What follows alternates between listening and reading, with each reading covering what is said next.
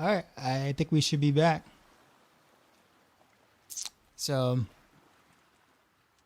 I know exactly what happened.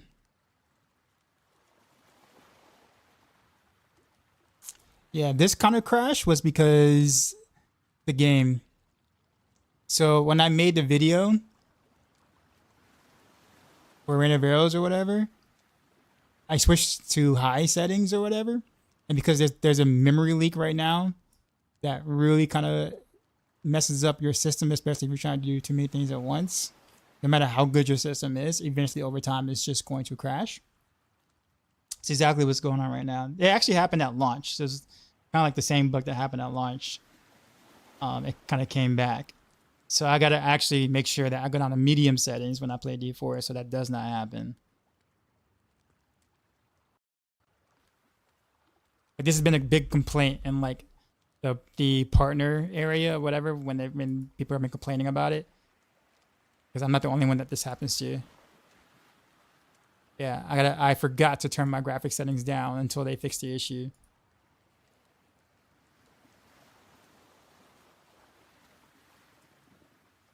At some point. So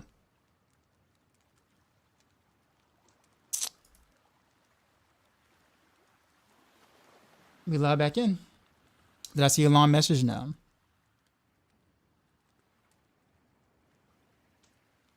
Oh, hey, Dioe.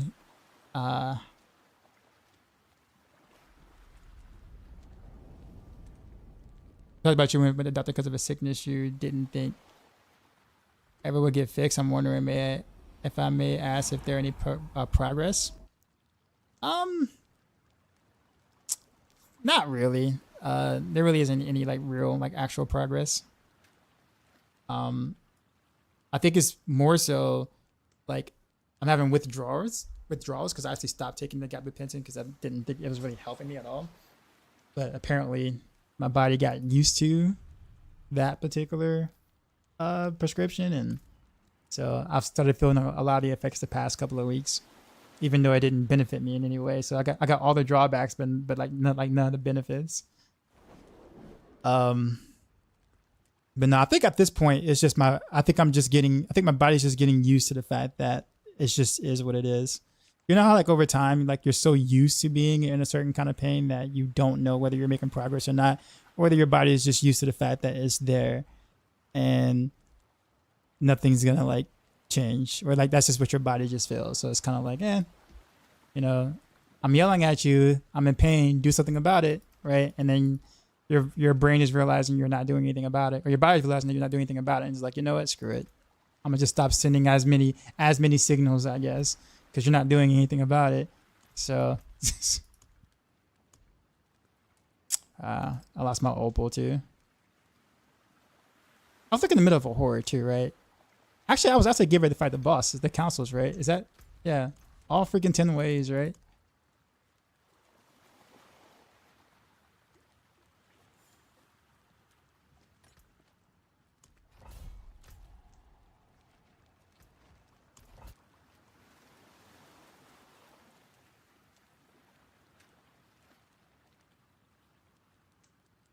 Gotta check out NPR Tiny Desk with Manny Fresh and Juvenile. It was so good watching time. Really? Really? Okay. I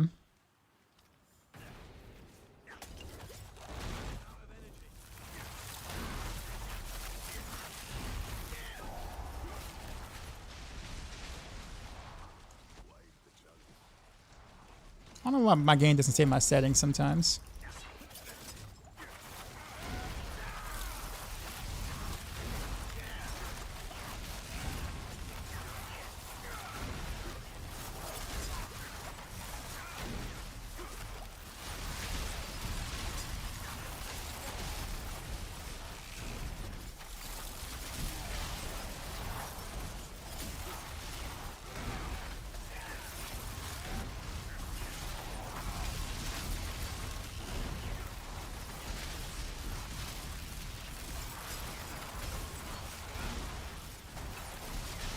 I cut shapes. What's going on?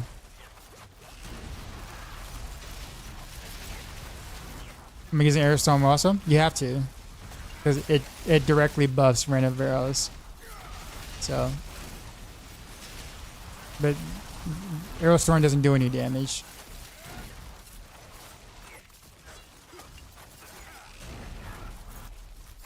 Okay, chilling. Hope I am. Well, my my OBS crashed earlier, so I had to restart my stream like what 15 minutes ago, 10-15 minutes ago. So that sucked. But yeah. I also gotta remember to turn on the graphics too while I'm at it, because it's gonna happen again until they fix their game. I only had on high too, like it wasn't like even crazy. Considering that I can get 144 frames on ultra with no problems. But high is causing issues for me streaming and stuff. Liquor's going 820. Do you have a dance on Naz build? Are you kidding me?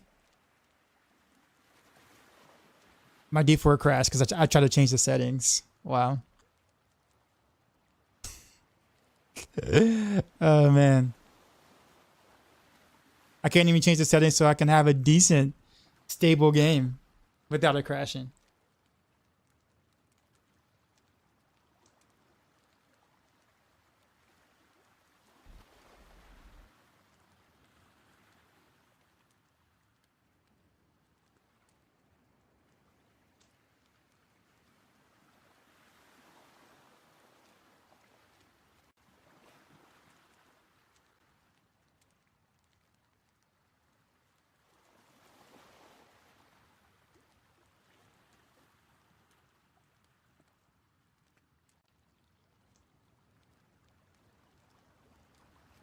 That's the second opal and elixir and inferno key I just like ripped completely without anything to show for it. Oh, so it actually did change the medium. It just crashed afterwards. That's hilarious.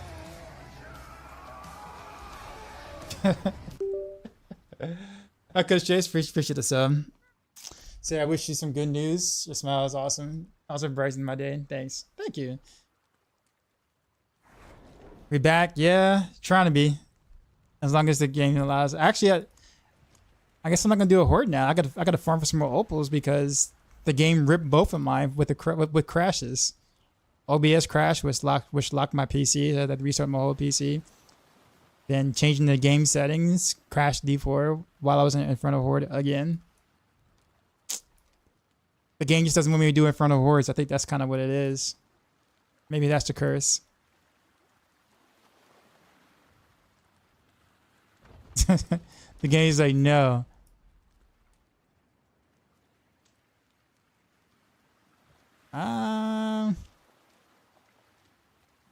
Guess what do I do until this is ready? I guess I'll do a pit run, I guess.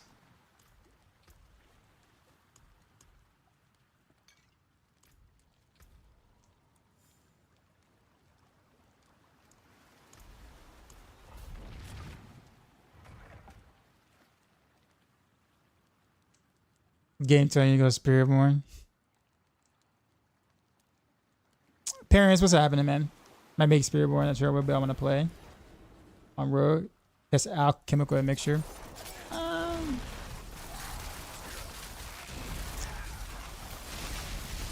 It's such a bad passive, honestly.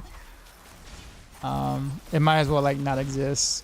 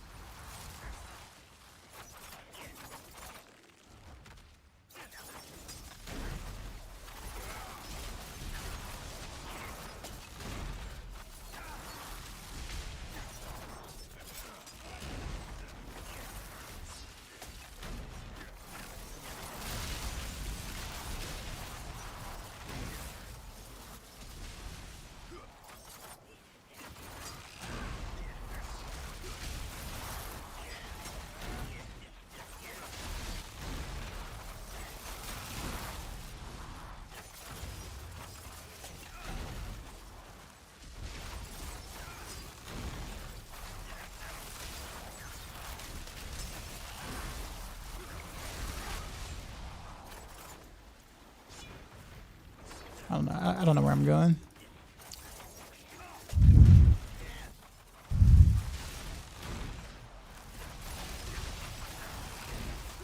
Yeah, if I can get the rotation right, maybe I'll keep this board, but I gotta like really think about it when I do it.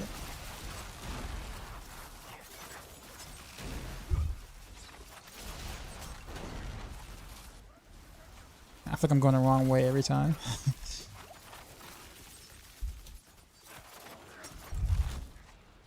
Yeah, I am.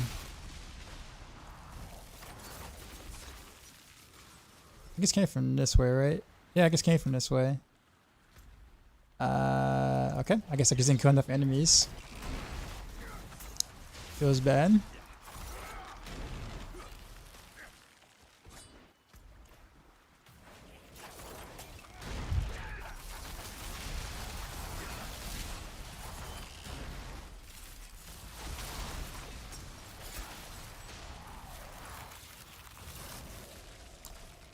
Bro, where the mobs at?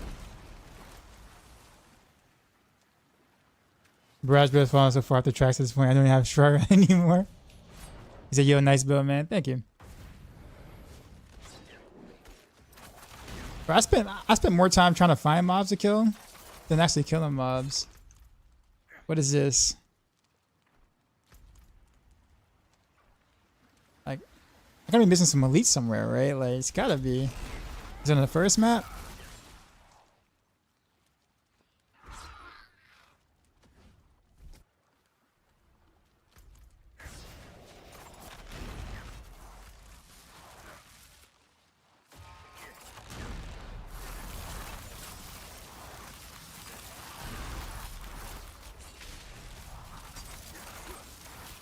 Yo, why are you still alive? Must not have stacked enough whatchamacallits.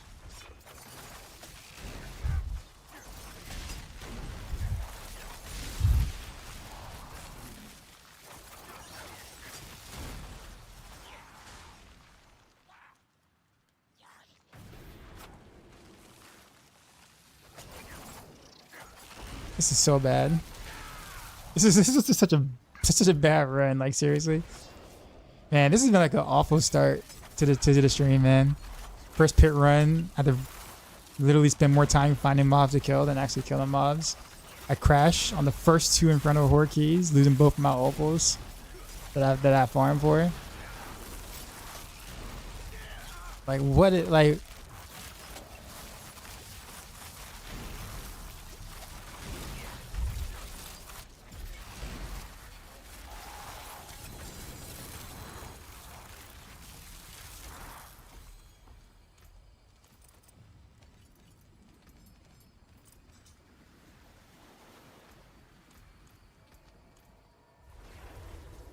I'm looking cool in the end. What opals do I like using? The masterworking one. That's really the only one I care about, honestly. I have so many bossy masks that I don't even care about using the bossy ones. And usually when I do bosses with friends and they have like jillions of them. So I see no reason for me to use the summoning mask one.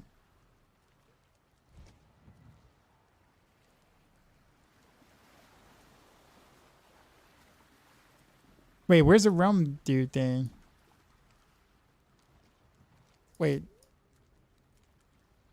Was that pit too long that he's gone? He said it was a spawn like 3.5 minutes, and I did that pit. I mean, it was like 4.5 minutes because I had to backtrack a lot, but he's supposed to be up here, right? What happened to him? The realm walker. Like, I know he didn't die that quick. Are you serious? Wow, game. That's 4 things, guys. 4. A whole 4 things. And then this whole ties get ready. Bro. The game does not want me to play tonight, man. This game does not want me to play tonight at all, whatsoever.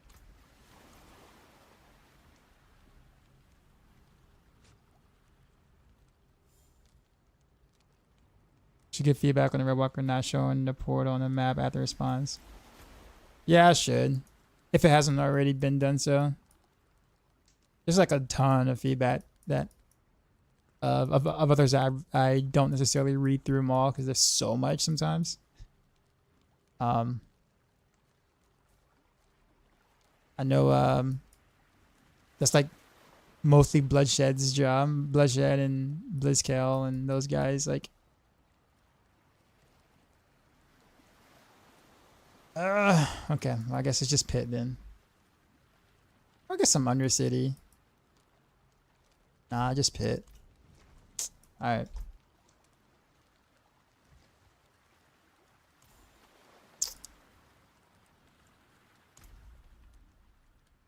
Oh, we'll do 85.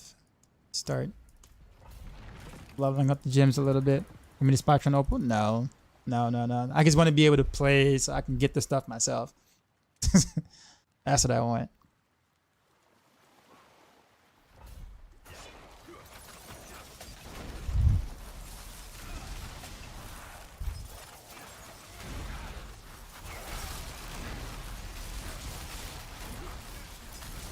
I wonder how many Renner Rails I need for the 85.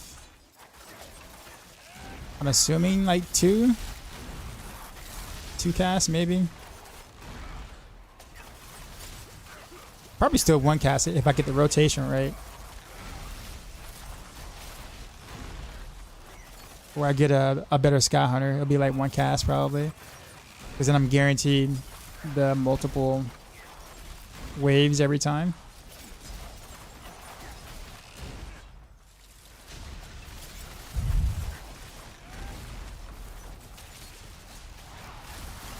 Really?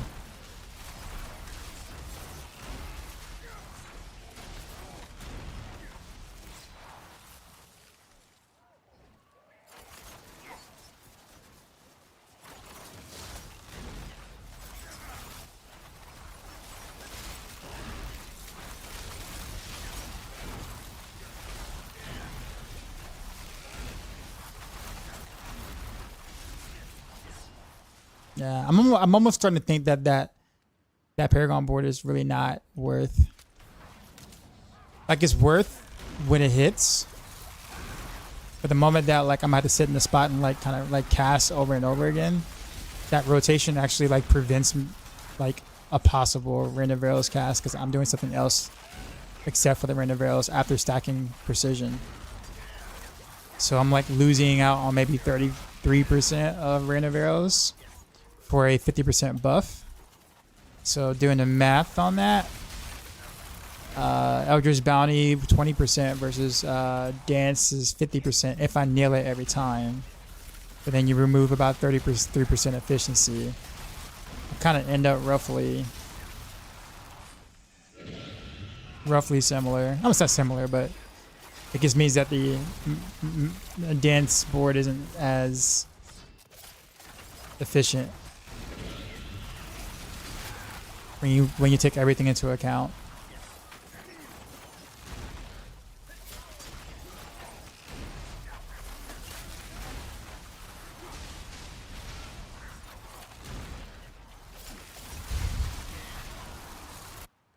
Did I restart? I did.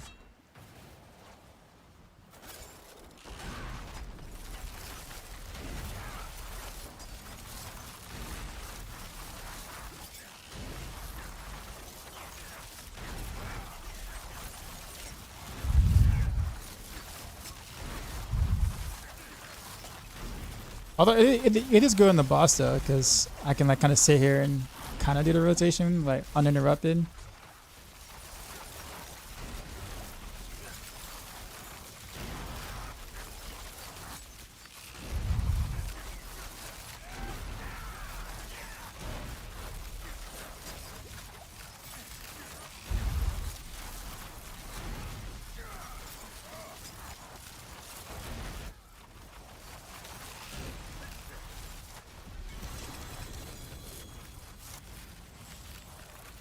Beast still buggy. We're talking about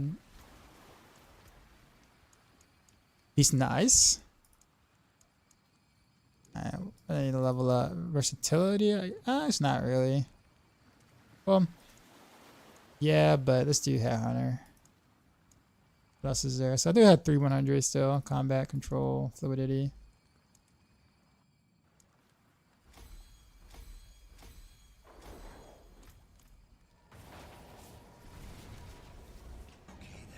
Whoa, Darth with 5 gifted subs. How's it going, Darth? My one problem with arrows on bosses is because you only get a few hits off and then it spreads.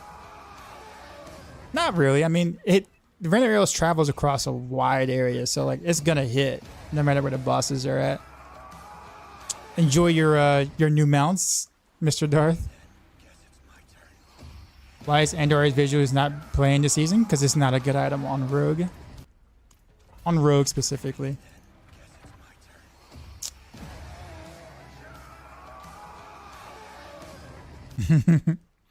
Yeah, dude, I crashed twice. My stream crashed because apparently Blizzard doesn't like me playing on settings other than medium.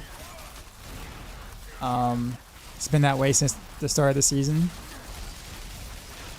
And then I tried to change my settings and then D4 crashed. Both while I was trying to play it in front of hordes, by the way. So the game didn't want me to play in front of hordes. After farming the one opal I got. So I lost both of my opals in like less than like 10 minutes back to back. Then I tried to farm for another opal, right, with the Realm Walker, and somehow he just disappeared off the map after leaving a pit run. And I was like, screw it, I'm going to do some Helltide. And now I look at Helltide and it's over in like a minute and 30 seconds. So I'm like, damn. Like, seriously, Blizzard does not want me playing the game today. Like, for streaming.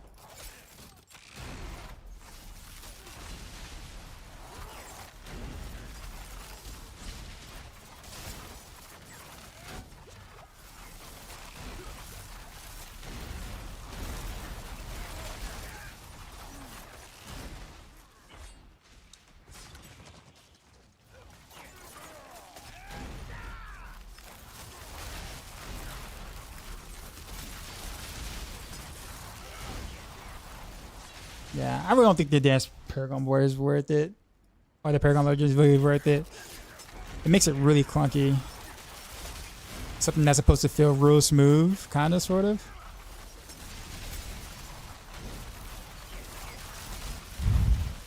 It's strong, but you don't always hit it, so it's not a guaranteed 50% every time you do it.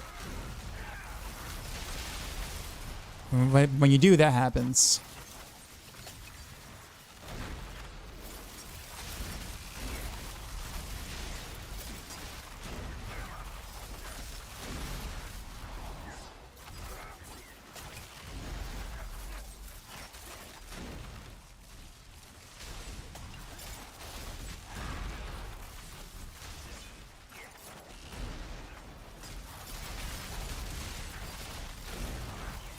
It's worth it, but it requires too much brain power. Yeah, I mean, pretty much. I'm like, I like complicated things. I mean, I like, but like, I sometimes can't really predict when Rain of Rose is gonna come off a cooldown. Like, it's not always this like, in one hit or 2 hits or whatever.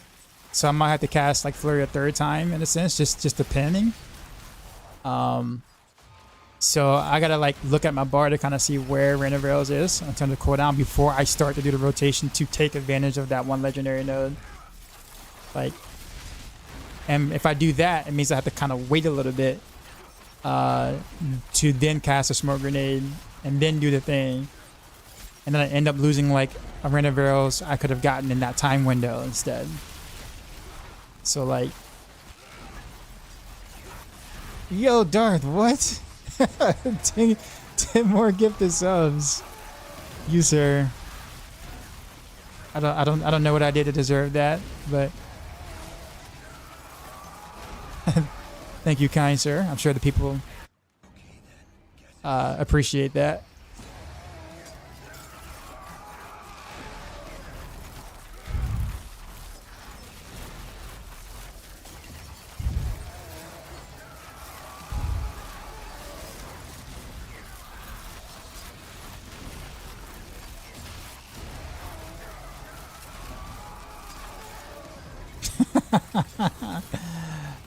Cal the Nameless. How you never cease to amaze me. Trick attack. Oh, trick attack bug. Oh, trick attack bug. Am I still running fists with this build? Nah. Yeah. Got an Andar to draft some of the Andy builds worth it pretty much. I won't say it's not worth it, but I think people just expect Andy's to be like a top build like it was last season, and it's just not. So sure, you can play Andy's, just don't look at it to perform the way it did last season. I'll put it that way. But you can totally still do T4 stuff with it if you want.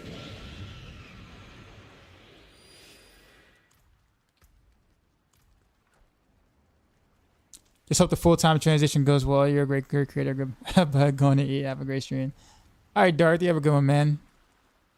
Thank you, sir. I don't see why it's a bug, but basically I plus 10 and boost your crit damage by 120x after dazing someone.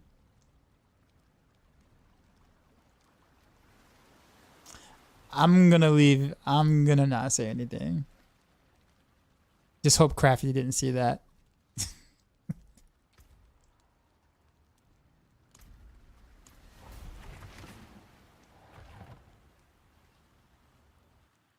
For anyone who knows the exact math behind it.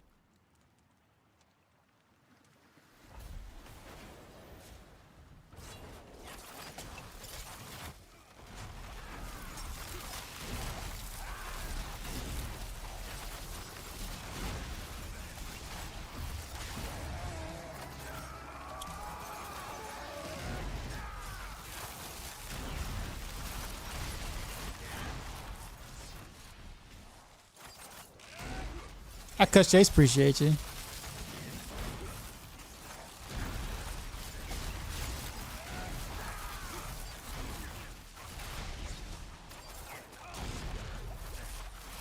The most simplest explanation for trick attacks is that it scales with itself.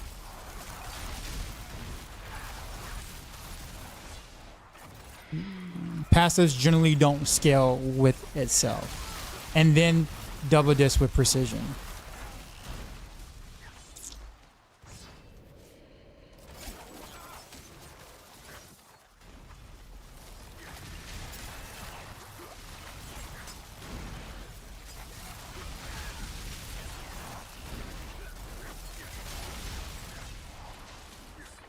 Happy to see DM pop up in this game. You met him years ago. It's funny because like I watched him when he was making Diablo Immortal content. So I was a fan before like he really became big kind of thing. And yeah, it was really cool to kind of see how like getting into D4 like really like skyrocketed him into like the limelight. I'm sure it really scared him a lot. I talked to him a lot actually in what was it? Not BlizzCon, but in July I think I met him when we went to go test the Spiritborn class or whatever. I got a chance to meet him in person, which was super cool. And yeah, man. Pretty much stuff like that. Honestly, that doesn't happen often. But I was like, it couldn't have happened to like a better person, honestly.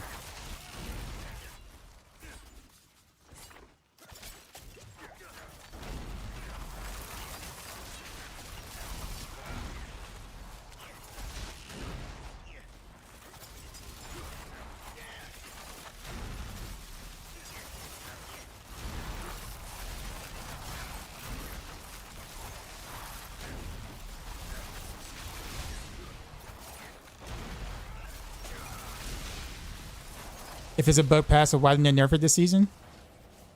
Bro, you're asking some pretty well, you're saying some pretty hot take things then. If it's a bug, why didn't they fix it? Do you know how many things in the game are bugged?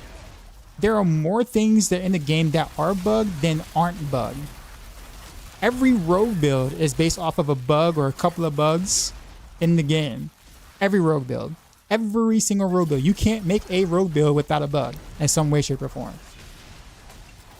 Not even Flurry anymore. Flurry actually now has a bug, so it's no longer considered ethical anymore, which we used to say it was the only ethical build out there. So, don't get me wrong. They should fix trick attacks. They should, but like, let's be honest.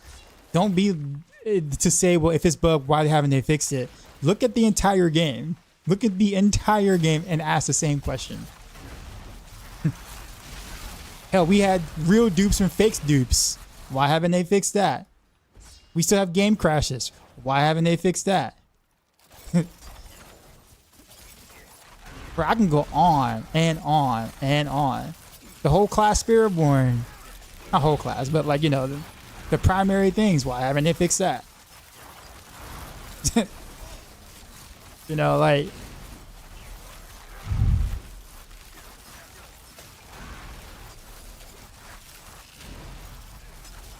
Trust me, I complain about bugs in this game on a daily. Anybody who watches my stream all the time knows I complain. Like, that's probably the biggest thing I complain about in this game is the amount of bugs in this game. Vessel of bugs, yes.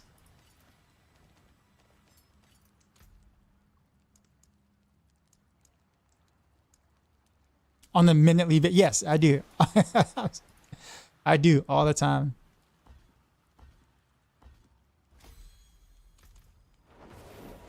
What if game crashing is a feature? Well, it's definitely not one that I paid for. And if I can be reimbursed for that feature I did not ask or do not want from this game, I would totally appreciate that.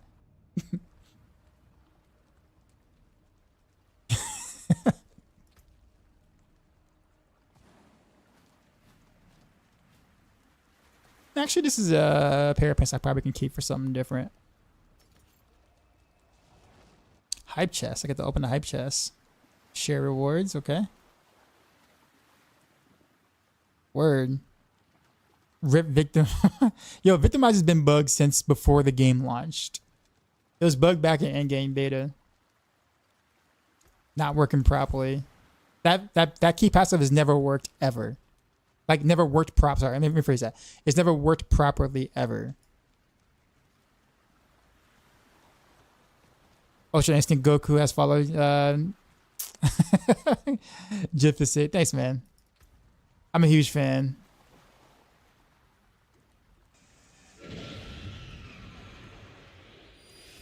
Yeah, let's get rid of this Paragon board, man. I can't. Like, I think if it didn't feel so clunky, if it was just a matter of just pushing buttons, like correctly in the order or whatever like that, and I can 100% predict when my Rain of Arrows is coming off, I would totally do it still. But I can't gauge it. I have to like literally look at this thing here all the time. My Rain of Arrows every single time just to see if it's going to like come off. And I just can't. I can't anymore. Like, it's just not worth.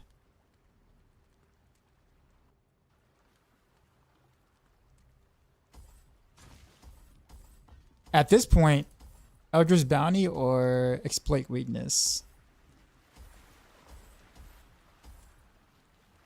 I could do Cheap Shot. But nah, because I'm usually like going from one patch to another. So I'm like, by the time I leave the area, I'm not close to them anymore. So Cheap Shot probably won't make much sense. Although Cheap Shot would be good against boss. I think Eldritch Bounty is probably just the best play. It's a consistent 20. So without bugs, every class would be stuck at pit 60? No. Not that bad. I'm just telling you that, like, trying to... Don't get me wrong. I do defend Blizzard sometimes when I feel like Blizzard is getting unwarranted attacks. But this whole idea of if it was bugged, why didn't they fix it? Nah, bro. They didn't fix it because they are awful at fixing a lot of bugs. Of bugs in general. I can't tell you why they're not that great at it. I don't know if it's just a pre-coding thing or some of the building the base game off of some really jank spaghetti or whatever. It's causing like all this stuff that makes it impossible for them to really go after bugs. I don't know the reasoning, honestly. All I can tell you is it sucks. That's it. End of the story. So they didn't want to be like this? No. No. Do you... No. Like, no. You really think they want Spiritborns to be doing 3-minute 150s right now in the game? Completely, like, invalidating all content? Like, by the way, trick attacks actually feels bad. So let's, like, I'm a rogue player. Don't get me wrong. I benefit from trick attacks, but it's also like one of the worst things to play around with on the road. I'm not one of the worst things, but it's a bad thing to play around with on the road because it's a double-edged sword. Either you're really good with it or you're really bad if you don't get ads or you're not in like a crowd. Like, that sucks. Maybe not bugs, not Spiritborn, but softer stuff. I'll put it this way. I've been playing this game long enough and have enough insider information to know that a lot of things that are not working properly or seem kind of weird or is definitely not intended.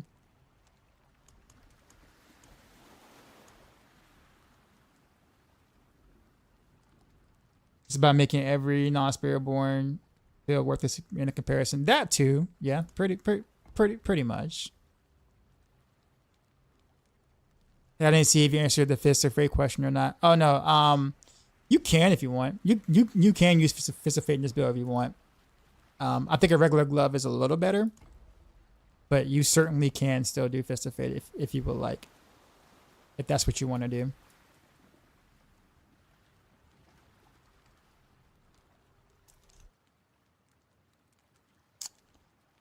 Let me pull up my Paragon. Actually, you know what? Screw it. We'll just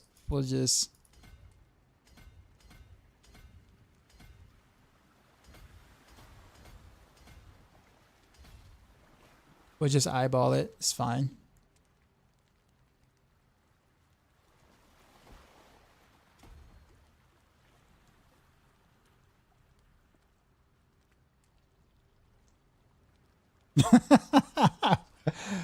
Yo, very, very true, Riptide. Actually, why does the number matter? It doesn't. It absolutely does not.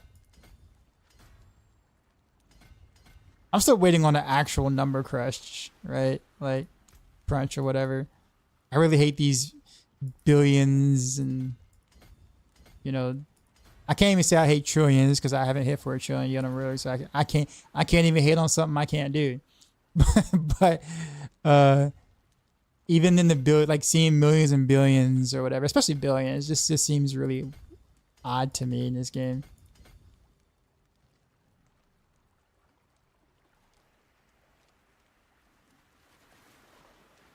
I hit for trillions is on stream. Oh, you mean the Umbercrux thing? Yeah, okay, yeah. That was my Umbercrux. That was not me. That was not me. That was y'all plus Umbercrux. That had nothing to do with me. But yeah, I guess it showed up on my stream or on my screen. So I guess you're right.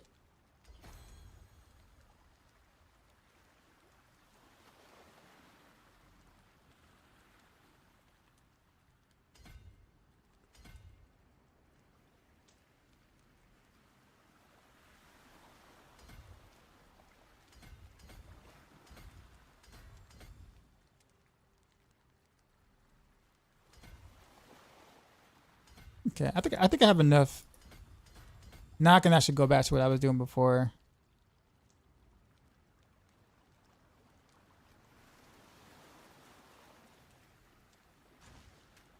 Got 8 points left. I guess I'll just stack some decks then, I guess. Stack some easy decks.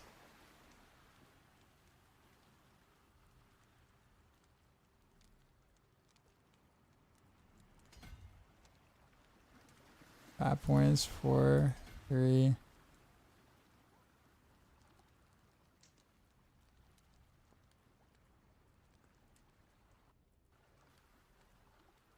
Every other deck's node is like 2 points away. Yep. Oh, there's one. Sure, we'll do that. Whatever. Still better than what I was trying to do before. So We'll leave it at that. This is gonna feel better. And now my arm. Wow, bro, did I get that much armor from that board?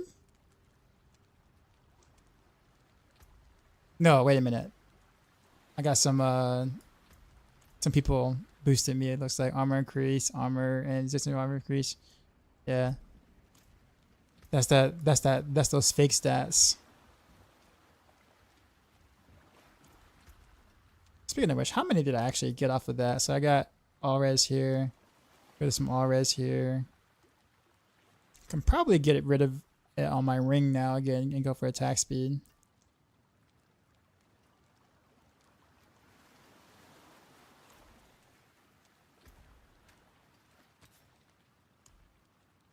Or max health. Who am I kidding? Attack speed. We're not going for health.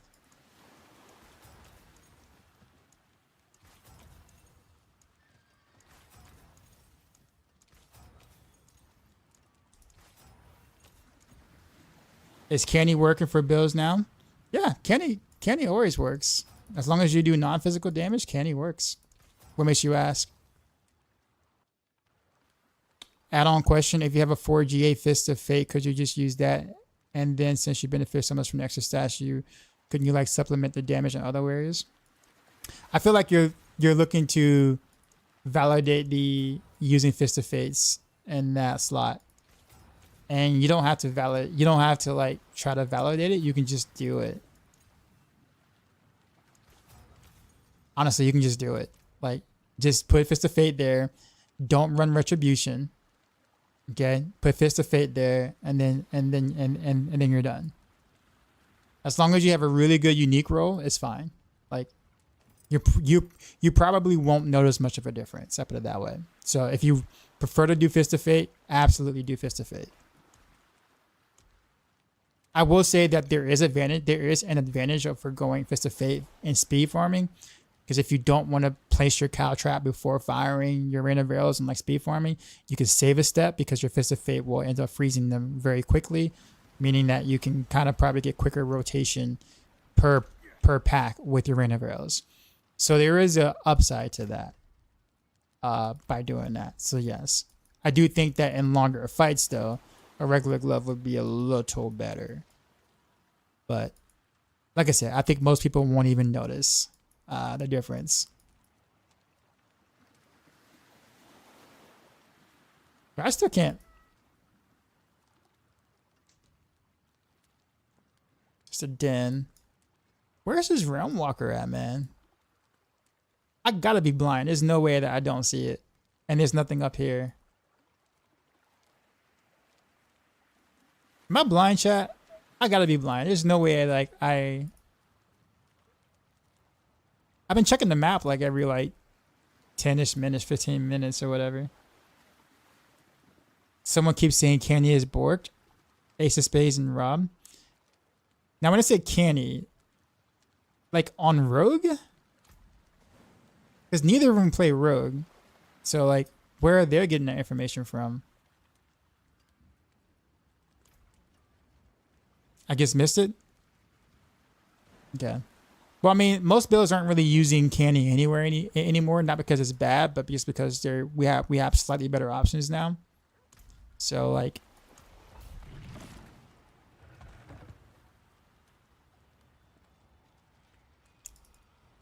I know you're messing with it last night trying to get more CCs going.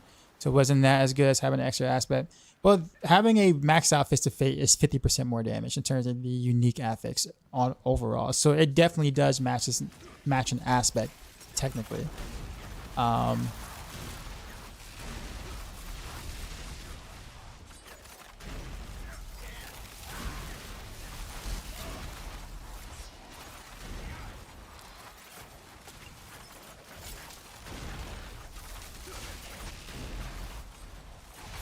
And actually, Fist of Fate would be better versus bosses because it's unconditional damage, whereas you'll have Retribution, which is conditional damage.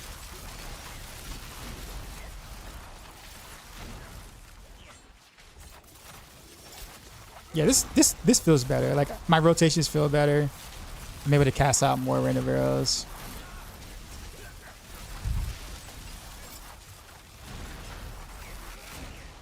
versus what I was doing before with the other Paragon board. You have lots of opals. I don't want to. I mean, I actually want to do the content though. That's the thing. Like, I know that sounds weird, but like I actually want a change of pace for the content. So I actually want to do the Realm Walker.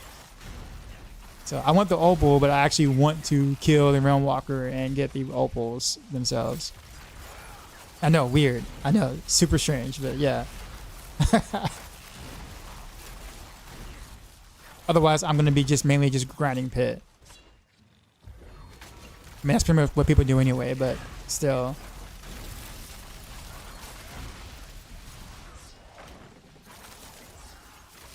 I might actually do a boss rota if people might be interested in that.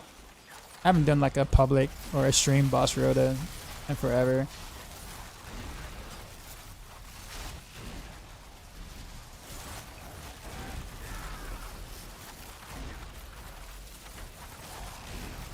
Amazing tricks, yeah.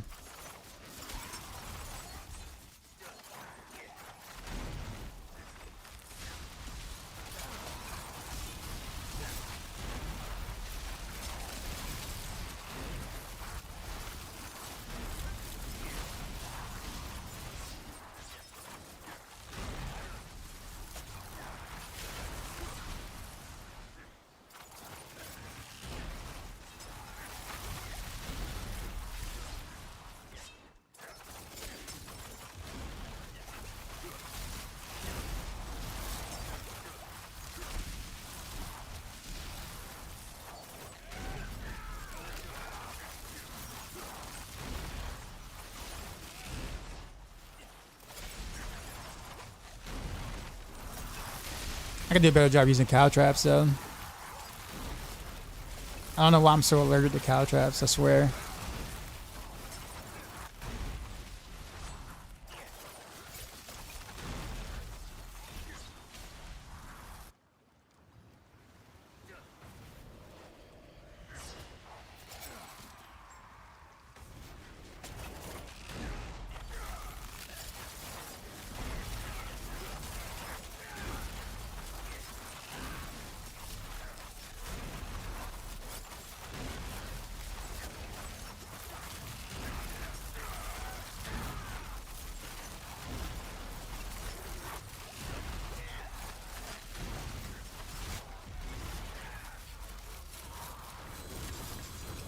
They're annoying to dash back.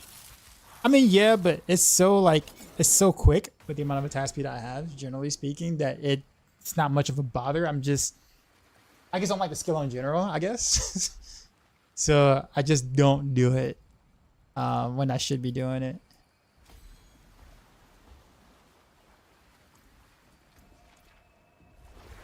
I was right. I don't like the animation of the skill, which is basically what you just said.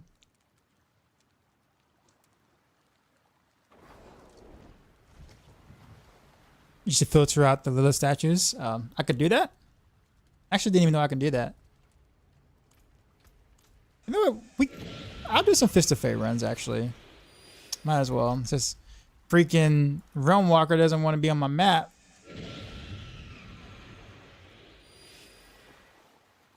I swear he's on vacation now. Like he just legit just like, you know, took his bag of opals and left. Like, bruh.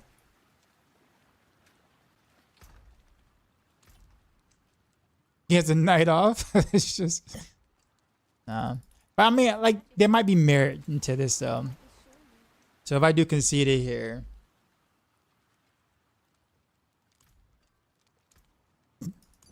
let's do retribution here. So when I swap, it's a direct swap.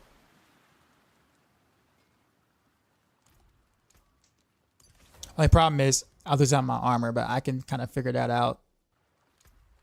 Now that I'm using Eldritch Bounty legendary node or legendary board or whatever, I have more offers I can play with.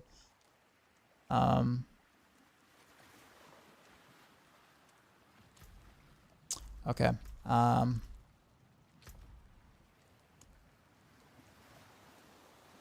Where's my Fist of Fate at?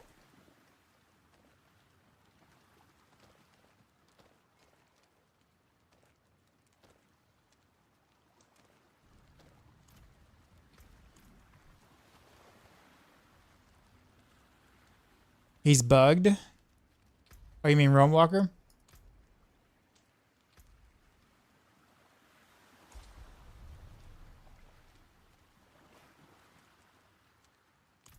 How's the build going? Really well, actually. Having a lot of fun.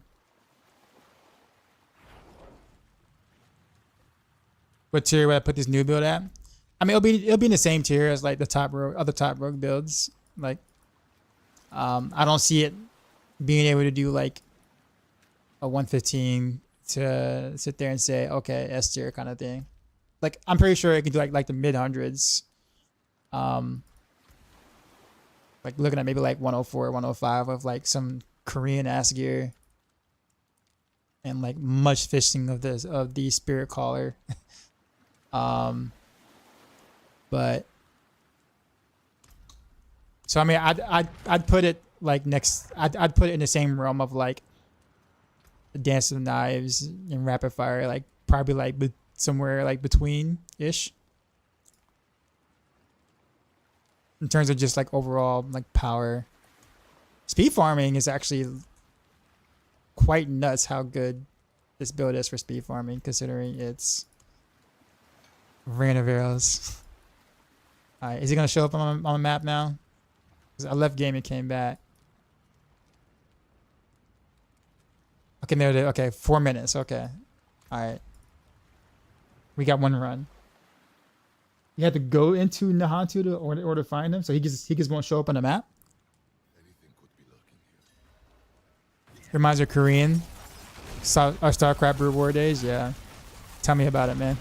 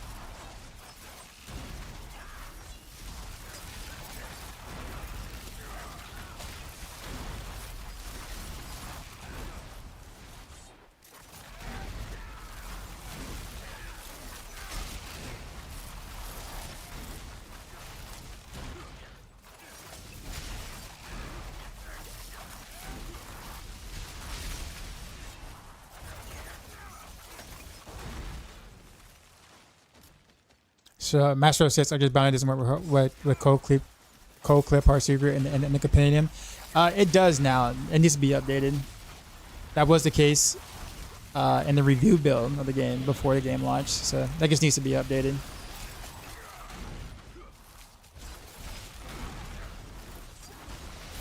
That was one of the first things I tested when the season launched.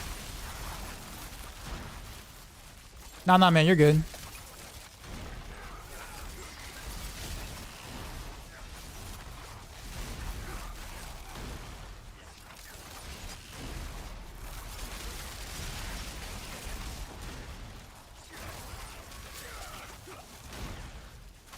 I'm speed farming like the 85 is like almost the same way I was speed farming the 80s. I just don't trust my damage enough yet to like just do one wave and go. So I'm casting like a couple before I move on.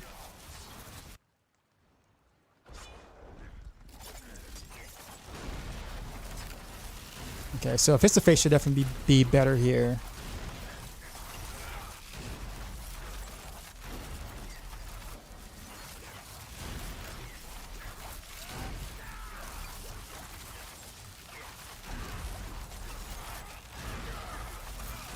Any recommended aspect for Legendary Ring if we aren't using Starless? You can go with Pitfighter's Goal if you want, just for the multiplier.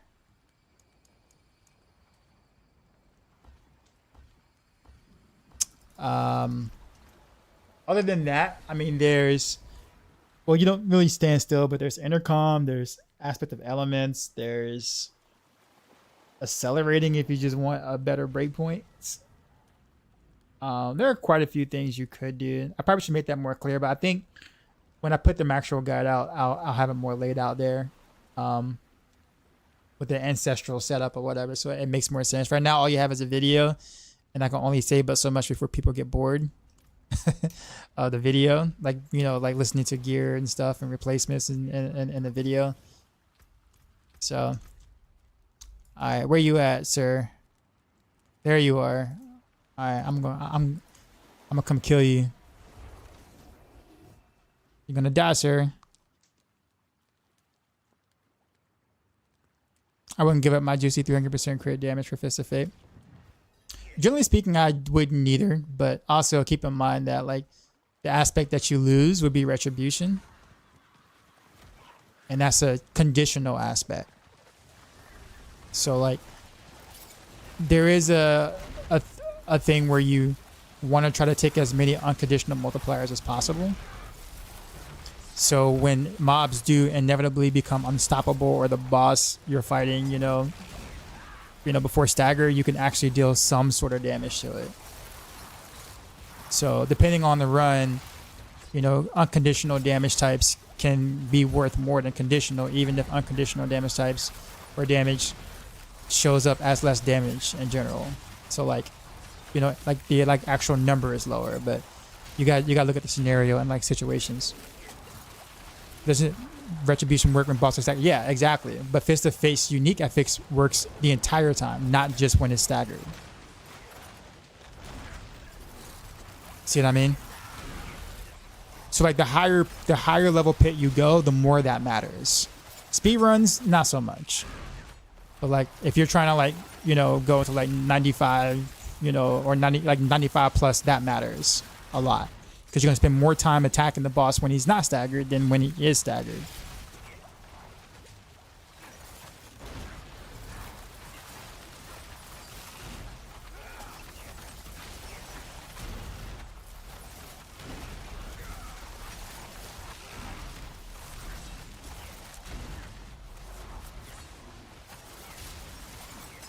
So I recommend Fist of Face pushing. Well, I mean, I haven't really came to that conclusion yet, but my assumption is probably yes.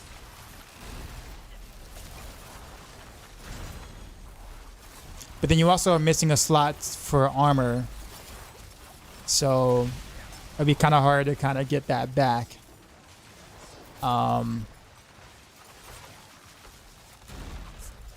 So that's going to be the challenge, because generally speaking, I usually have the armor rolled there. So, like, right now, my armor value is, like, really low.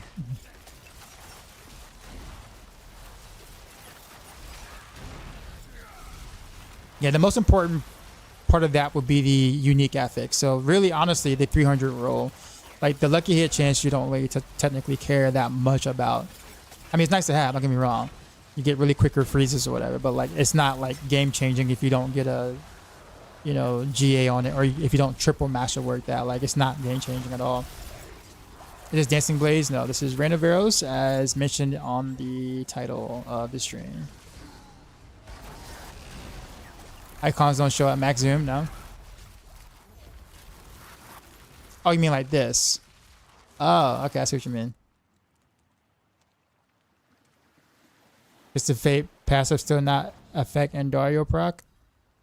I don't know if it does anymore, or it does now or not. It does. It affects Victimize, so I assume it would affect Endario's proc, but I'm not sure.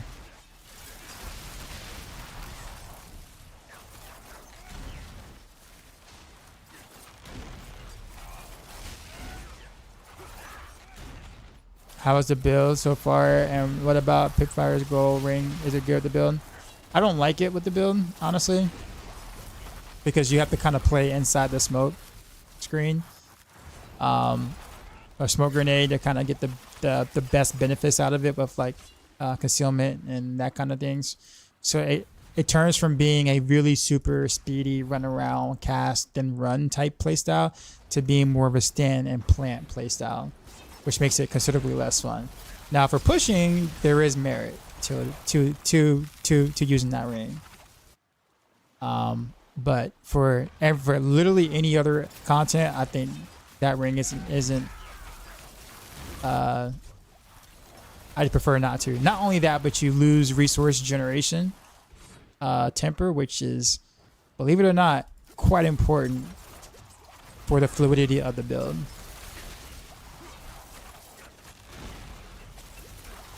What do you think of Dancing Blaze build? I think it's good.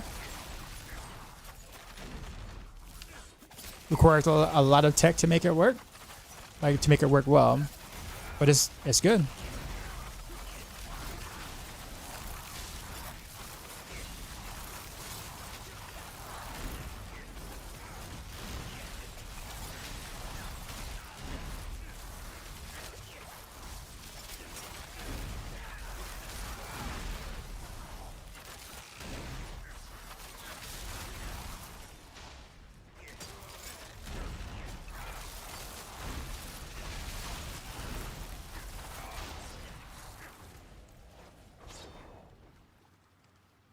You're struggling with it, to the damage, maybe doing something wrong. Probably. There's a lot of things you have to know about the mechanics of the build, like all the snapshotting things, and you have to must do, because if you don't snapshot all the things and do all the other things like the stun grenade stuff as well, then you're not going to do any damage at all. Where am I from? Originally New York, but I reside in the Southeast United States now.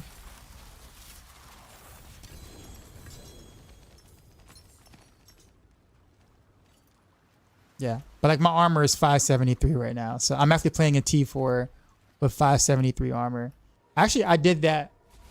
Now think about it. I literally did that 85 pit with 573 armor.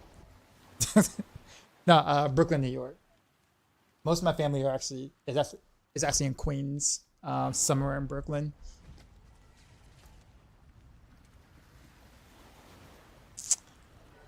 Yeah, let me check my resistances again. I'm barely capped 172. I have the armor here. Where was the other spot that I had armor at though? I think it was. I probably took out. I probably did have armor rolled. I had RS rolled here. I bet you. And then I replaced one of these RS gems for a skull, and that's how I capped. I'm like 10,000% sure that's what I did. Fuck it. We're gonna run with 573 armor, guys. We're gonna run with being halfway capped. Why? Just cause. Maybe I don't even need. Maybe I don't even need the cap armor. Screw it. Got a planner for this build? I got a planner and a video guide for this build.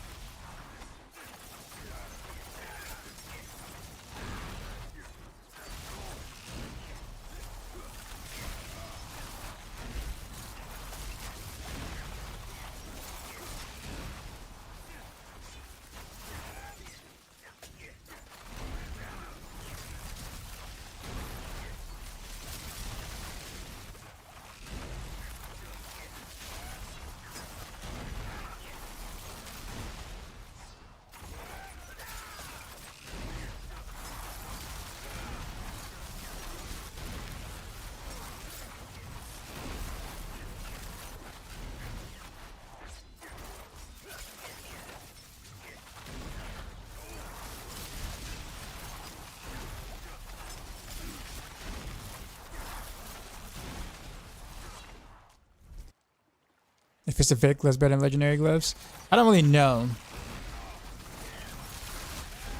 I still think legendary gloves on paper. But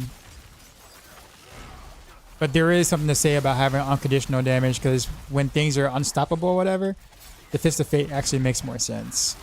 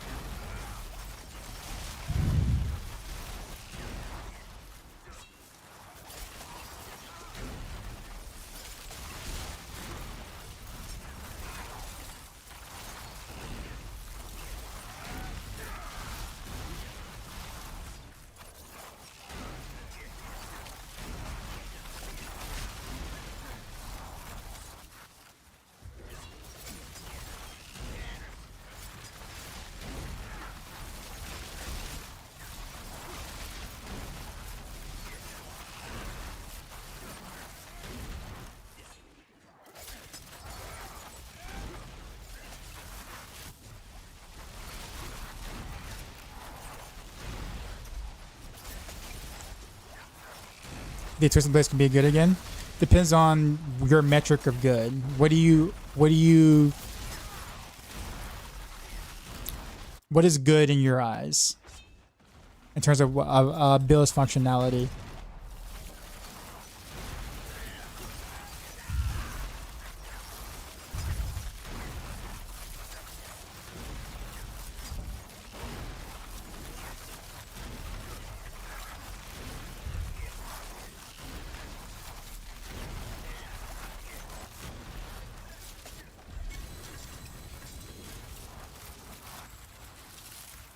I don't know. I think there might be more merit for Fist of Fate than I was giving credit for, or giving it credit for. Because I felt like I was actually still doing okay damage when he wasn't staggered.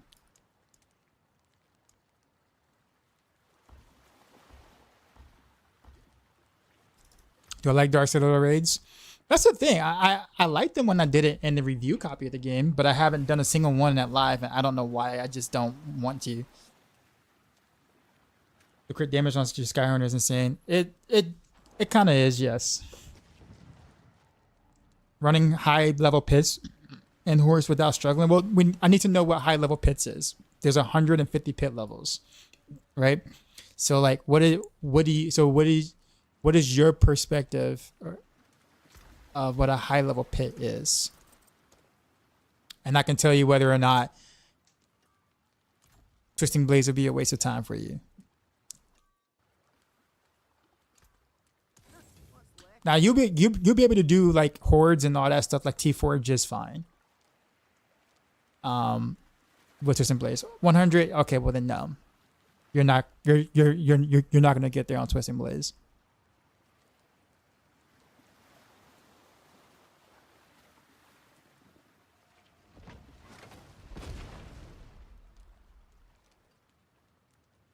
But by the time you get that planner V, I know you just worked it yesterday, but it should have been out before you thought it. Yeah. Well, I at least got the planner and the video guide up so you can see it. And by the way, my armor is 573, guys.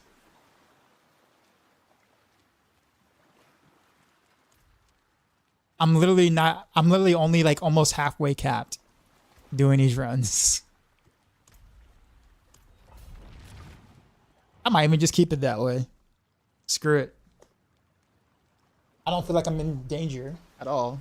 So screw it.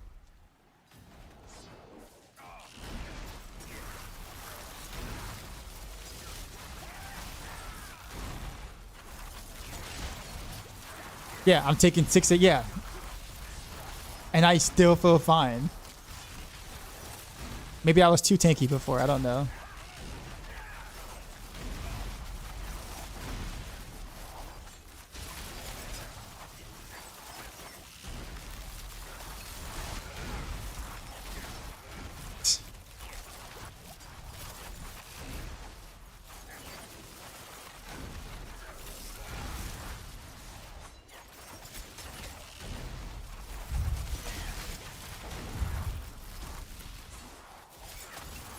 Although I do think the rotation should change with Fist of Fate, though. Like, I can't do cow traps or smoke grenade first. I need to do rain of arrows first. Because if I cow traps a smoke grenade first, they're going to get frozen. And then my rain of arrows is going to take 2 seconds before, like, the first one actually hits. If I do it last. And then they would already been CC'd or hard CC'd for a whole 2 seconds.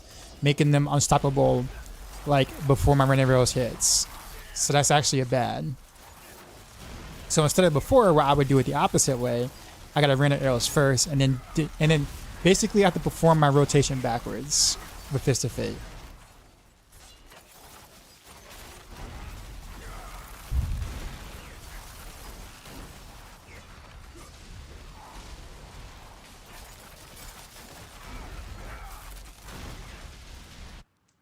Too tanky, too much HP.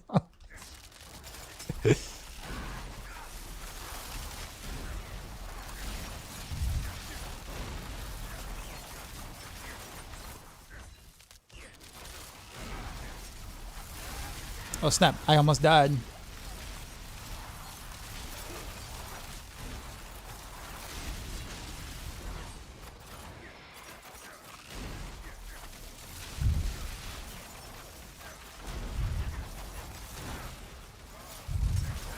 I messed up. I messed up. Yeah, so I'm learning how to play this with Fist of Fate. And because of that, I might... Oh, I messed up. I cow traps first.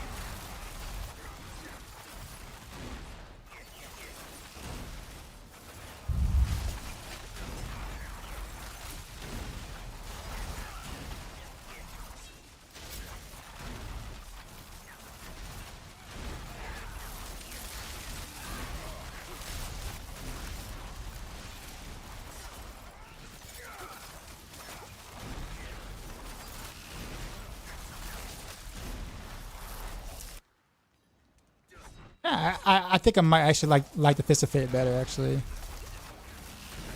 Now that I'm doing it, I know the correct way to do it versus without doing it before.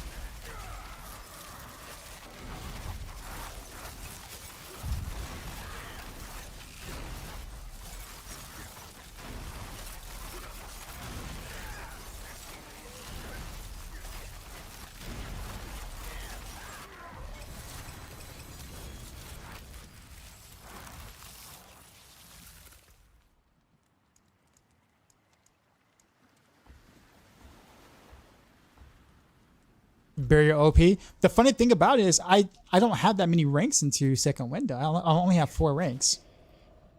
I can actually increase that if I got rid of the lucky hit chance to freeze or whatever. But the only reason why I have that is because usually I don't run with Fist of Fate. But if I do run with Fist of Fate though, then I can change that for barrier generation, which will up my barrier and make me a little tankier actually.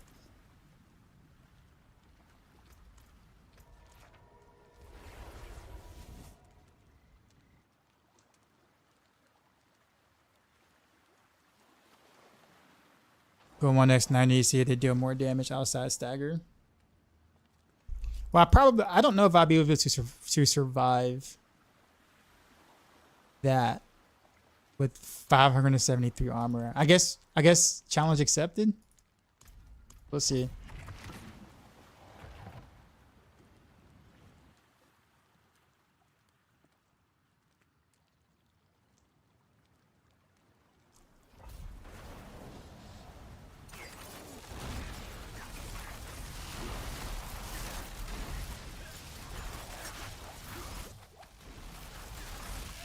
I mean, if I get a boss with ads, it's a wrap, basically.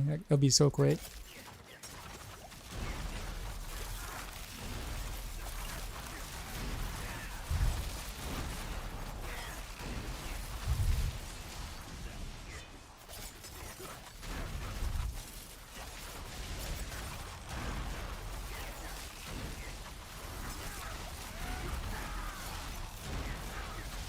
Bro, my progress bar looking like I'm still doing 85s.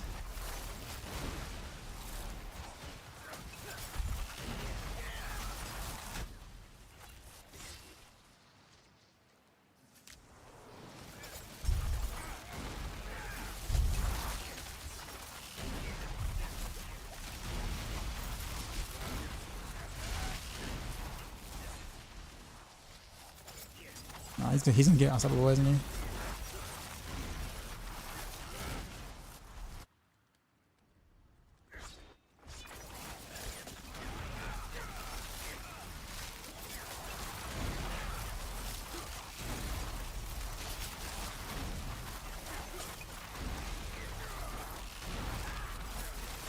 Okay, so he's unstoppable right now. He's taking okay damage. Okay, did he disappear? Oh yeah, he did.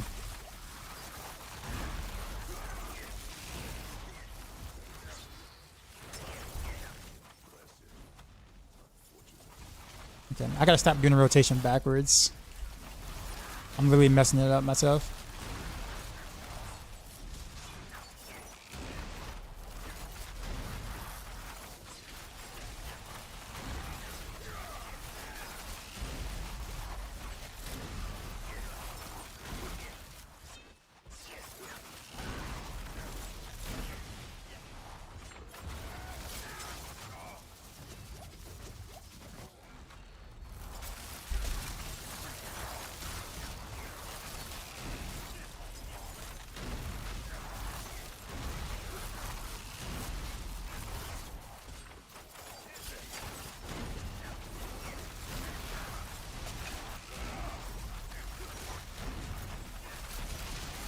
Yeah, okay, so I could probably do like 2 casts of Rain of Arrows and move on the 90s if I do it correctly. That's 1 cast. That's 2 casts. Almost 2 casts.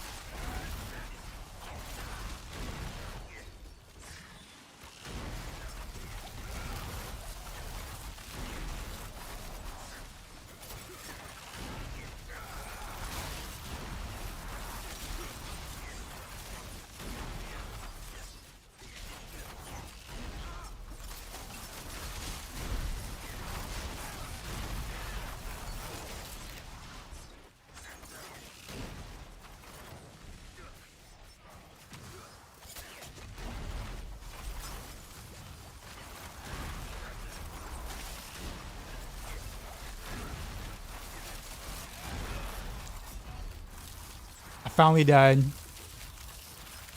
I don't even know if that was a physical attack or not, but I died. I finally died. That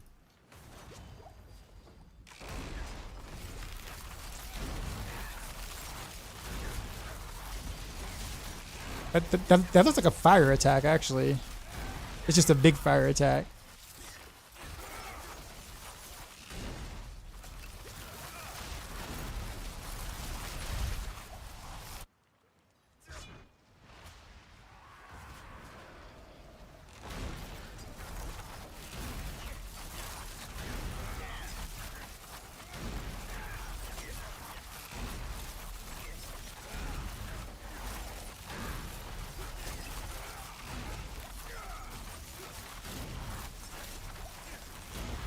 I got a bad boss, by the way.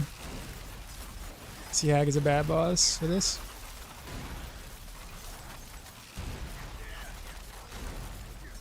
Still not bad time right now. Oh, I got ads. I got ads. I got some ads, guys. I'm about to be GG.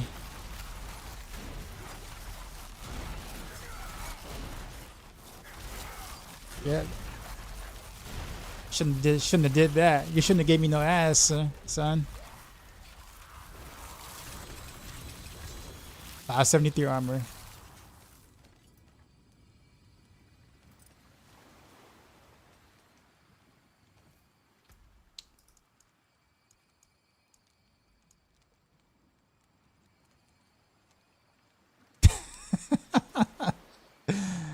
I guess I can like level up my gems a bit.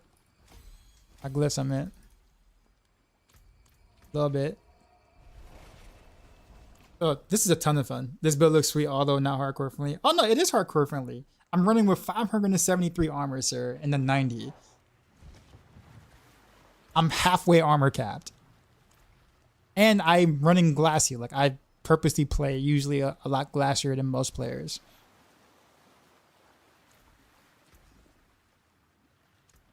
So I wouldn't take like my experience of me getting one-shotted by that one knight that had like a 3-year animation windup that I was just too bad to avoid as a way of saying that's not hardcore friendly.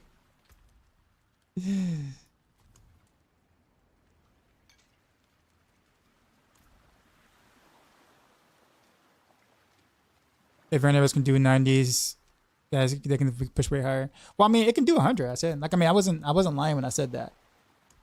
Like, it can.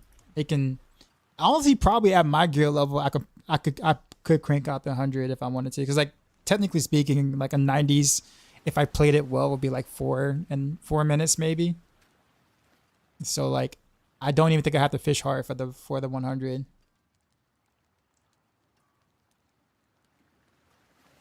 Or too hard, I put it that way. Just as long as the boss has ads, I think the 100 would be fine. Doesn't have to necessarily be Spirit Caller. Now past that point, like 105 or something like that. Yeah, no, that's out of my realm of fun factor at that point.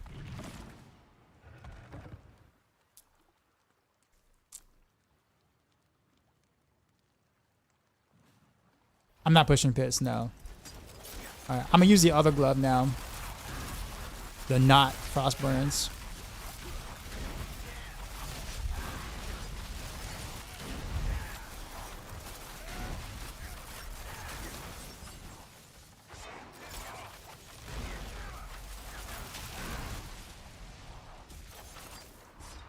Not Frostburn, sorry. Not Fist of Fate. I said Frostburn, didn't I?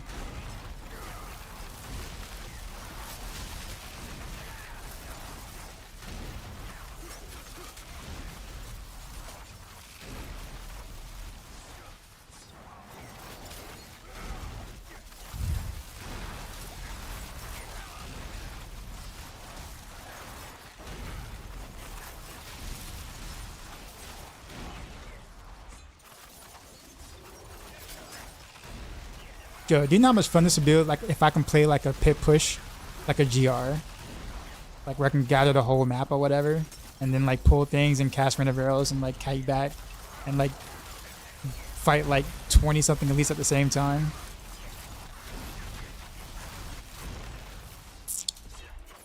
I would definitely do that. To drag the whole map thing.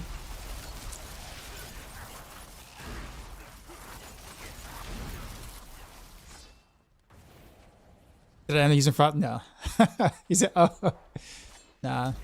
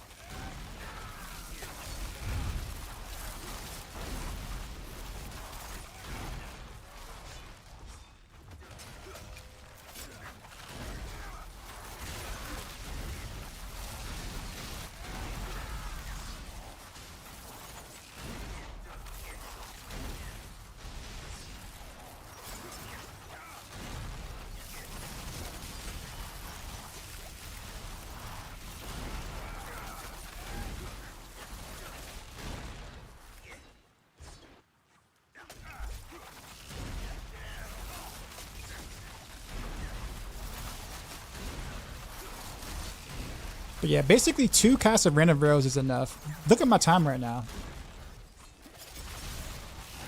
I'm almost at the boss in 3 minutes.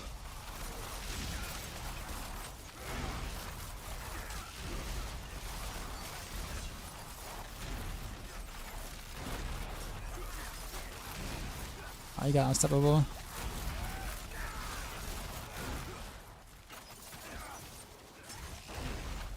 A little over 3 minutes to the boss, that's fine. Having too much fun? I kinda am.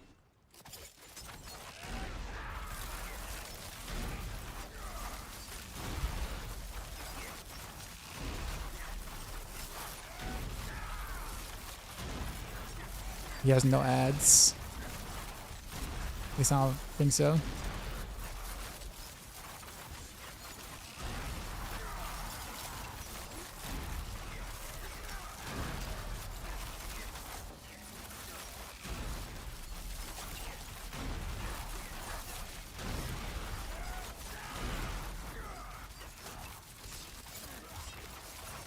I got an unfortunate boss this time around.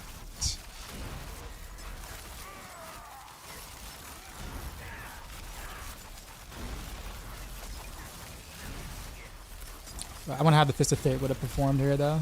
Is my question. I guess the Chief Marauder.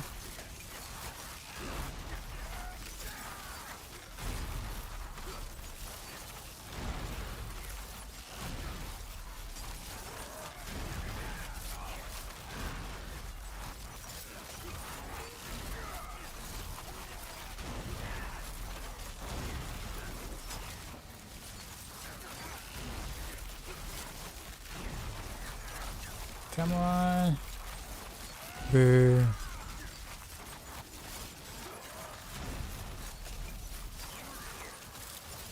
Probably the worst boss in this pool for this. That and Bramble, but I thought Bramble was actually easier.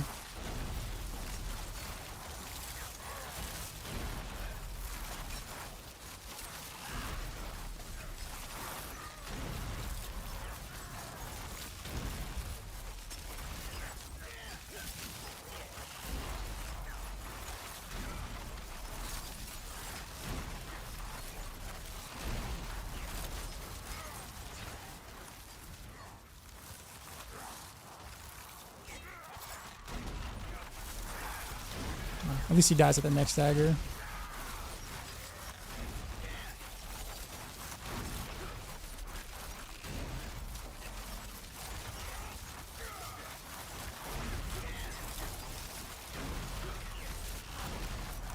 Oh, really? What a jerk.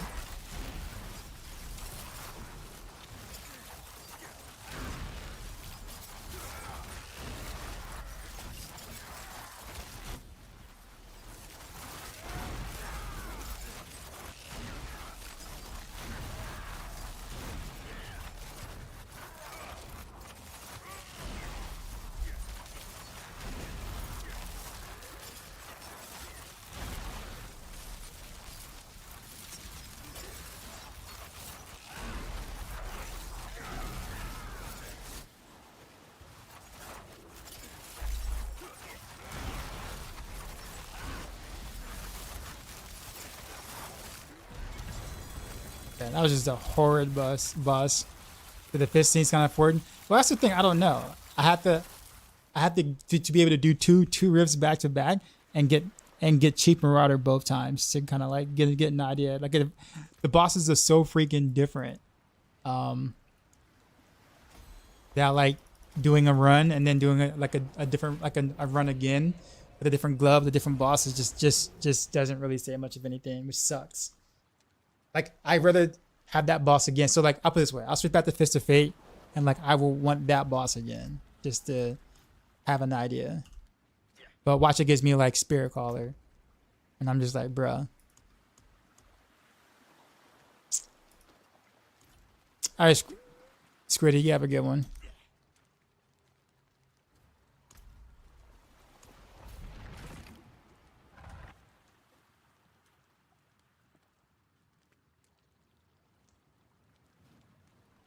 We were talking about the FK. Oh, you just made me want to play Rogue again.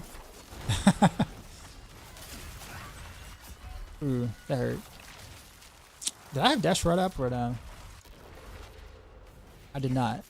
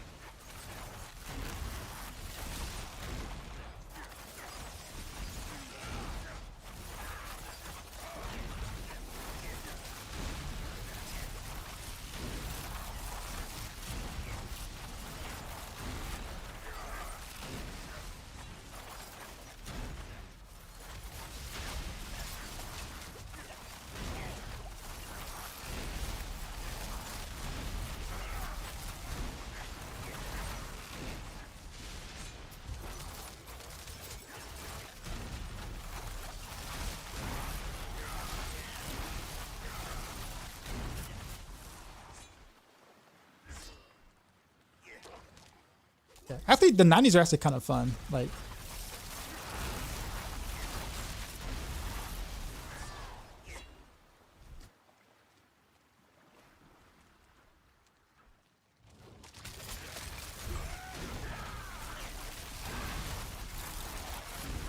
just to make sure I do the rotation right with Fist of Fate.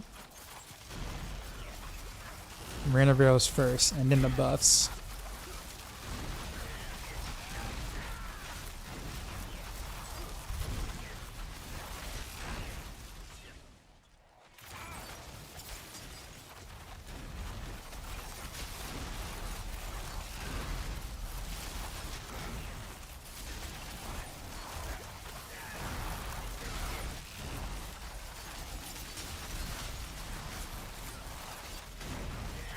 If I time trial wanted to get the boss you want on, not really. I guess I don't really care about that stuff. I find those kind of things a bit arbitrary. My chat knows, like, the speed stuff like this is actually way more fun to me. But eventually I'll go for the 100, but I don't really, like, it's not a goal. The challenge is fun. I don't really think it's much of a challenge though. It's more of a, at that point is, if I can do the 100 right now, that's pretty much because I have the gear to do it. And my build is strong enough to do it. It's not really much of a challenge. It's just the stuff actually takes longer to do, to kill. All right, so instead of like, you know, 3 waves of Rain of Arrows, now it takes 5 waves. Like nothing changed in the way I play the game, nothing, like no new strategies or anything. The bosses take longer to kill, but nothing changed. So like, unfortunately for my brain, which I know, you know, it might sound silly to a lot of people, like that doesn't intrigue me.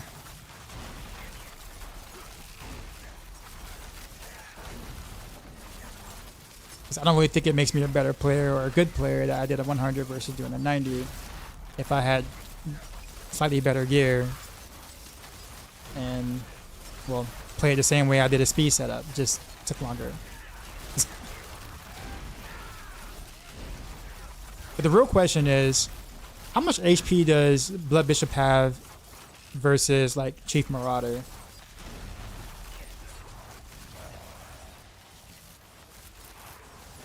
Now the only thing that would intrigue me though, Timer Gun, is if I can do the 100 with 573 armor. Like if I did it with 573 armor, then that would be a little bit different story. Because at that point, like you're forced to avoid things because everything physical would be a one shot, right? So like that would be more intriguing to me. Because how many people are would even attempt to do that?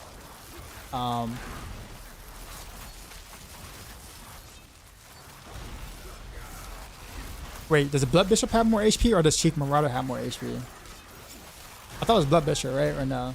Or is it the other way around?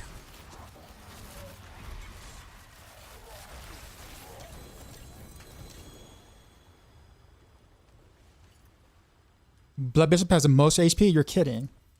So why was that faster than the Chief one when I was wearing regular gloves? Like that was considerably faster. Unless the Blood Boils counts as... Wait, does the Blood Boils count as ads or no?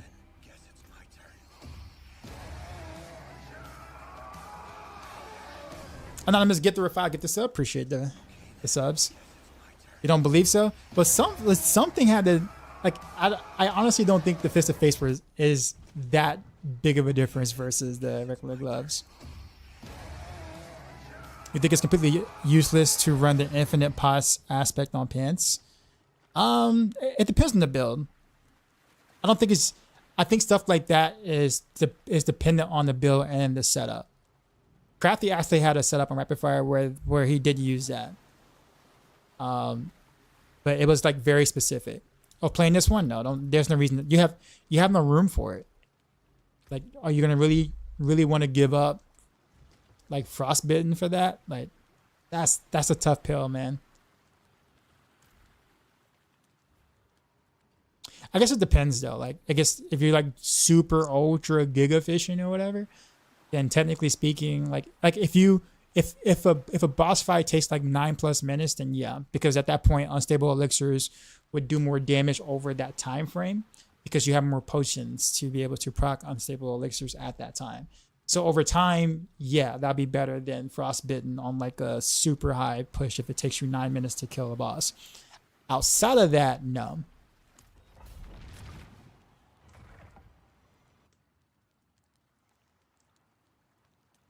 How good is Rapid Fire build without mythics? The same as most other rogue builds without the mythics. Like, you know, maybe 6 or 7 tier difference probably. Mainly because of the shroud chest.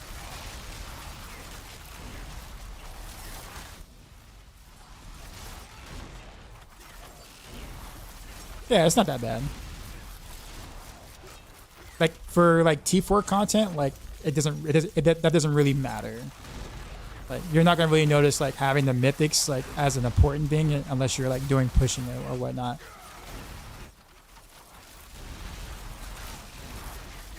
Or you're trying to do like higher speed pit clears or whatever. Then you'll notice then.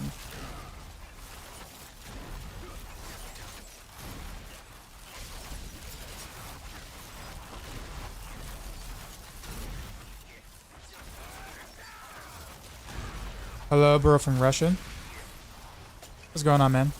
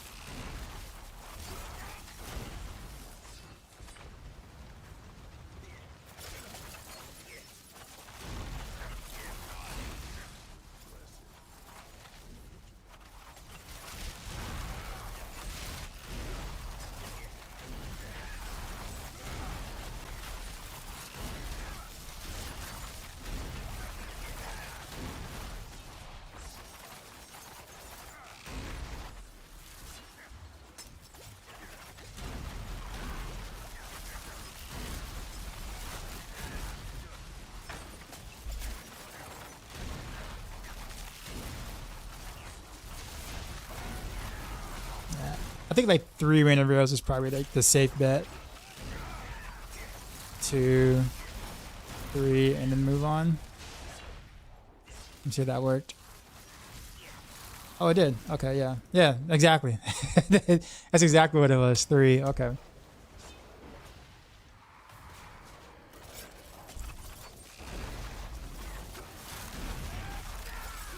Do I think this is a good comparator to Rapid Fire in terms of pushing? It's not as good as Rapid Fire for pushing, but honestly I think it's probably the second best pushing build for Rogue.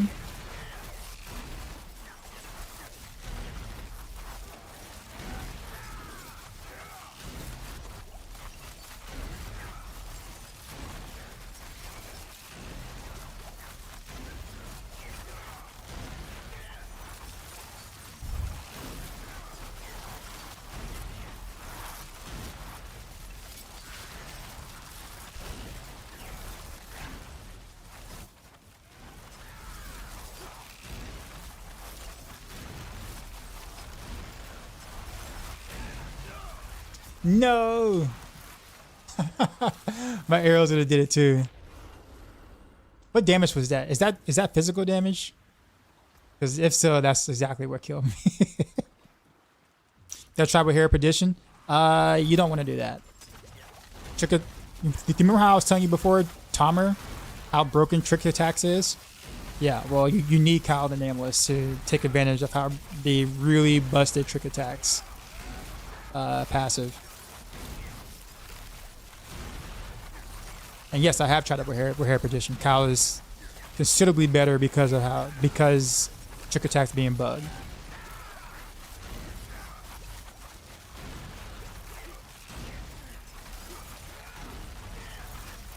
As far as this build is, I don't think I can play it. I will constantly be going back to check if everything died. I mean, you can do that if you want. If you want to wait and stick around, you can. You don't necessarily have to. The more you play it, the more you kind of like start to realize how many ways it actually takes to kill something, and then you just move on, right? So it's just more so about playing a certain pit level or content or whatever to know exactly, okay, I can move on now because I've been doing this level for so long, and I know what my burst damage is like.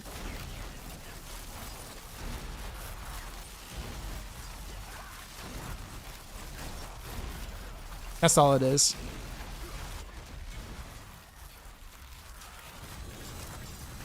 Yeah, I think I might actually keep Fist of Fate. I think.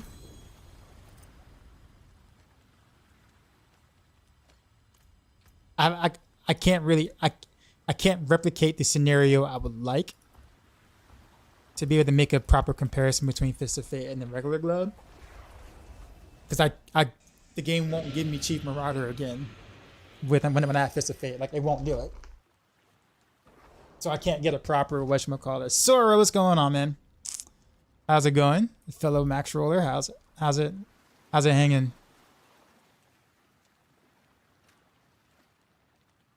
To play for a day or two to compare it? Yeah, pretty much.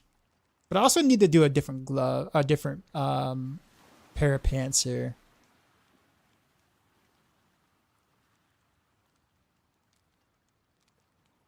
I don't want to re-roll these in case I want to go back to the other glove.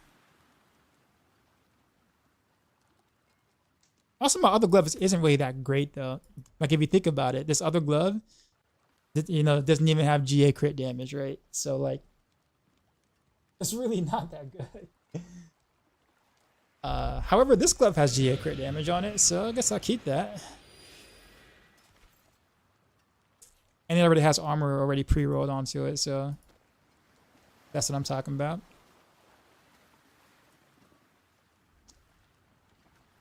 Yeah, I was running the 90s of 573 armor. Yeah. Losura, I'm doing dark side things this stream.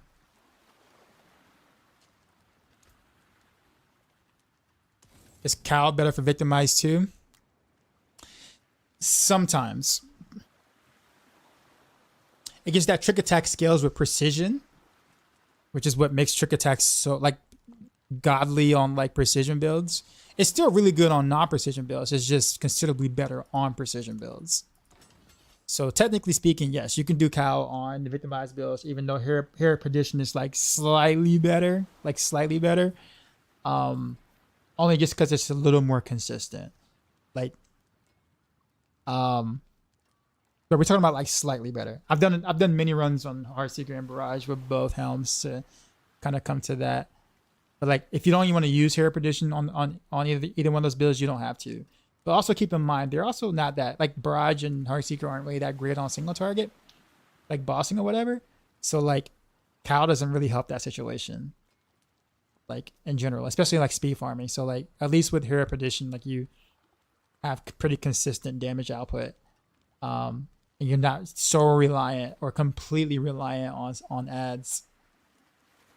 So Fist of Fate is confirmed. I mean, I wouldn't say it's confirmed. I mean, it's kind of an either or. Like, it's not a if you don't have Fist of Fate, the build's bad. Like, I think that's the general consensus people are going to gather out of this. That's not what I'm saying. But I think when it comes down to it, having to fight the bosses at the end or whatever, I think having faster stagger and more unconditional damage is going to outweigh a regular glove in the end. Probably.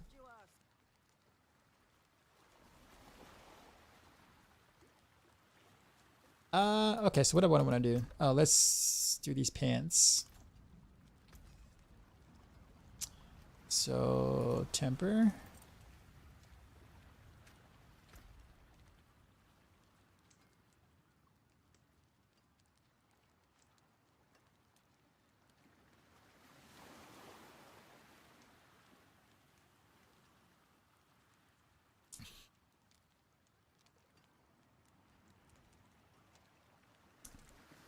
Nah, I still gotta do armor percent. I don't have a choice. I was gonna try to do something different, but I can't. I don't have a choice. It's have to be armor percent regardless.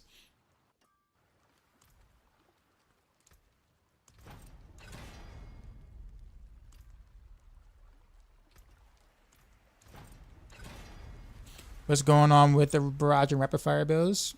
What do you mean? What's going on with them? I mean, they're going.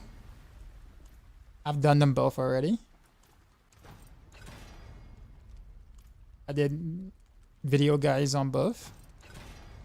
Updated the Maxroll guys with the video guides for both. Didn't even get a single armor roll. What? Armor percent roll? Really? For the game? Can't believe I had to actually do this early on this thing.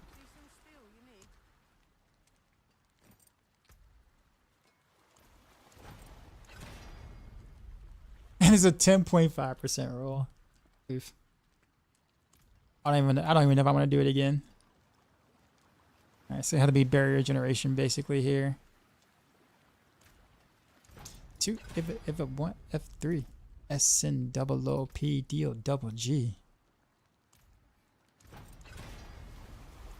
Yeah, I'm risking this. Risk it for the biscuit. Come on. Okay, so we did it again for 1%, 1% higher. I'll take it, I guess.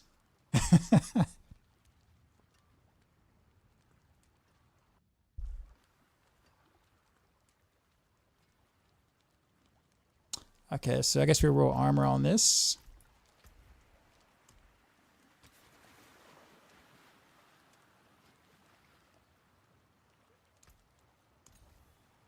$230 armor. What's that? Close to max. Good enough. Cool. Ton of masterwork.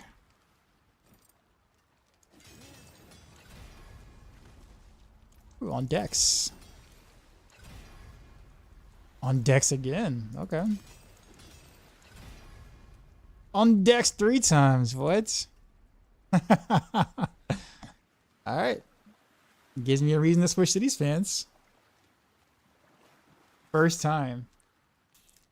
But now I'm gonna have to roll RS back on my rain though, so Sag.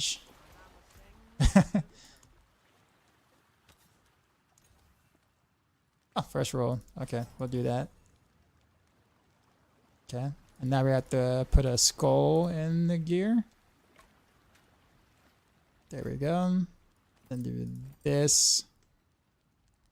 Still 731.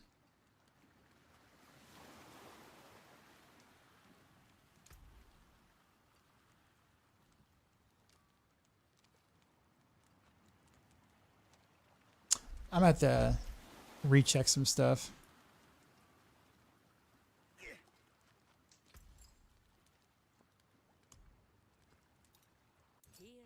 I mean, maybe 731 is enough considering what I was doing earlier, but I would like to be able to cap while wearing Fist of Fate, which is really hard right now.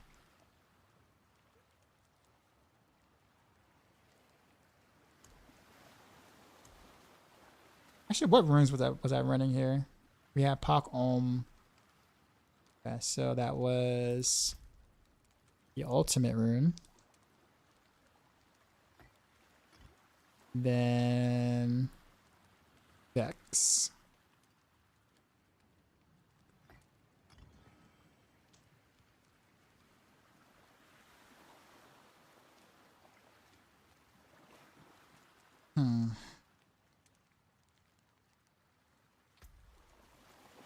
I don't think there's anywhere on my Paragon board I can make up for that much armor.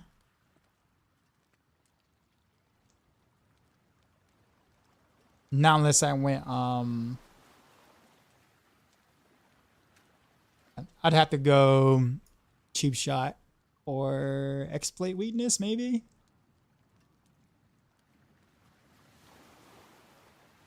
But there's really no armor here at all, except for down here.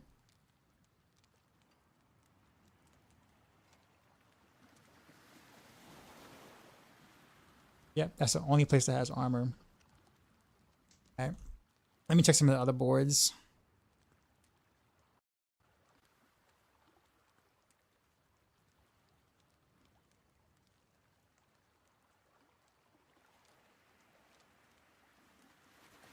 Is there a big difference in loot doing bosses in T3 versus T4? Not that big, honestly. Oh, this actually showed up on stream. Okay, actually, this wasn't supposed to show up on stream. Oh well, I don't care. Let's see. Let's take a look at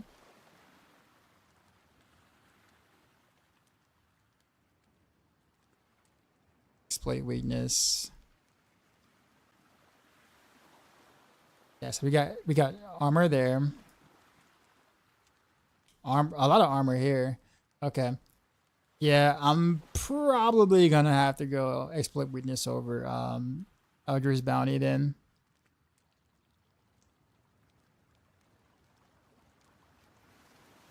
If I go this route.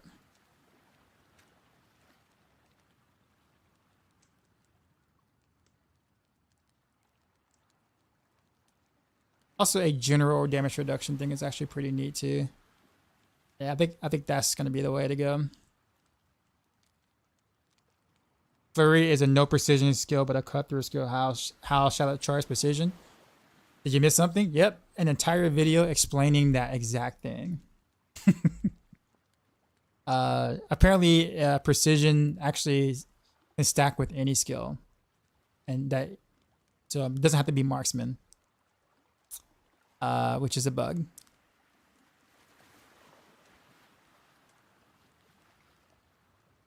Sorry, bro, can't keep up with anything. How dare you not keep up with everything?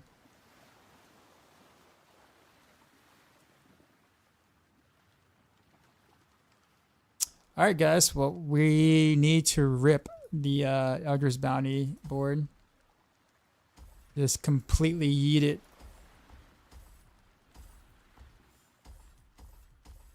Eldritch Bounty legendary board, you I guess won't be missed. I mean, Exploit Weakness is not bad passive, so I mean that's fine. Not passive, sorry, legendary node. It's just that Eldritch Bounty is a little bit more consistent, but that's alright.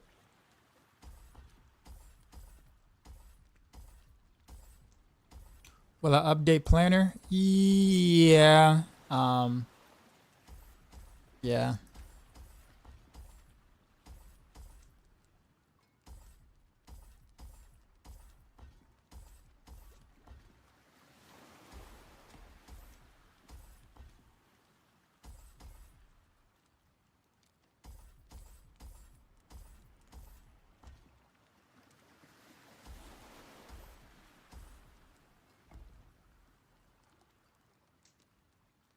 No, hey, Paragon stuff. I just hate it. I hate it because it's not interesting. It's boring. Like, granted, sure, like there's a little bit of me trying to like figure out, you know, resistances and stuff or whatever, armor. Like, part of that is a little interesting, kind of, in a sense. Like, or I guess I have to put some thought into it. But like, outside of that, it's all just more additive and multiplicative damage. Like, it's boring. That's what I don't like about it. It's not even the points or putting points places or whatever. Like, that doesn't bother me personally. It's just boring.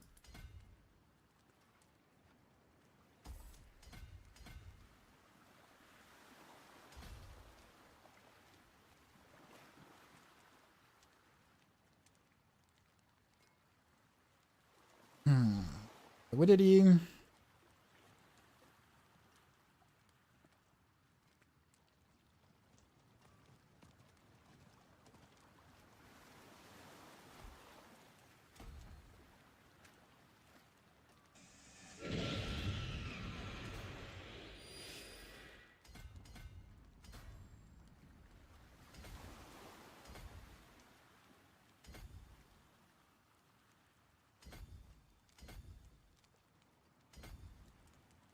I guess exploit weakness is fine.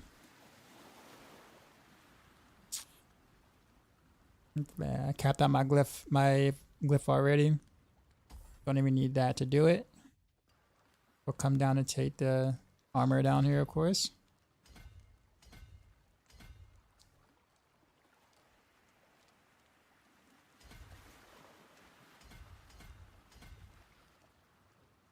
Oh, and I can cap. Is this my 5th board?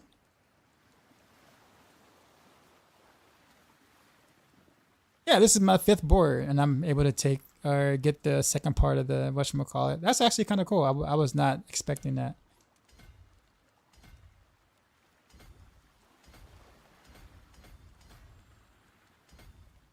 Okay, that gave me some armor over there. I could skip this because it's just additive damage and lucky hit chance I don't care about.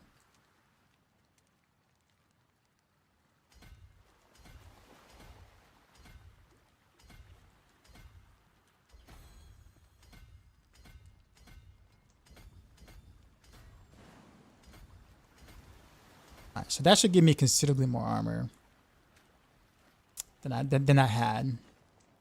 I got 11 points left over actually. All right. 852. So closer. Oof, I actually went down on my resistances though, because of the Eldritch Bounty legendary node have more resist nodes.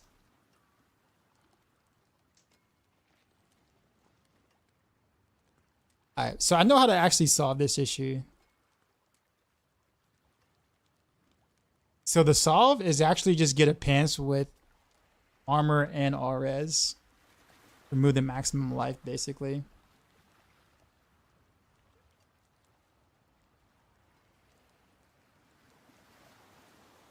Kind of like how I'm having a planner, so I can't really do maximum life here.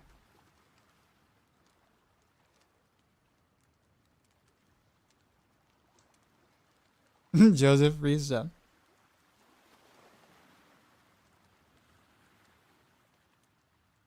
Yeah. I mean, yeah, if I was a GA this, I guess, yeah. But then I'd be in the same situation here. But yeah, I mean, basically, if I gave up the max life, I'd be fine. But I don't have a pants with that, like those kind of stats on it. I might just honestly just need to farm for him. And legit just not be capped for now. Like I have been.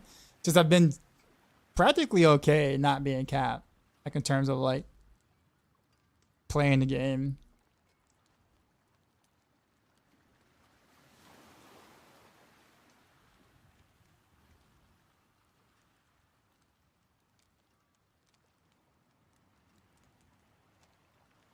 The previous board and one more skull, you get 2 points below Rezicat.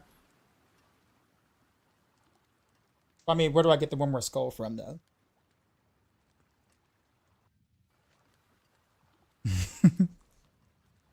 Yeah, it literally is. If I'm gonna run Fist of Fate, I gotta have. I can't do max health here. So what I would do is I would do all res instead of max health, and then I would just take out one of these gems, put a skull, and then I'll be capped with the other board.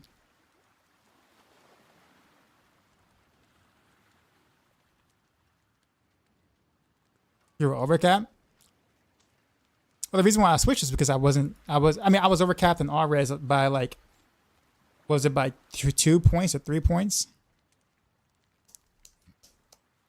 Skull is more value than diamond. I know, but I'm saying like there was nothing I could have did at the time. Like I only have 3 slots. If I would have gotten rid of an all res, I would have been down to like 58, 59%. No, sorry. It'd be like 60% on my all res across the board, except for one, which would have been fire res. So I'll still be the same issue, which is I have to get rid of the max life here. Am I a full-time streamer? No. But instance? No, I don't want to do instance. I despise instance. I really do.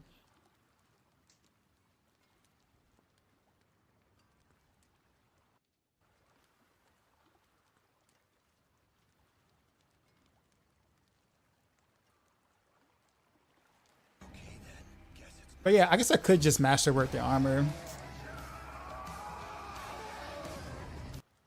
That would cap it. The GA armor or whatnot. I guess the idea too is I also want to make it easier for people who are following the build to be able to cap too. Like I don't want to do any ridiculous things that only like, oh, if you do this and then do this and then that and only if you do this.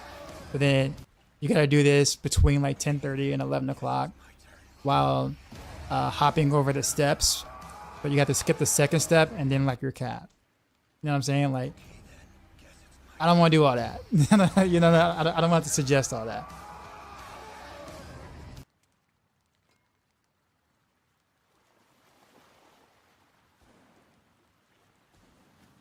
They're listening to old Drake now. That's funny.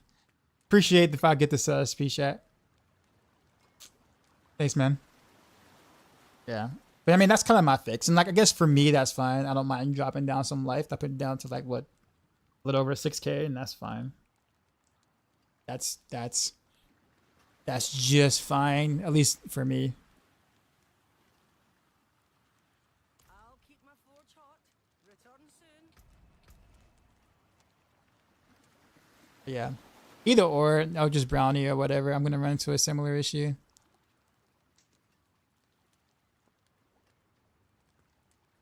Yeah, this did give me significantly more armor than the other one. Only issue is, obviously, unlike the other one, there's no res nodes here. Not a single one. I guess I could try to attempt to do like maybe like just individual res gems, maybe. But then I would still have to roll all res somewhere. Then I'm missing out on the skull. So like, what's cooking? Nothing new. At least nothing new from yesterday, per se.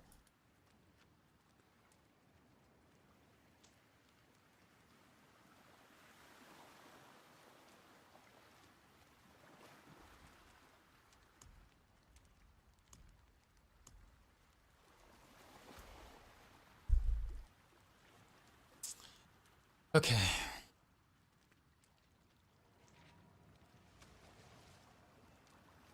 Also, what hurt me too is that 16.7 total armor roll. If that was actually higher, that was like 20% or whatever. I'd be a bit closer. Reroll armor temper? No, I'm not gonna do that. I got two chances left, and I've already rolled it. I already did a restoration scroll on it, so I am not about to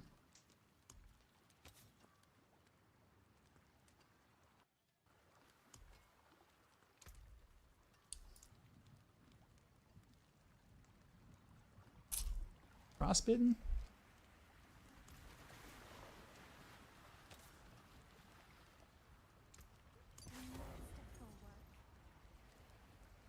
Sir Duncan, you said after the patch? Should be the was it the Obol of Refinement for Undercity is usually the best. GA armor gloves. I was trying, I mean, I have a glove with armor already on it. The idea is to try to cap it with Fist of Fate if I choose to stay this route. That's the thing.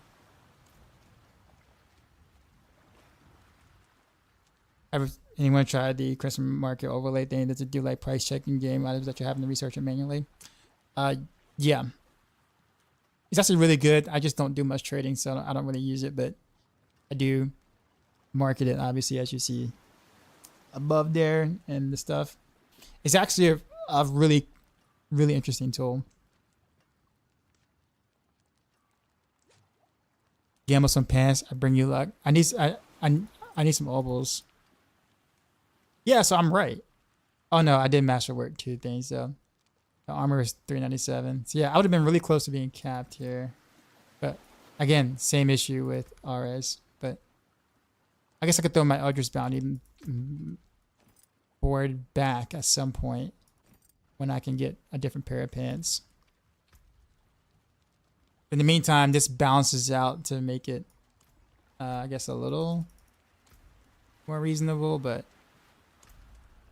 I don't know. I think not having my RS cap is going to feel a lot worse than not having my armor capped.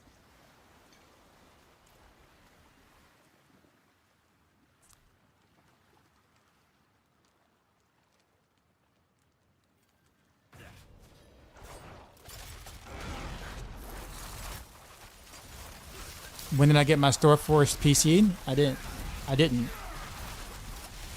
Starforce does not sponsor me.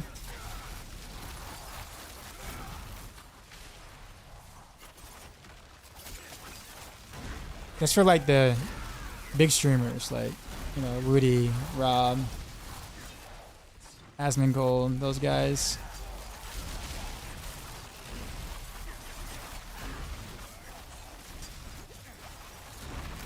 There's an added profile. Oh no, that's a PC giveaway. They didn't give me a PC. That's Crimson Market basically doing a giveaway. But they didn't give me a PC, no. The Starforge themselves did not sponsor me, no. That's Crimson Market.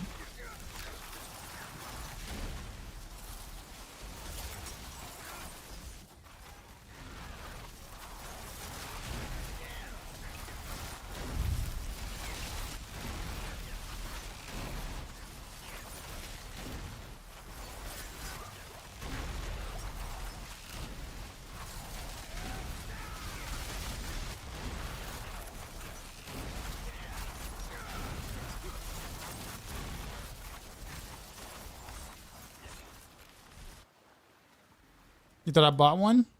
So you thought I got one? No. Like I said, those are for the mega streamers.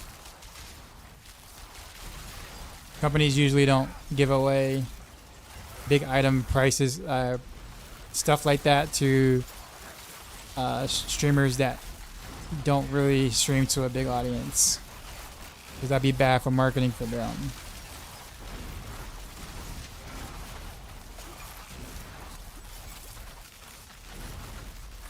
Trust me, they're not just giving out free PCs out of the kindness of their heart.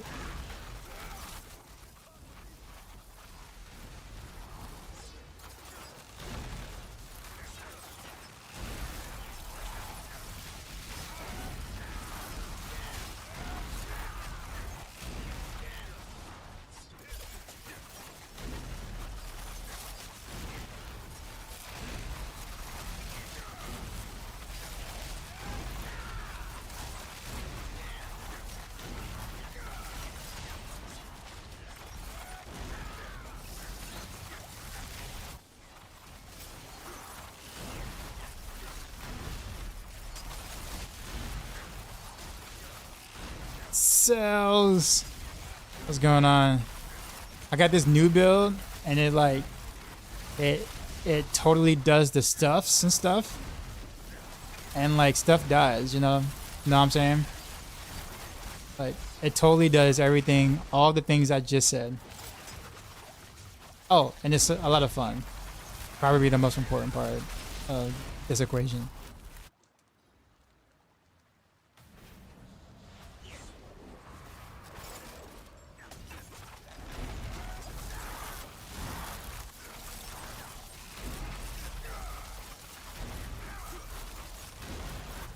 Stuff do be done.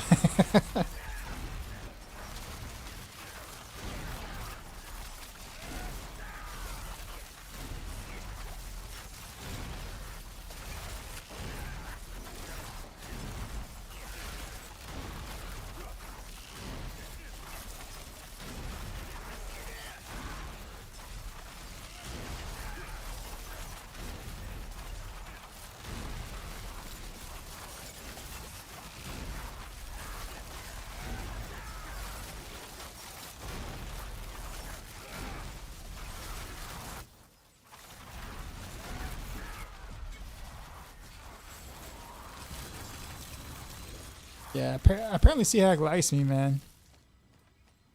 What can I say?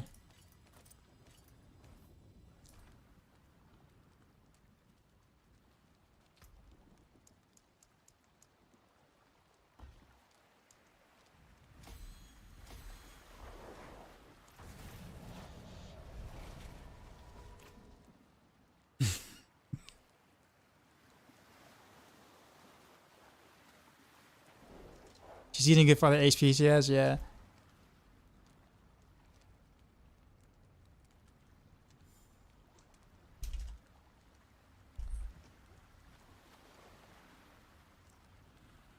Okay. All right, we're gonna go back to the regular glove. Now watch this, guys. I'm gonna do a run with the regular glove, and guess what I'm gonna get? I'm gonna get Chief Marauder. Watch. But I want Chief Marauder. I want Chief Marauder with the Fist of Fate for a comparison. Or maybe I can do like maybe Blood Bishop or Sea Hag. If I get one of those, that'd be a pretty nice comparison to have.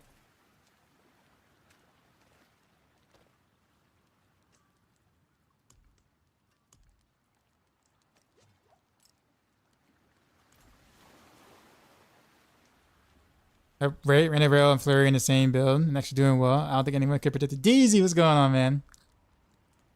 What is up, sir? Yeah, man. Like, on most situations, I'm averaging like about right around 4-minute 90s, roughly. I'm not like maxed out gear-wise. In fact, I'm trying to switch between Fist of Fate and the regular glove. Now see which one I like better.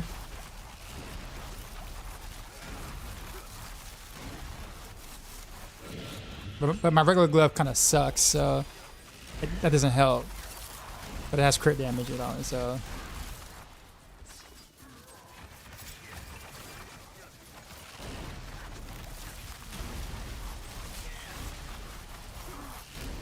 I messed up the rotation right there.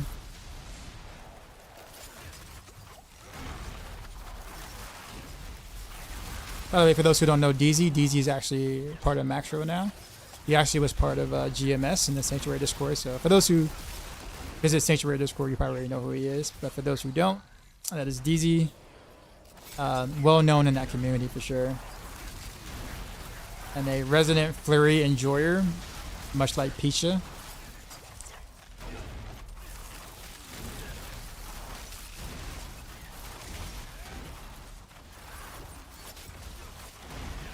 What's the rotation? It depends on which glove you're using. If you're using Fist of Fate, you actually want to cast. You want to stack your precision, obviously, first, but then cast Rain of Arrows, then Cow Traps, then Smoke Grenade. Whereas with the regular glove, you want to do it the other way around, where you actually cast Cow Traps, then Smoke Grenade, then the Rain of Arrows. It's so easy to screw it up with Fist of Fate because if you cast Cow Trap and Smoke Grenade on Fist of Fate, you will instantly freeze them. And by the time that your random arrows actually hit because you casted it last, they would have already been frozen for 2 seconds, and that eats into your unstoppable timer. Meaning that you're going to make them unstoppable before you actually get real good DPS out of them. Whereas that won't happen the other way around. I actually learned this today, playing around with it.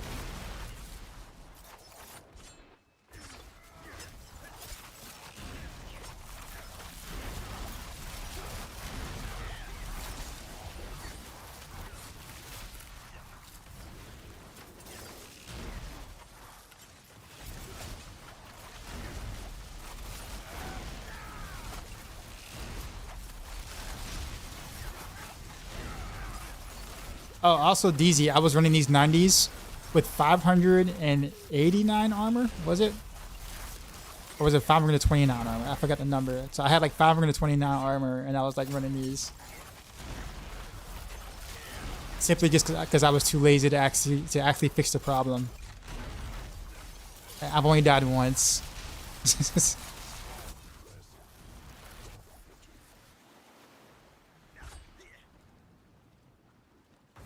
See, Mother's Judgment. Why can't I get the other Rift Guardians I fought when I had the Fist of Fate? Like, for real.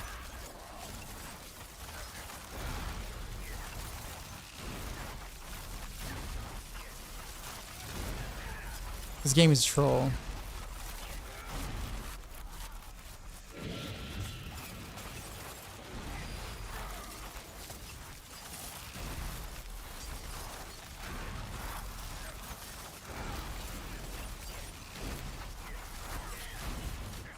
Okay.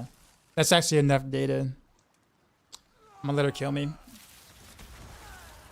gonna have an easier time with Fist of Fate on the boss. A much easier time with Fist of Fate with the bosses.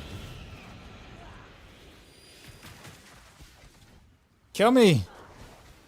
Bruh. Bruh. There we go.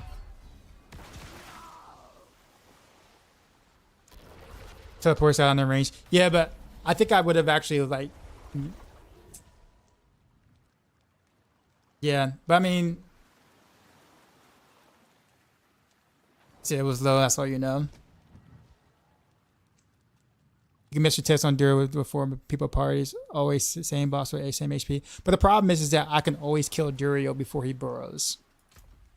So it's not like with Fist of Fate or without. But that doesn't really tell me much. In a 4-man party.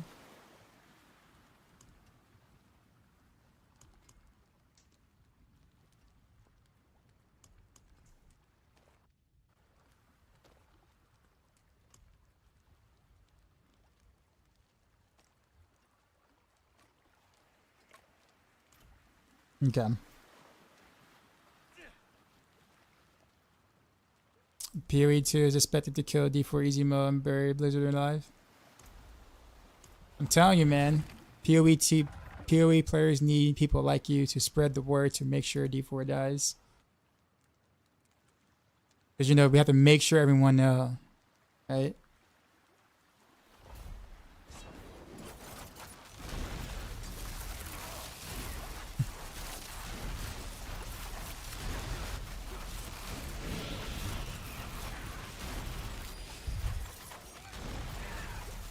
You'll make the signs? I know, there you go.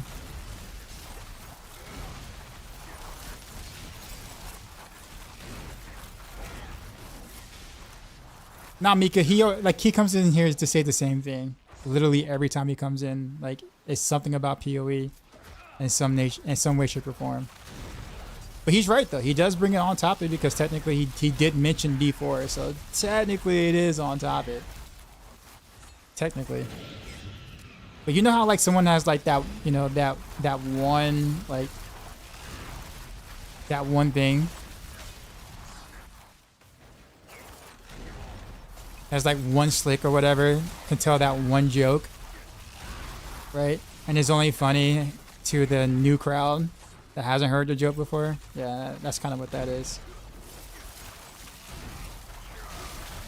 They do like to watch D4 actually, yeah. Speaking of which, hey Slavic, Slavic, can you bring your other PoE players to say the same thing in the chat?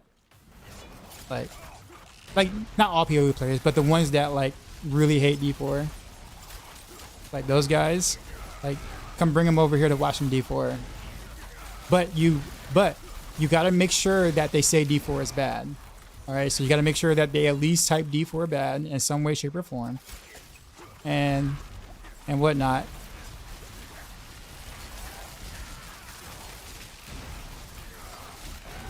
You know what I'm saying?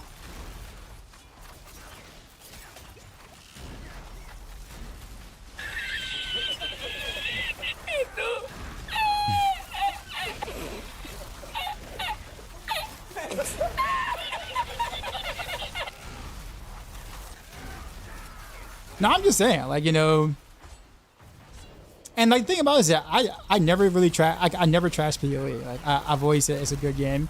It's not for me. I just don't enjoy their combat in general, but I like a lot of other parts about the game, right?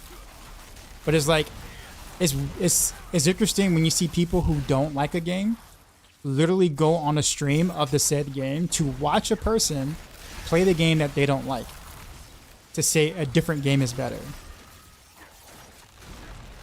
Which I find interesting because it's like, why aren't you just playing the game that you say is way better?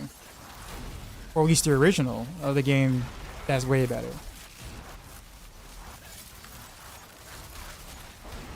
Like, to me, I don't understand. Like, if that was me, if I thought one game was better than another, I would just play that game. I mean, that sounds like sound logic to me, don't you think? Does anyone else agree? Like, if you like a game, wouldn't you just play that game? Why watch a game you don't like?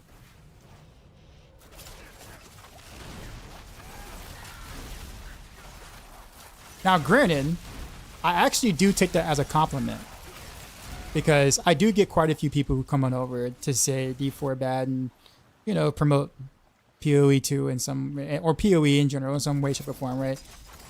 Like, if they don't like the game, they must really like the content. So I actually kind of take that as a compliment.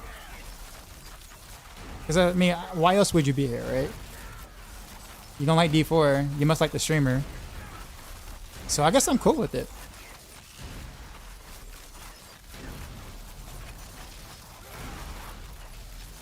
Let's say you don't like D4 because D4 is PoE would give Blizzard a hard time. You said PoE 2 is going to kill D4. It's going to bury D4.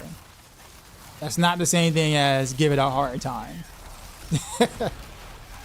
Like, that's two different, like.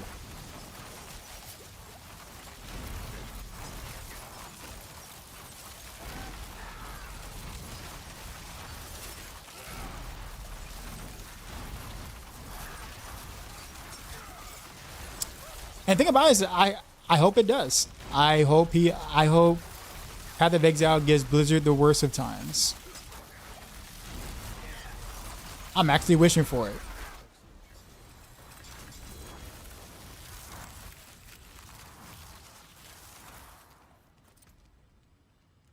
So Blizzard wakes up? It's not that. I mean, it's just the way that, like, you know, competition works, right? Like, companies work. Like, you know, let's say, yeah, I mean, that's just what it is. So, like, you got one person competing in your space and they're doing better than what you're doing. Okay, well, then what's the natural response? Oh, well, I need to step my game up and do things differently or do these things so therefore I can keep my customers. It's just the way corporations, you know, companies work when there's competition. Doesn't that make sense? So the better PoE 2 is, the better D4 will become naturally if it wants to stay in the game. Naturally, because that's competition. So the problem is if PoE 2 was bad, if PoE 2 just craps the bed for whatever reason, that's bad for D4 players, not good. Because then D4 now has the monopoly and they don't have to do as much. They don't have to try as hard to get the people who are already playing the game.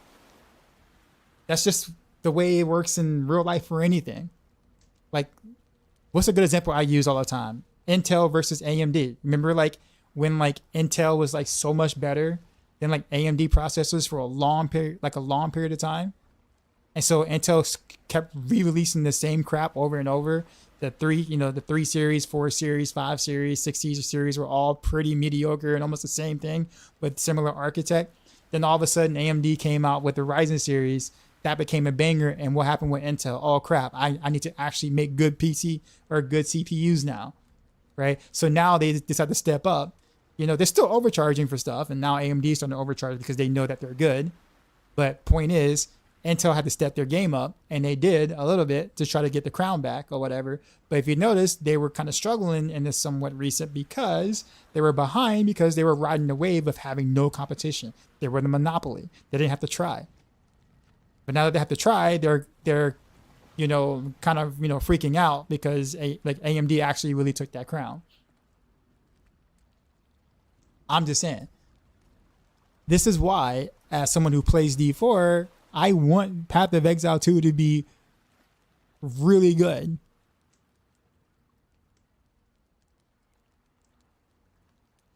And D4 is for simple minds, not PoE. Where does that come from, actually?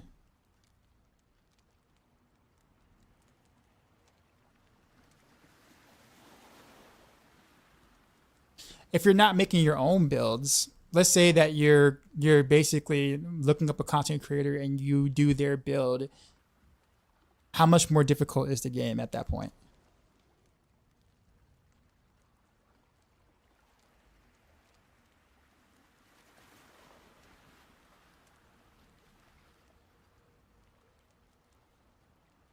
And Simple Minds. Oh, you said Dart TV said that? I mean, D4 is definitely more of a casual game in the sense of they want players to be able to get in and jump in and have some fun, right off the bat. Whereas PoE kind of can't really do that, and that's fine because PoE is marketed to a hardcore audience, so that's their niche, right? So. I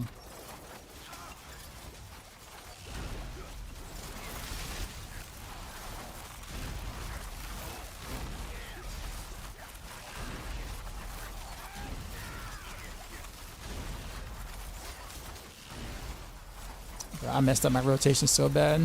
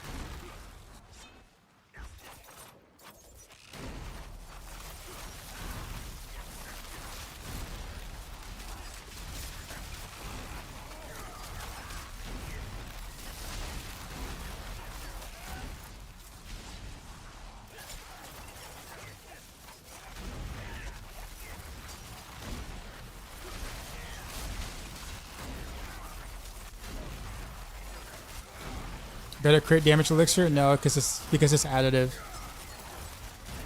or is assumed to be additive still. It's been additive damage all this time. If it's multiplicative, that would be massive. I'd be using that, but I'm pretty sure it's still additive unless someone has done any recent tests.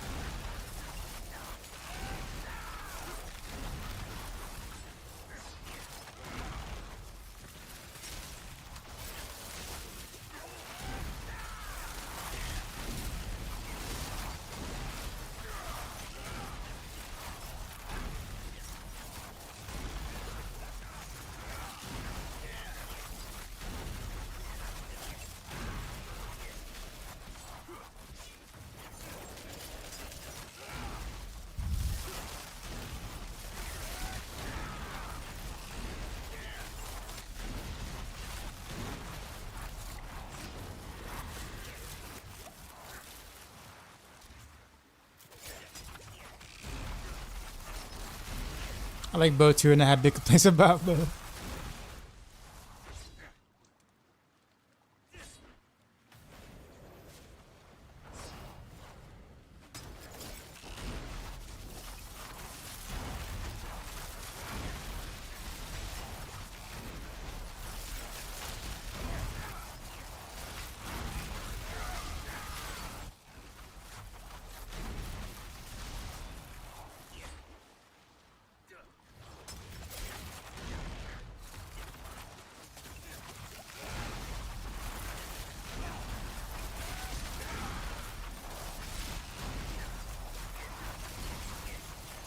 I messed up that too.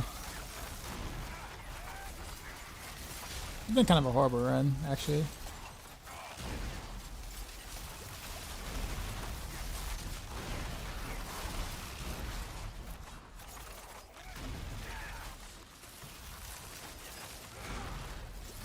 I've also been trying to read both chests at the same time, so that's...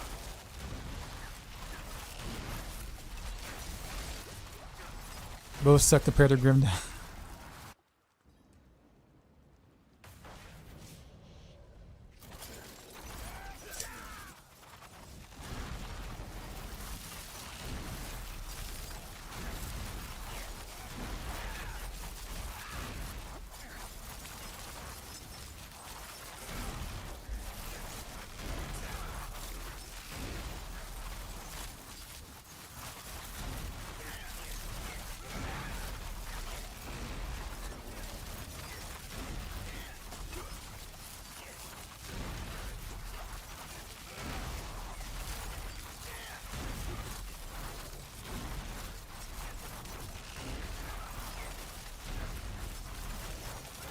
Alright, next we're gonna go back to regular glove.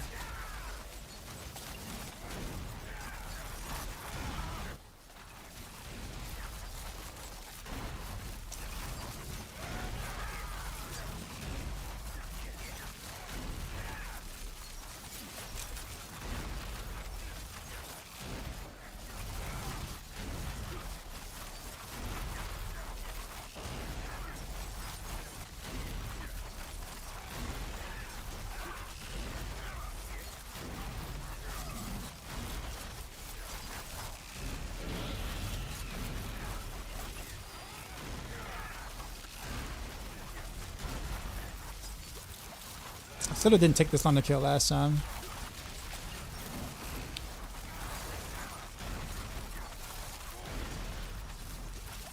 I realized I also didn't have any potions, by the way. At the beginning of this fight, I had no potions going into it. That's quite a bit of damage not having towards the like during the staggers.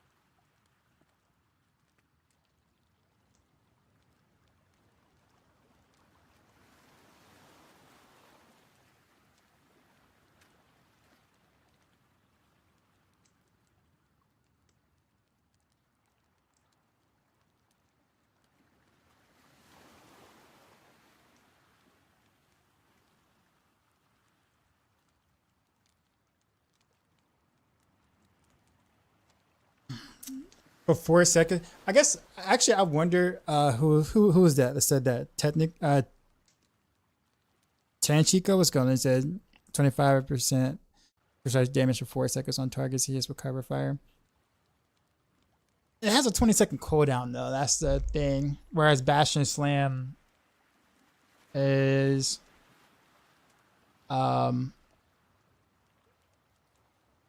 happens considerably more often, but that 25% might double dip with precision though, so that actually might be worth.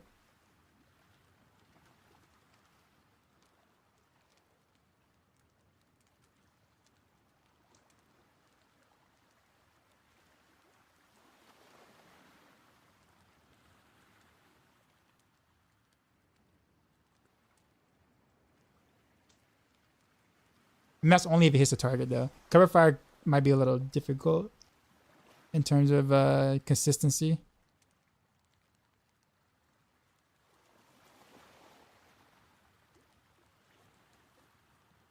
I mean, that's not a bad idea.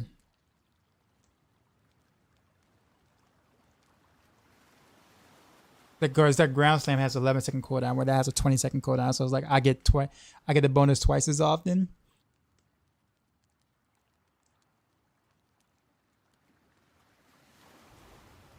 Why am I missing 11 Paragon points? Because I'm too lazy to put the rest of the Paragon points right now. Because it's not gonna matter where I put those 11 points in right now. I mean, it'll basically just be like a couple of Dex node stuffs. So it's really not a big deal right now. But mostly it's because I'm lazy.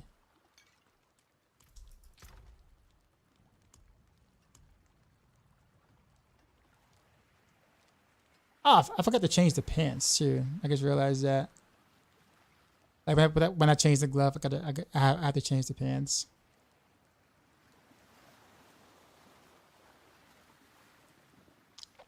Which means where are my pants at actually?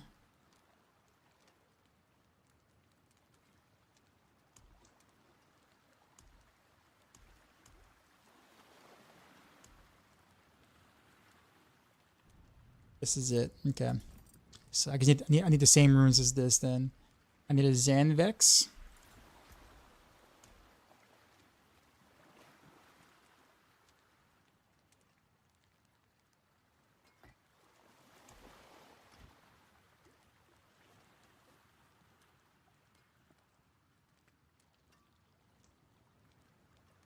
Zan is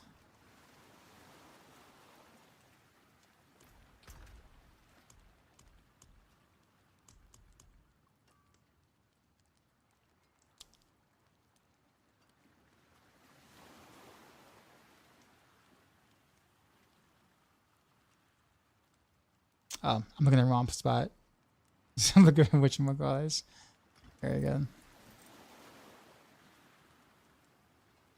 Okay. Yeah, I keep forgetting that I need to change out 2 things when I make the swap.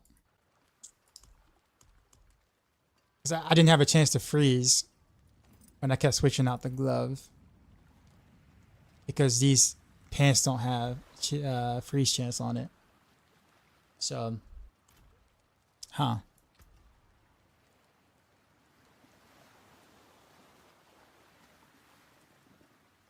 Hey guys, I'm new to Rogue. What would be the top 3 most fun Rogue builds that you advise you guys to not leveling? I found it a bit boring.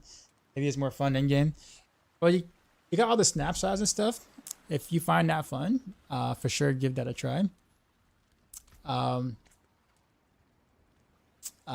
think Random Rails is a lot of fun. That's what I'm playing right now.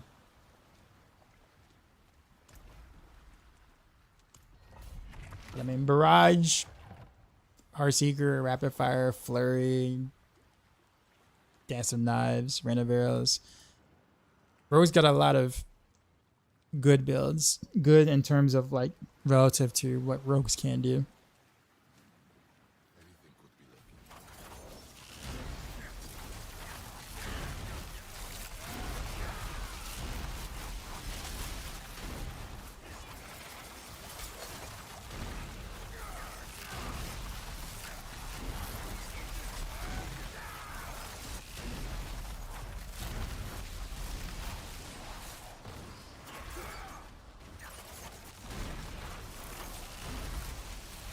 Yeah, having a free chance does make a difference. I kept swapping without having no chance to freeze anywhere.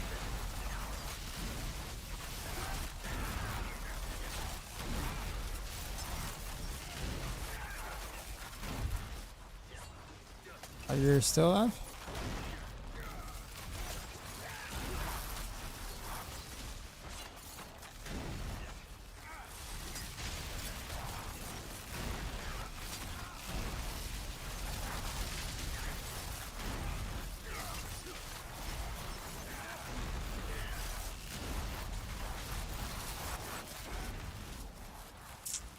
Not gonna lie, I hate watching your stream recently. I'm cooking way too much. Tempted to switch swap build every week.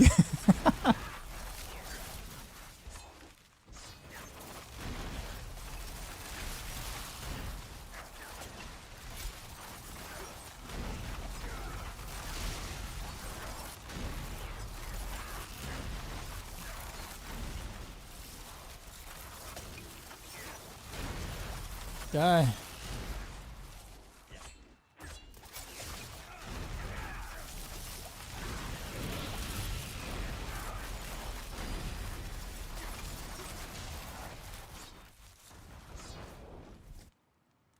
Appreciate the follow.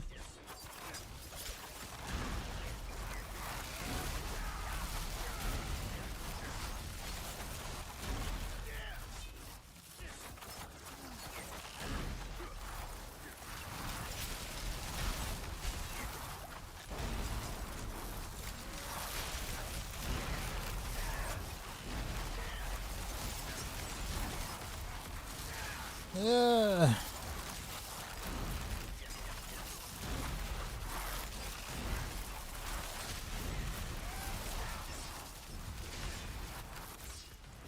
Not the greatest run.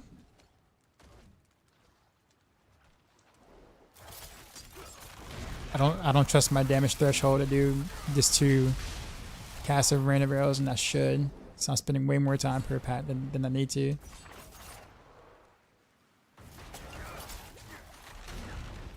Right here should be like 2 casts and then move on. Right here should be 2, maybe 3.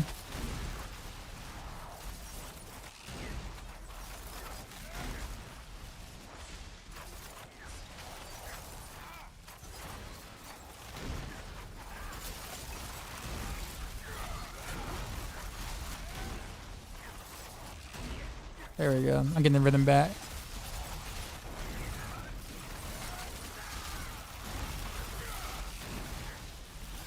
Yeah, see, that worked out a lot better actually. I could have saved out so much time. Spirit Caller. Of course, she would give me that, boss.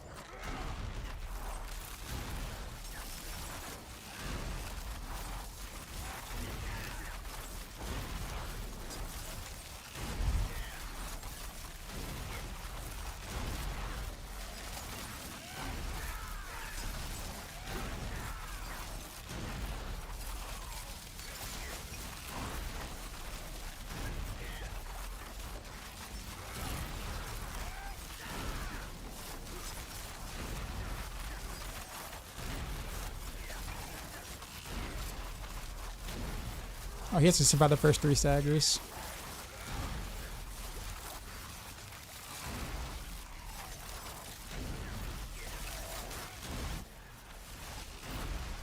Not anymore.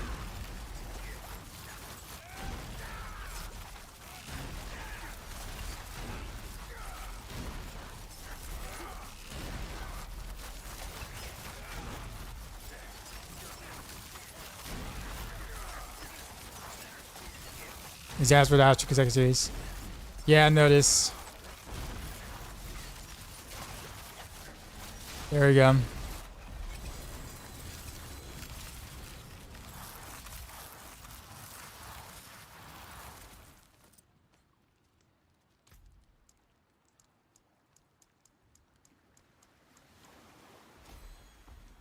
I kind of like secretly wish that that isn't the case next season, and that they just straight up give precision a nice hefty buff and just remove that.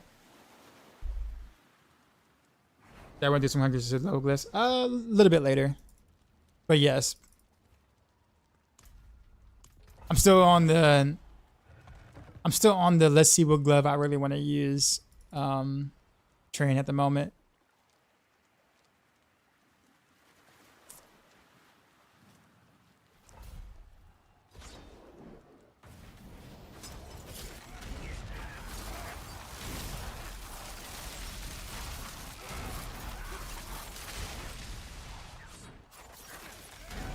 Alright, we're gonna focus this time. 1, 2, 3, run. 1, 2, 3, go.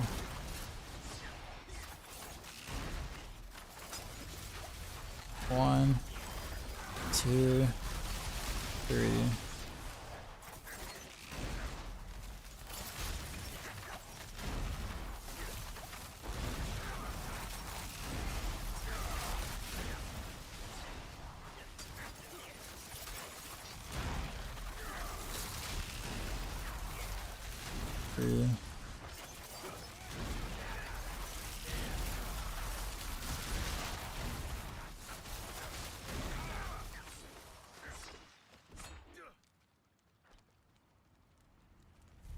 Does Bill also have snapshotting? I mean, technically, yeah, you could snapshot some concealment stuff in the random arrows cast, but it's not worth. Like the snapshotting you get from it, it's the same thing you get naturally. So.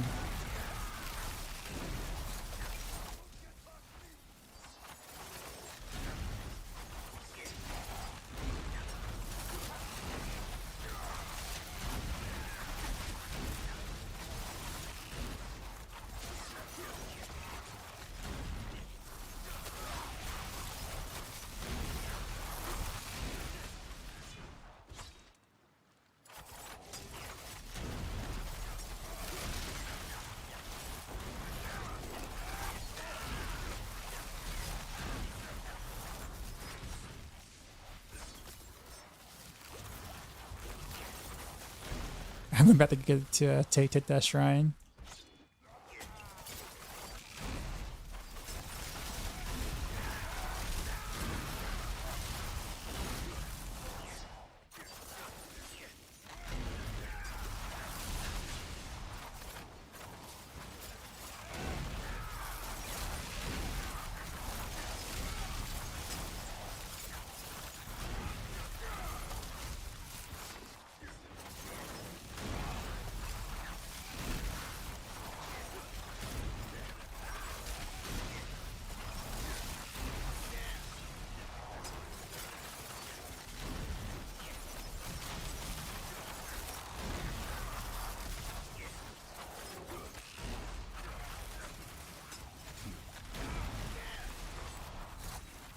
Yeah, I got to the boss in 3 minutes.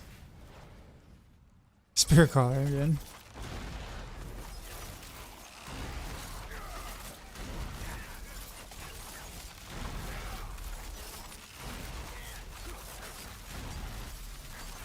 So I realized, out of range. That's alright. I get some of it. I realized I started the boss fight without elixirs. So I want not elixir, but potions. So I wonder if I'm just being too spam happy, and that the results of things being a little inconsistent at the start of boss fights is because I don't have unstable elixirs. So that directly becomes a skill issue then at that point, because I mean that's 48% damage.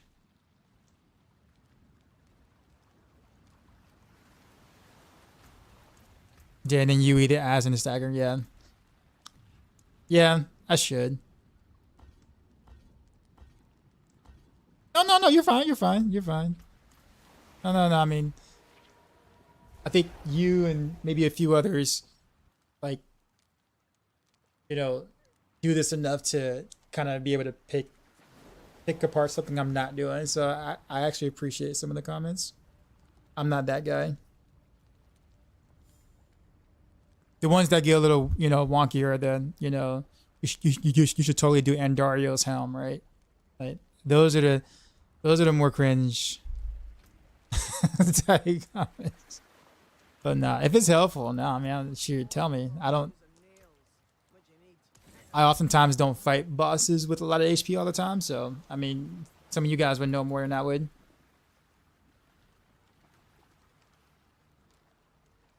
But you should attack so much. Gnosis Ice fits. I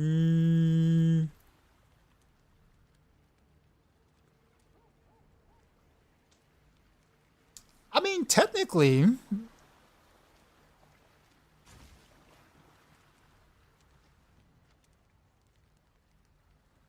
I guess Nazi's Size should work, shouldn't it? Because, I mean, it is poison imbued when I cast it.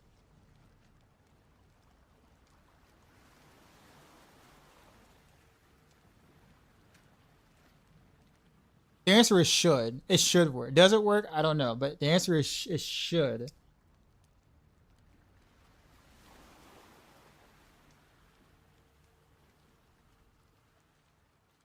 And Noxus would be a little bit more damage than Frostbitten. It's not like a lot more, but a little bit more.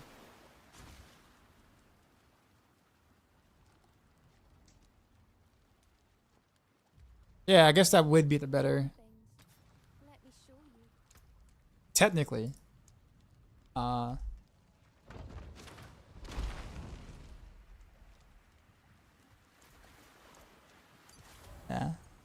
That gives me about 10%.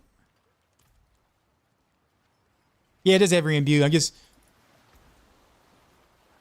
you know, Blizzard tooltips are, well, Blizzard tooltips. So it's hard to take it at face value, which is why I'm like, it should, but have we tested this or, you know, like that kind of thing.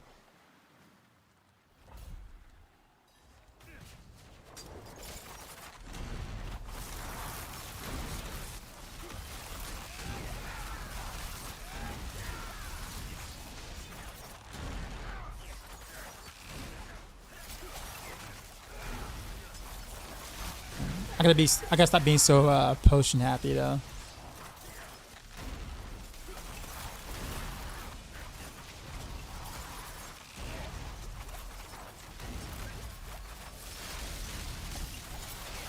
I gotta think about not hitting potion so much.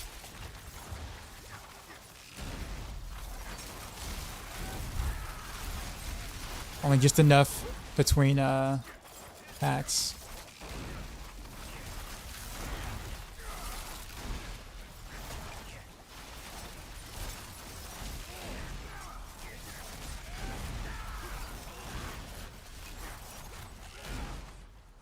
Screw you, man. You're gonna take too long.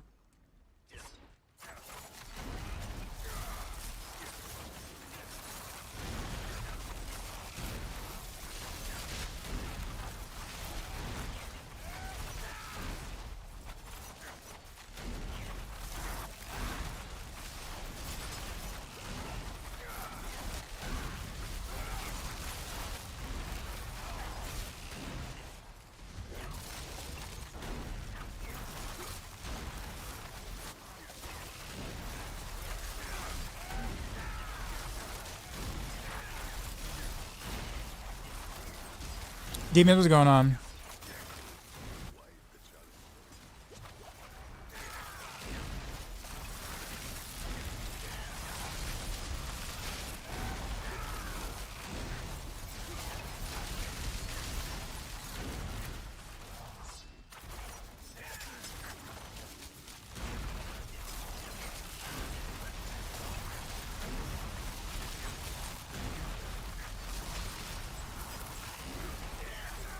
You know what I realized actually though?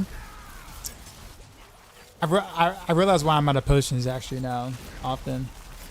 Because when I go from elite pack to elite pack and I kind of just, you know, skip the death animation, basically, like I don't watch them die, like all the potions are spawning where they died at, and I'm not there anymore.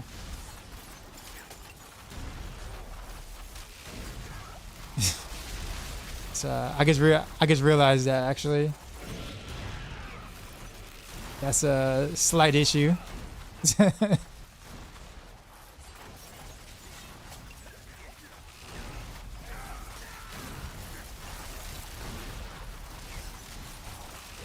Any good recommendations for girl R&B music?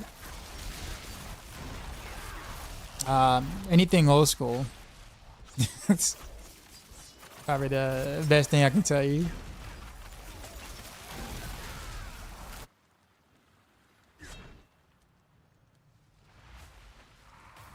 Alright, see hang.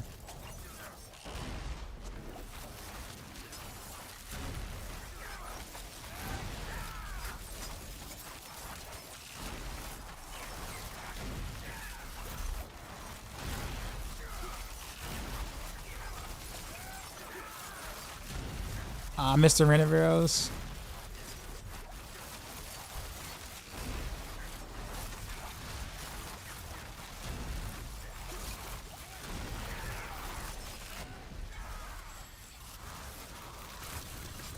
The stronger Rain of Arrows, Barrage, or Heartseeker versus Heartseeker for Pit.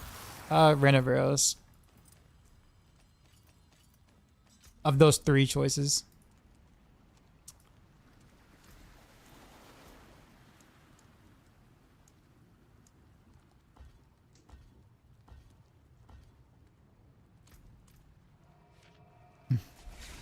I'm reading the YouTube chat, and like I'm watching, like they're talking about like cars, exotics.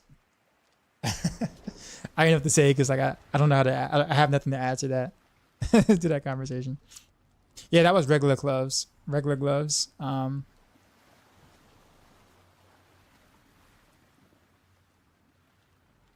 cars. Yeah, yeah.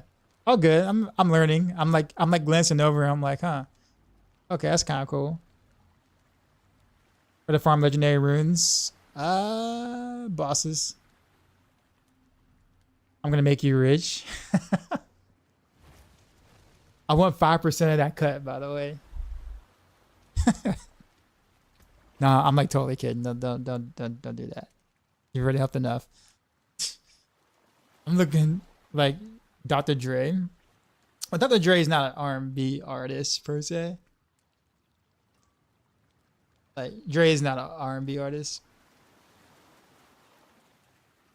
I would say anything old school, like literally 90s, 2000s, 90s, 2000, and anywhere between like the 90s to about maybe 2010, roughly. Go to R&B, but like the 90s, like the 90s R&B in general almost feels more like kind of like funk almost versus like your more slow jams in the 2000s roughly. You know, so RNG does define a little bit differently back then.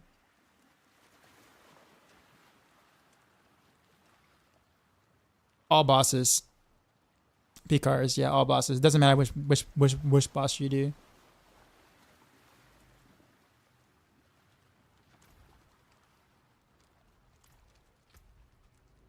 Okay, so I don't know. Having a regular glove makes it easy to cap and all, and I honestly think if I properly did a regular glove, like actually had a good like crit damage, GA crit damage glove, masterwork properly, I still think that that's probably the way to go. Although Fist of Fate is very, very good.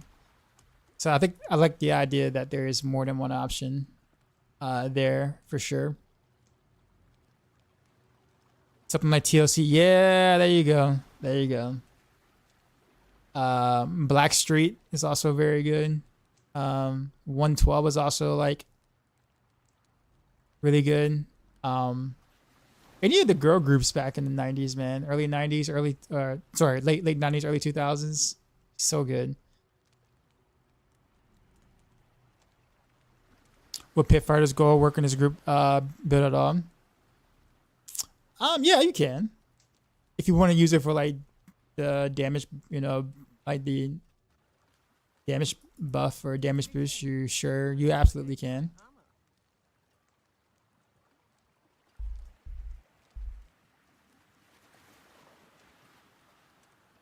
I do think that a regular ring generally makes for smoother gameplay and also easier to get the stats you actually need. But yeah, if you don't have a star list, then yeah, you can.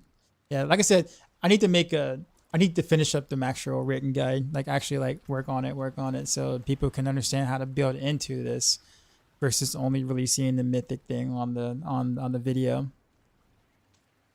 Did I hear I say he loves Spice Girls? That's what you heard?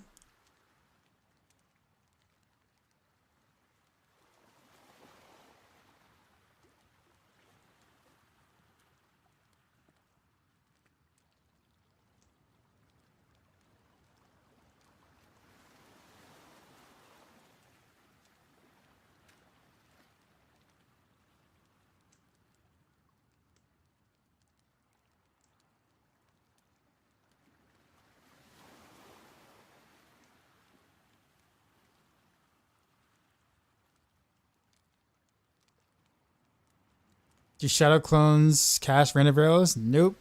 Imagine if they did though. It would still do 0 damage. But I mean, the thought is there, right? Yeah, grabs. I mean, bless their hearts, right? They're trying. Poison Man, yes. Yeah, Demon. Now you're getting it.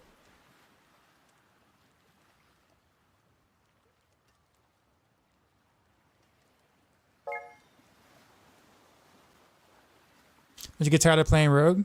Not really. Usually, I explore a lot of different things on Rogue before I get to the point where I'm kind of bored with content in games. So like, if I'm playing just one spec, probably sure, but like generally speaking, I'm playing multiple different things usually.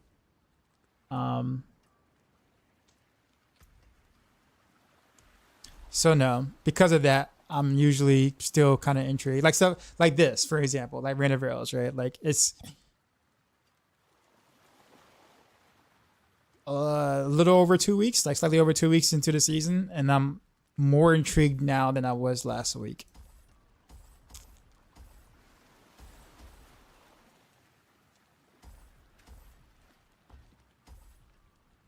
But I do plan on playing Spiritborn at some point. I kind of want to do it. I want to do it after some of the bug fixes, which I know sounds super weird and strange to say, and I get it. But I kind of want to, like, reason being is because there are some setups I want to play that isn't necessarily like, you know, meta, obviously. I mean, some of them will inevitably involve using, you know, bugs that will skyrocket my damage, but nowhere near like the top 3-ish builds or whatever of Spiritborn. And like, I'm gonna be honest, if I'm playing a new class and I'm playing something like that, and so many people have been watching Spiritborn content, it gets a little annoying hearing like your half your chat being, you know, like filled up with why are you playing that Spiritborn build like that? Why aren't you playing the other Spiritborn builds or whatever? And I'm just not ready to hear that yet. Only just because of like once those bugs get fixed and the other Spiritborn builds are kind of more in line, I guess, then it's gonna be a little bit more fun to explore. And I'm not gonna have to sit there and like answer those questions only. Like that's not fun, and that's gonna happen a lot. I'm just not feeling it, at least not on stream. So like if I do Spiritborn or like that, it might be off stream.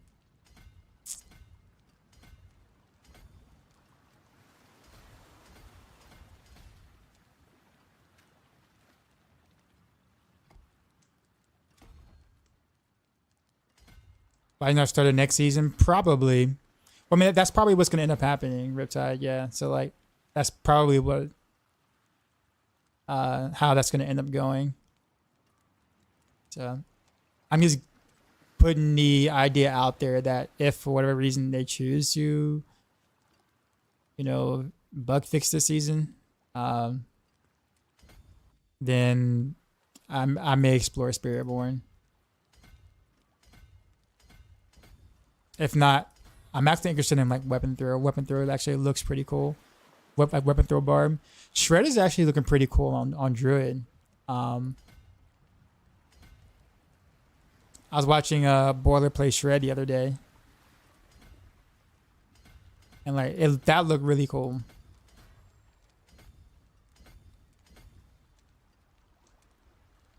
So yeah, there are a couple of builds I kind of want to like, you know, look.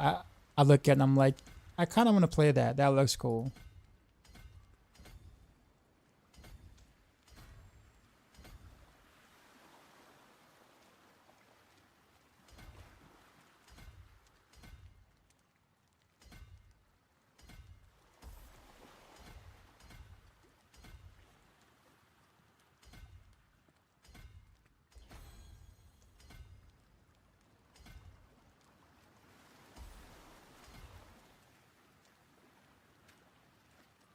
Outside, we don't see him.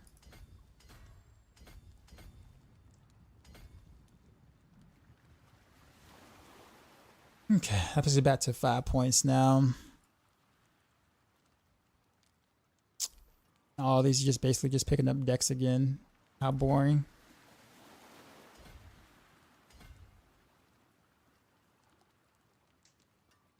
Okay.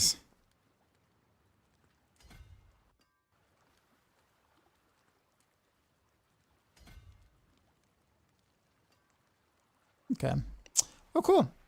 I think we're doing good. We're doing good.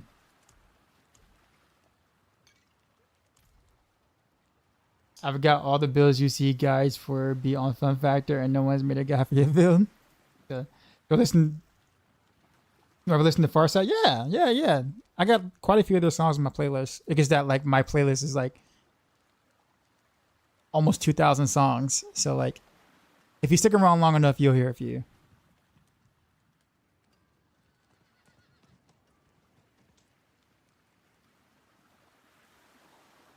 What tier do you think this Aerostorm build? It's not Aerostorm. It's Random Arrows. I know like it seems silly to correct it, but I have to because they're totally different builds. Aerostorm is a proc, while Random Arrows is an ultimate, and the way you build that is completely different from each other. So it's like I want to call it what it is. Gotta check out the NPR Tiny Desk Manufacturer. Yo, someone else said that on my Twitch chat earlier. Someone else said that in my Twitch chat like 2 hours earlier.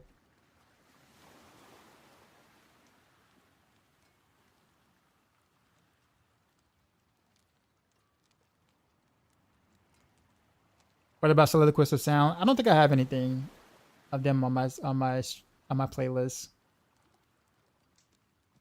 Now that I think about it, I should. I actually really need to jump in and like add some new stuff. Honestly,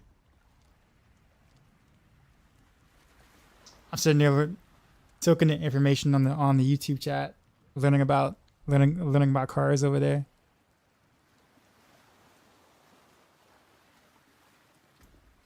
But what tier do I think this build is?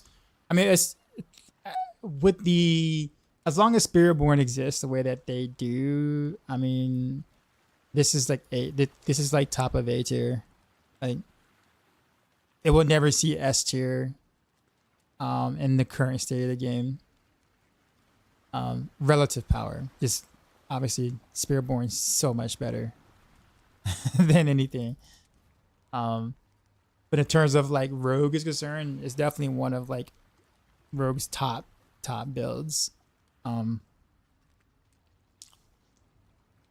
Easily.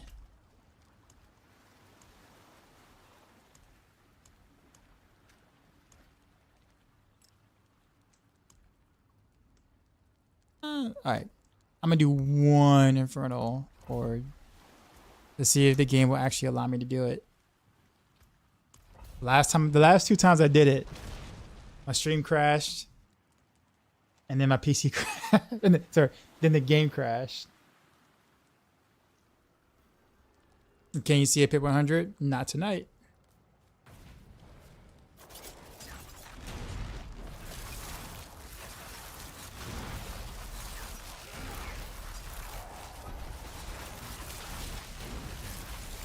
But maybe at some point.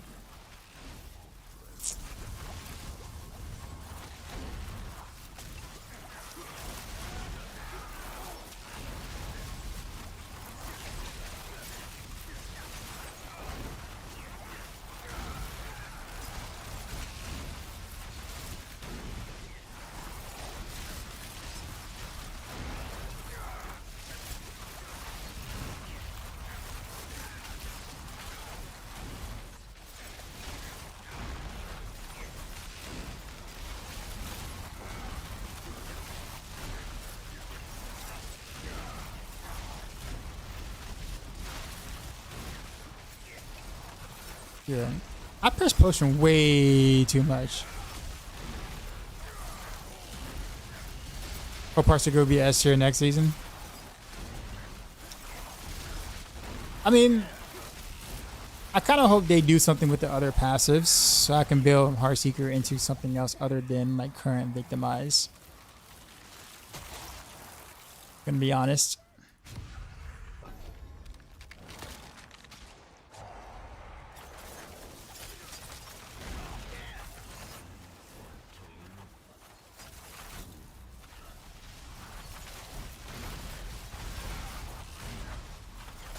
I'm not really feeling victimized as a key passive. I was trying to like it, but it's got some obvious flaws, despite the fact that it is strong, but it's got some obvious flaws. That just feels bad.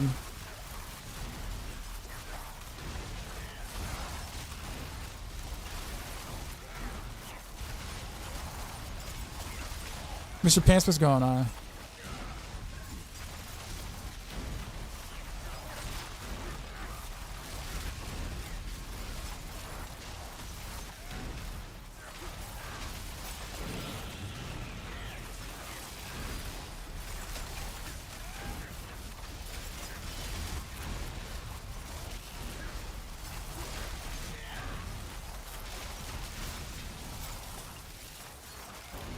Will I play PoE 2 when it comes out? Absolutely. I have every intent on trying PoE 2 out. Like, PoE 2 is a game that's definitely marketed for a player like me. So I have every intent on playing that when it comes out, for sure.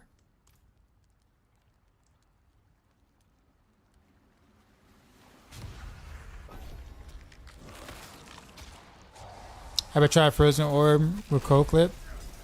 Nah, actually. Nah. I haven't actually played Frozen Orb in a bit, actually.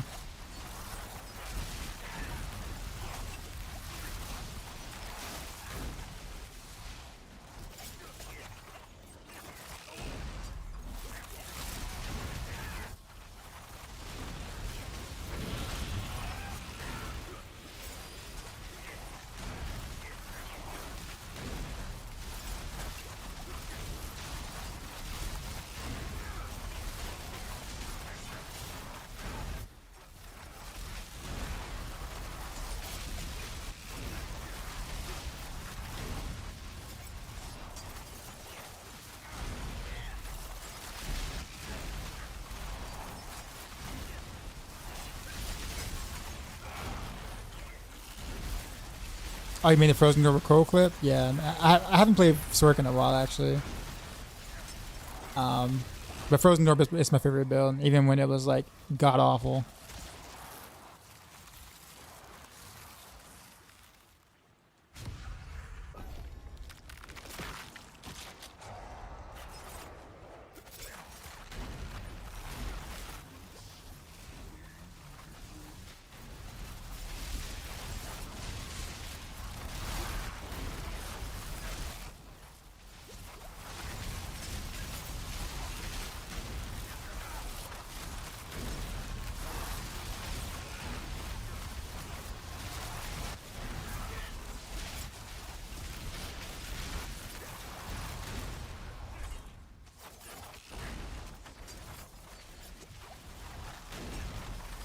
Yeah, bro, I potion way too much. I pot way too much. I gotta break out that habit. Like I remapped the my potion hotkey, so therefore it's like a little more comfortable to hit. And now, bro, I mash that thing, man. Like I run through that with like literally no regards of whether I have health or not. Like I think I almost pressed it like every rotation, and it was like, yeah, I shouldn't be doing it.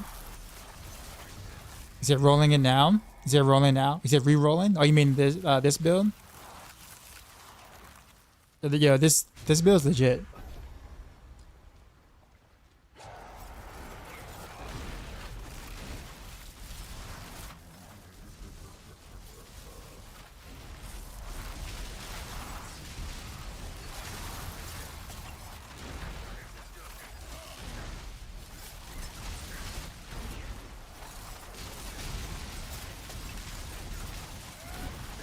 Does that have decent bossing? It does.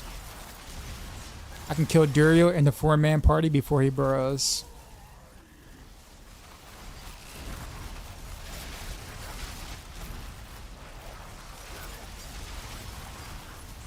As in, like, by myself in the 4-man party.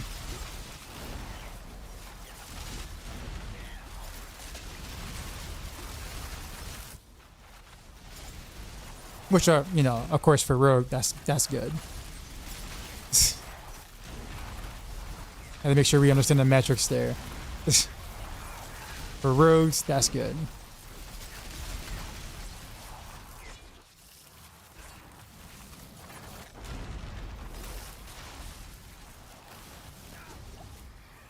What level are my glyphs? They're not all 100. I've actually been, so the three of my glyphs were actually leveled or helped level with some Spiritborn friends.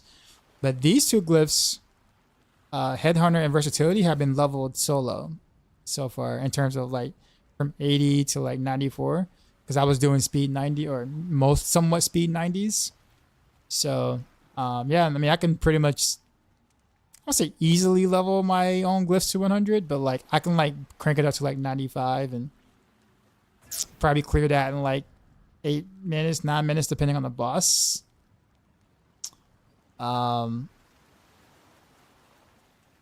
Probably quicker than that if it's an ad boss. Because ad boss is like probably six minutes roughly, six and a half, 7 minutes maybe. If it's a non-ad boss, it'll be like 12 minutes. I don't know, maybe 10 to 12 minutes. And I can just level my glyphs that way.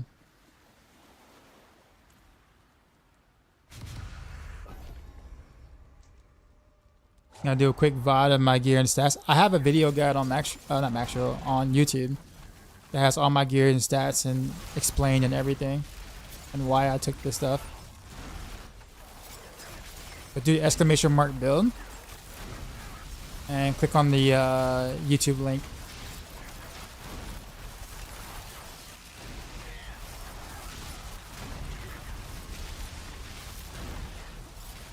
And it's basically the same gear I'm running right now, because I literally made that video today, so.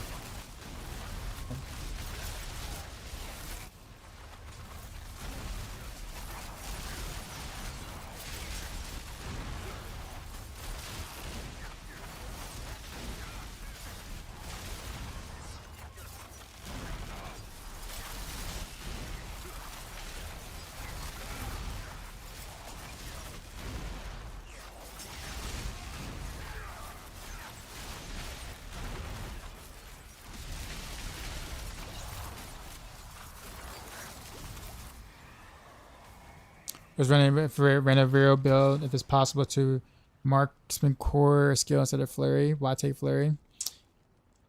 Well, Flurry can generate precision stacks. It's not supposed to, but it can. Any skill actually can. It doesn't have to be a marksman skill, which is a bug. If you take a marksman core skill, that's not good, because a marksman core skill can proc precision. So not just build the stacks, but also proc precision. You don't want that to happen. You only want precision to proc on your rain of arrows.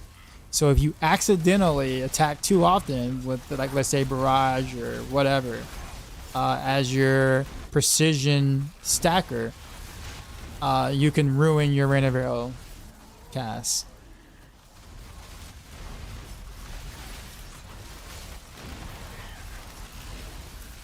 I actually did this build with Barrage first as the procer, and then it dawned on me. I'm like, oh, wait a minute.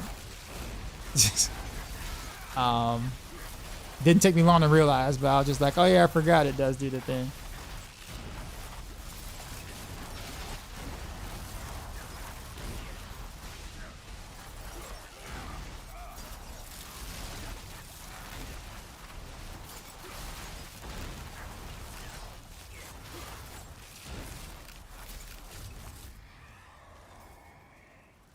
You can't use Destinage instead of Flurry.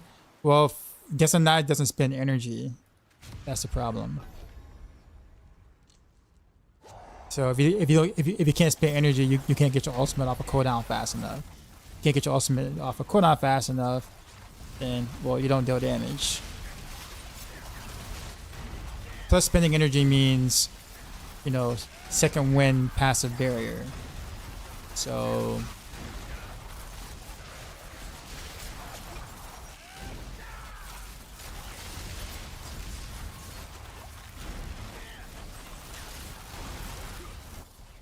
what up, Monkey Magic?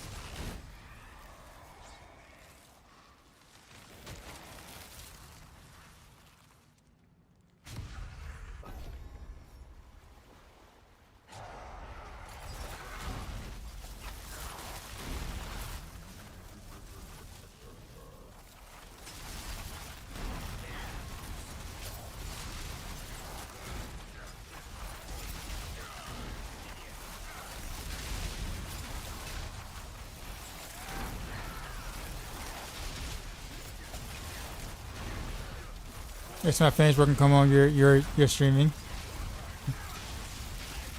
So it's like a nice like chill, relaxed pastime for you.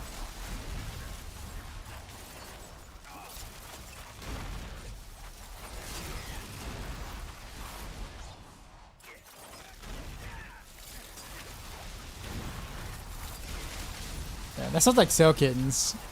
I'm pretty sure like she just got for work not too long ago. What's up?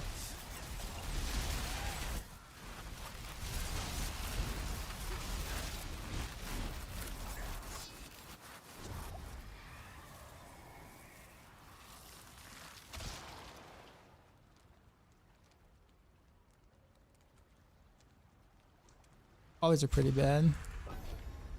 There she is. I have been summoned. Yeah, one of my students has he's like quite cynical, but in a pretty hilarious way. Probably like a soft cynical, I guess. I don't really know how to really correctly categorize it. But like he always has these he had these t-shirts that were always like hilarious from like tturtle.com or whatever. And they're always like these little like cute animals or whatever that are like saying the silliest things.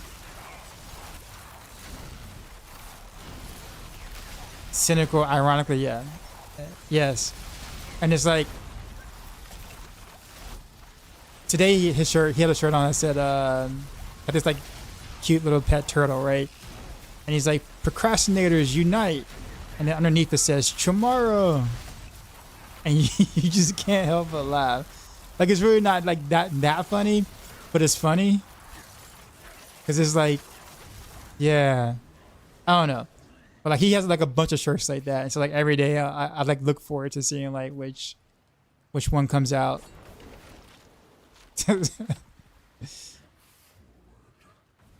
And I think what was it yesterday? He had a shirt. It was like a little bunny or whatever, and it says like, "Hold on, ... I'm overthinking.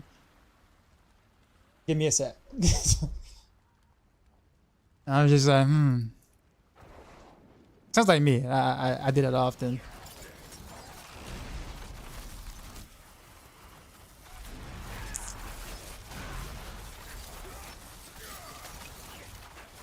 You need to get some shirts like that. I would love to for stream, but like my camera doesn't like. I can't zoom out too much more, and then my mic pretty much takes up my middle part of the whatever. So like all the messages will have to be like kind of up here where you can see it clearly. I had that same procrastinator shirt 25 years ago, just without the cute animal. Yeah, could it show us? Yeah, I mean I could. Yeah.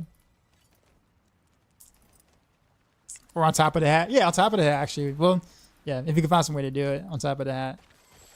That was a pretty good, decent run. 908 there. It's very nice. It's decent. It's no Dance of Knives, per se, just because it takes a while for the arrows to come out, but...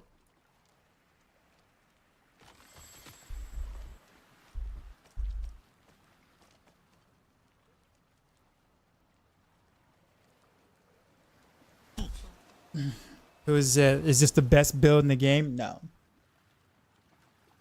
I would argue it's probably it could be, this build could be like nominated for like maybe one of the most fun builds to play in the game.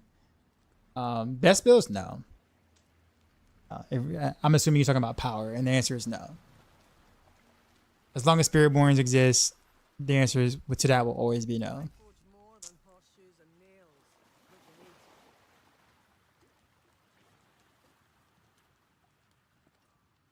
GA crit damage.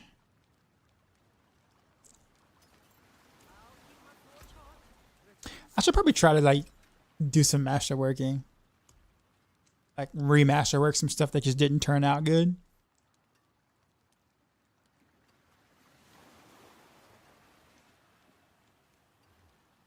Like this is an eyesore. Like yeah, sure, it's crit damage, but man, that really need to be masterwork on the other crit damage. Like I hate looking at that. I'm just like got materials. Yeah, I don't really masterwork that often, so like I definitely have materials to spend.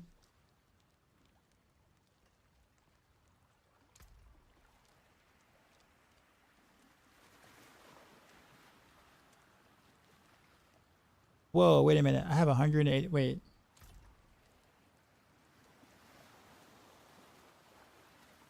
It must be the board I just took. Yeah, I'm way over cap now on resistances.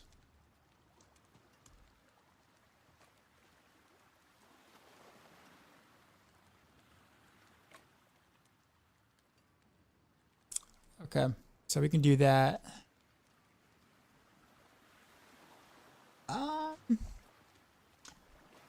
I don't know if I want to get rid of that total armor percent though.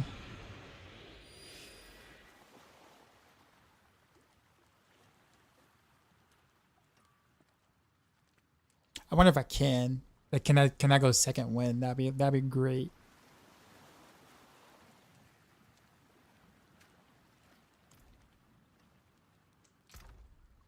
Where's my other pair of pants? Actually, I have. Is it this one? Yeah, it's this one.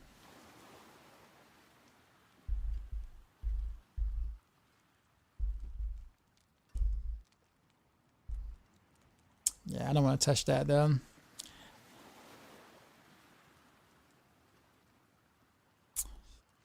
I don't know if I want to mess with this though.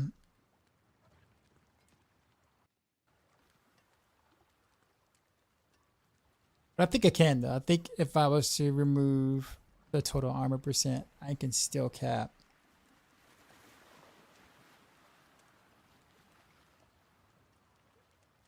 Because right now my second win's at what? 60%? Barrier.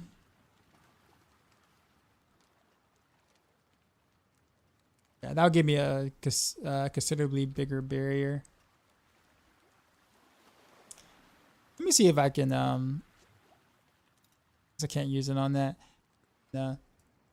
I wish there was a way for me to know whether or not I used a whatchamacallit on this or not. I guess I want to take the chance. You can infinitely reset masterwork ranks on gear.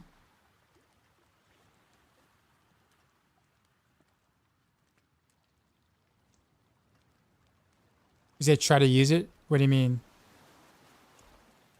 Like try to use it right now even though I have 4 tempers left, or how high do I think I'm going to push with this build? Probably somewhere like 104, 105 with Korean gear and like lots of fishing.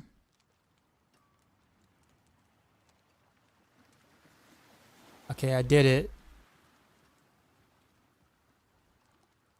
It didn't do anything actually. Hold on. I don't think it's gonna let me.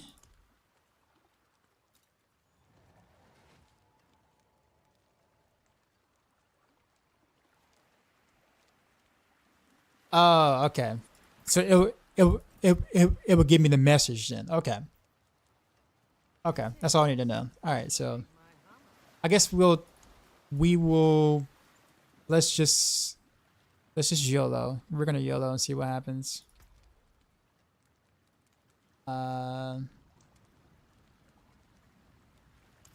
It's gonna be under defenses.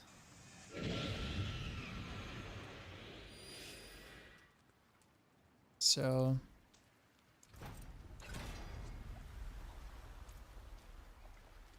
all right, so 937 is where it puts me. I probably could have just did it on the planner, but that would have taken longer than I wanted. I could figure out that much armor. Use it well.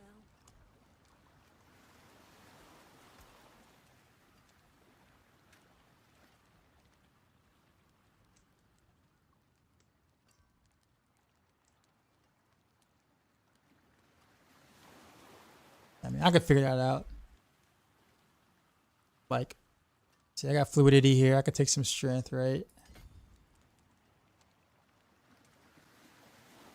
Oh, I ran out of points.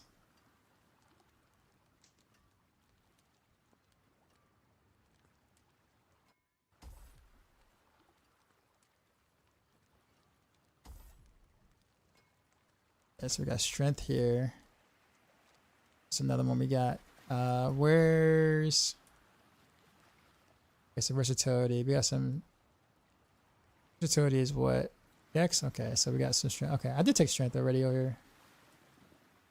Okay, those are my two go-tos at the time. I could just take strength nodes all around. Like, just go ahead and just pick up strength, even if I'm not getting a lot, like a huge value out of them. If it caps me, it caps me, even if I'm losing a couple of dex nodes overall. It'll be worth in the long run. Yeah. Actually, how much is 1/7 strength node? Hold on. Actually, why don't I take it? I could take it in the headhunter category, right? Where's a 7? It's not regular node, but I just want to see what a 7 does. Wait, was that 1? That was 1, right? Give me 1 point. Yeah, 1 point. Okay.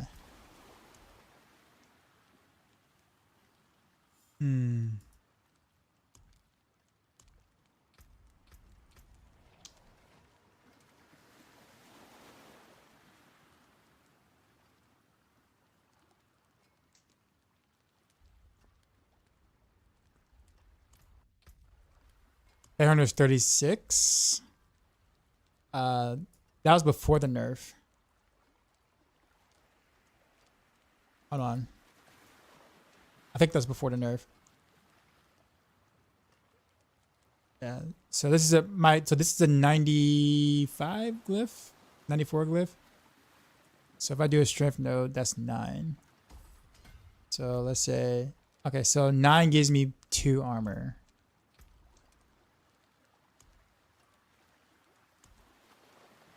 So I would need 25 more strength nodes.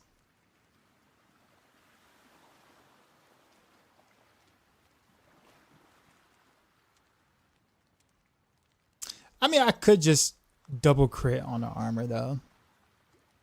That might be the... I probably would lose less dex that way.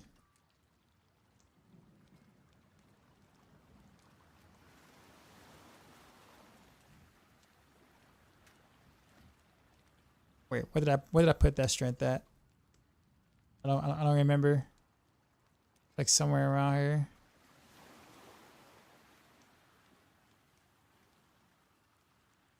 Bro, I don't remember. I don't even recall where I put that strength at. I'm so blind right now. Or have GA armor, yeah. Yeah, GA armor would do it actually.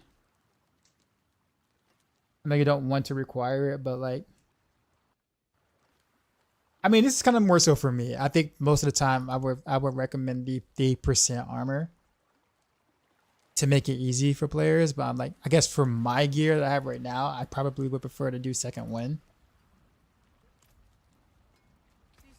But yeah, I mean, you're right. Basically, at the end of the day, you're right. You know, if I can do GA dex, GA armor on pants, like that would be ideal.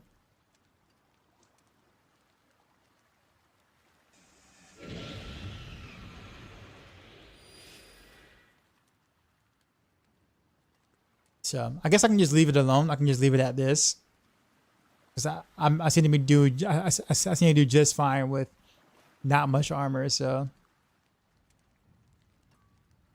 Mula, appreciate the follow. This is your jam. Peach, what's happening, man? All stat instance. You know, actually, I could just remaster work my shroud and try to get more hits on the all stats. I mean, I did double crit on maximum life, so I mean, and we all know how much I like life, right? Health. I mean, that helps too. Yeah, definitely GA on armor probably. Because when I do a new glove, I'm not gonna want to hit the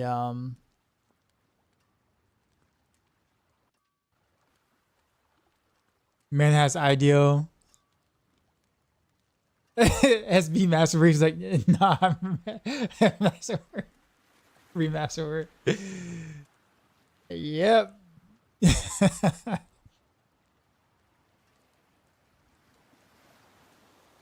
Alright.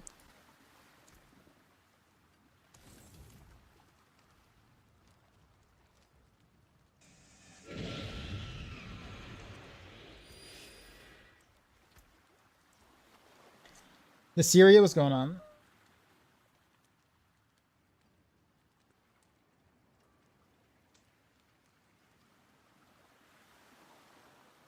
Off stat instance. Yeah, like I said, I really don't like running those. I'm gonna be 100% honest with you. Actually, wait a minute. Isn't there like an armor instance that's actually like still pretty freaking good relative to the elixir? Which one was that? I forgot. The life one is still really good, actually.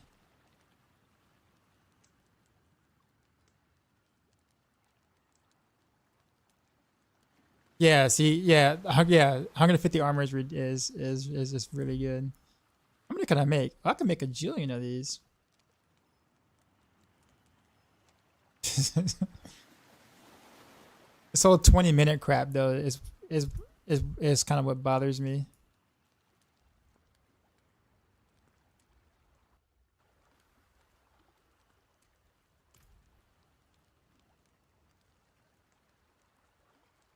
I mean, 15 plus 15 all stats I don't really care about. But cores is actually not bad.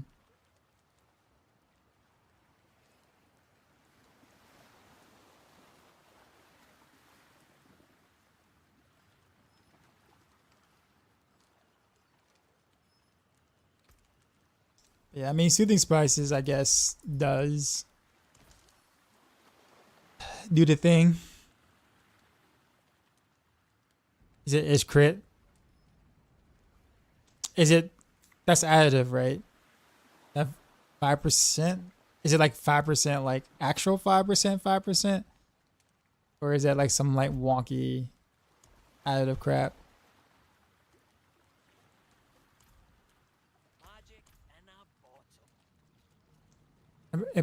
I'm a herb farmer like you. Actually, I don't really farm herbs. I just don't use a lot of my stuff. I spend more time like mechanics and game testing, so I don't really spin stuff, if that makes sense.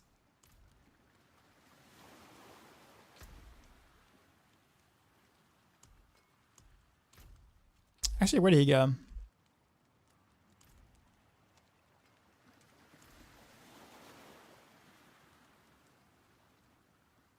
Jack Holler, are you there?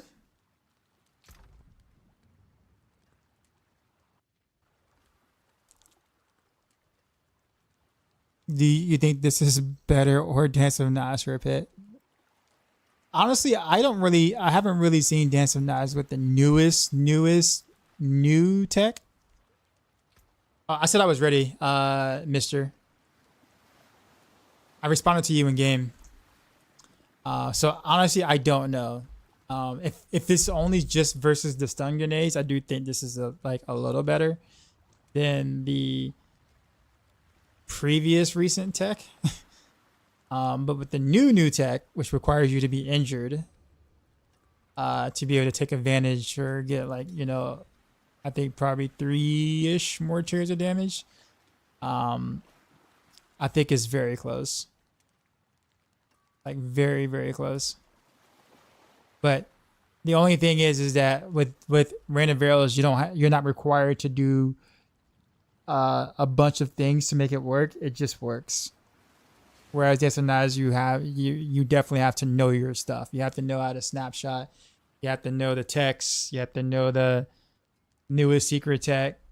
And like for all the things you have to know, like it works, but you would expect the build to be able to do like a 130, 140 with the amount of things you have to keep up with. But yeah, hard to say though. Hard to say. I almost back then Dance of Knives was definitely the king of speed farming. But honestly, now with Rain of Veils doing what it's doing, I think Rain of Veils actually might be better XP per hour than Dance of Knives for like Pit, maybe. Like we're talking about like slightly though. It's not like a wide margin. We're talking about like slightly.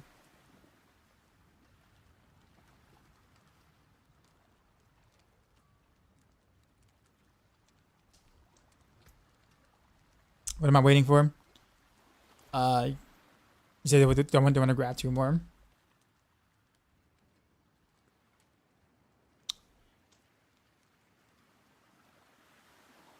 How do I make this fair? Actually, hold on.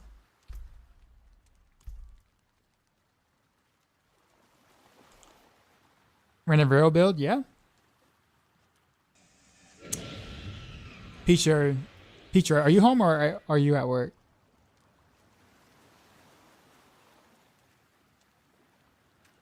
They've got really good now, but really good. Not perfect, but really good and can farm. Oh, you said you got really good now and you can farm 75 80s. Okay, cool. Good stuff.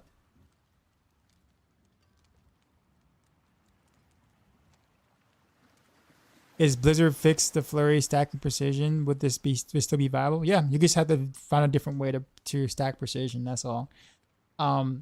Which would be a little tougher, but I actually was doing some I was doing Heartseeker at some point as my precision stacker, and it works well. The problem is you have to in order to do it, you have to give up a sword slot, like a weapon slot to do it. So like you have to really masterwork your double or chance to do a double damage on your Rain of Arrows on both the other sword and the amulet. And you lose some crit damage, obviously. So, but you can change out your boots, which is a good thing. So you can change out your boots to gain an aspect, but you lose 2 rolls of crit damage basically on a sword. Because you have to run Shard of Arathio to be able to spend energy to be able to get it. So like it gets a little wonky, but you can do it. Like it'll be like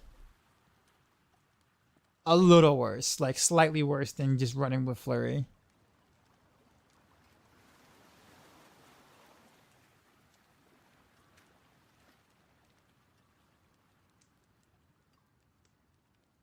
You work from home. I was gonna ask if you wanted to play.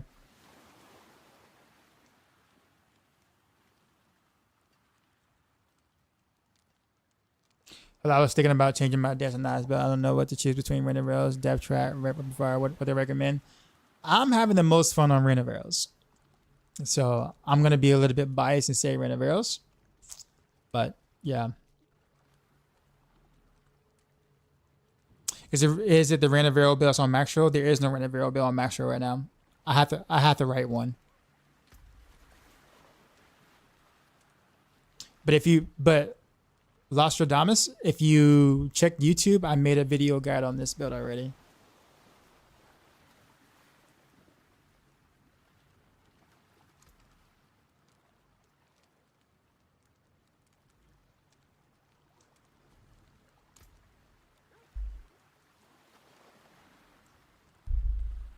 What am I doing? Under City. He has Radiance Tribute and Ascendance Tribute. So we're gonna have to run a few of those.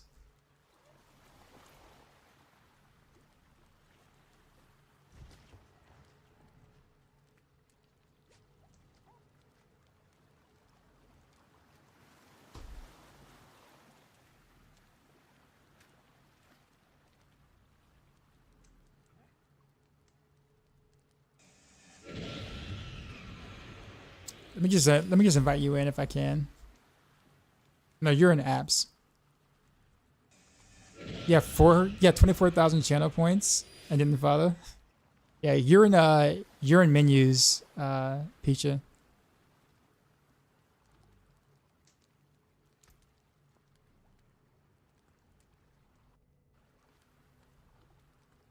He's gonna go to bed soon, so.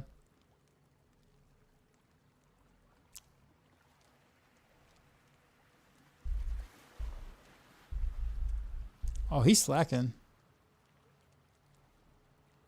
Pink sock, the perp, Zeal. Filthy Rich. Oh man, Filthy Rich has been gaming. What?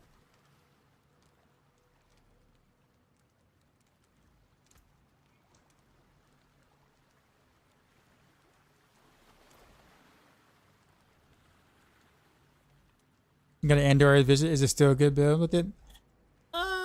It's really not that good this season on a rogue, that is.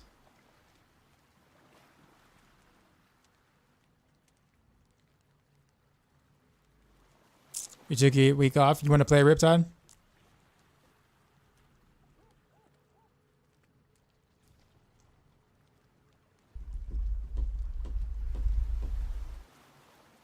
Oh, you guys are looking at me looking at my friends list. Is that what that is?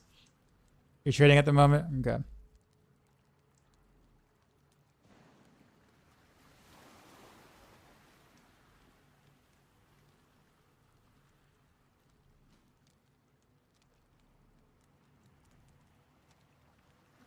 Hardest to league rogue build? No.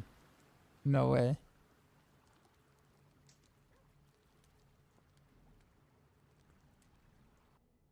You hopping on, Peachin?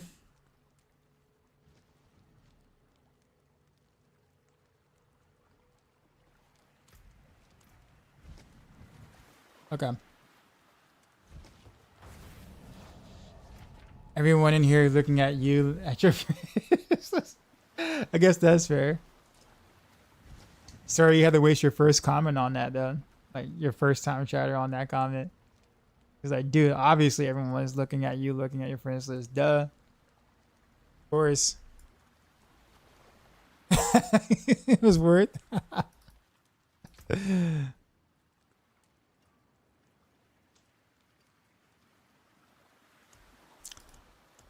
Alright, so while we're on Peach, I'm gonna try to masterwork this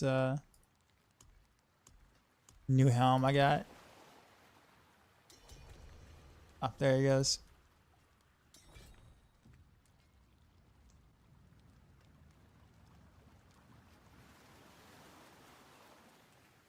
You don't know whether added the stupid runes from Mythic Uniques? Getting Mythic Uniques actually isn't that hard this season. I say that. That probably sounds like, you know, like, oh, well, it's not hard for you. You play a lot, but I think like the how easy it is to get boss mats makes it so that you can do boss runs faster, and because now you can reset bosses like super quick, it's easy to get like 4 runs in. So while yeah they have a lower drop rate, I think the difficulty of getting the mass has dropped drastically, specifically for players who like typically don't trade. If you trade, obviously you're gonna have a pretty decent size, you know, sizable amount of mats. But I think even just for like the average player that might not engage in that, we'll still have quite a few mats to kind of burn through.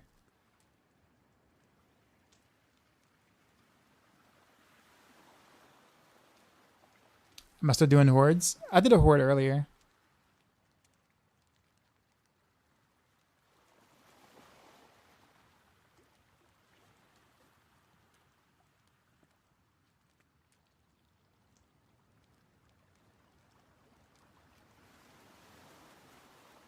Enough for whatever you want to do, Jack.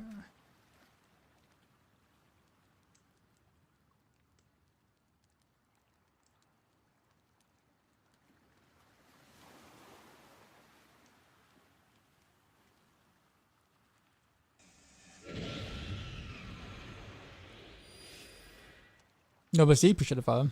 I want to see this build, did the dance nice and a little underwhelming. Well, I do have a video guide that actually shows gameplay as well. If you do !build and look at the YouTube link, it takes you straight there. But yeah, we're gonna play in a minute.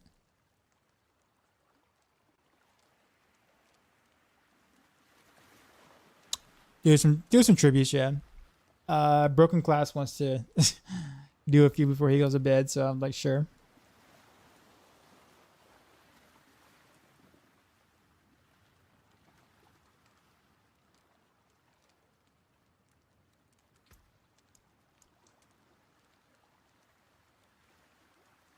If Crush, I'll only get one spark back.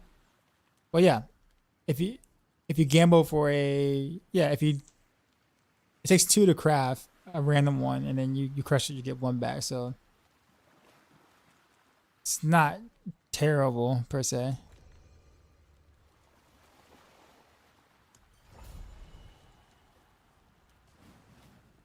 Guinea pants. Word. Oh, I forgot to put the thing up.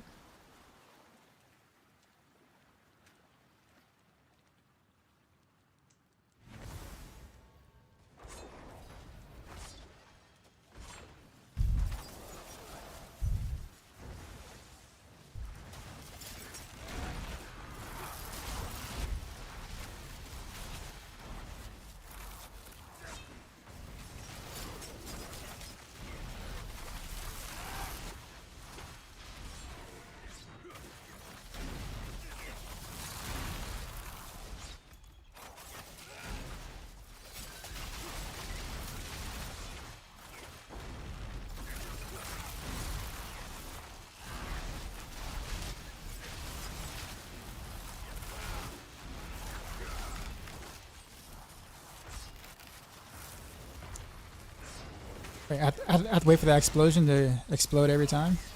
That's lame. I'm gonna pay you in pots later. Okay. The same ones, Fortitude?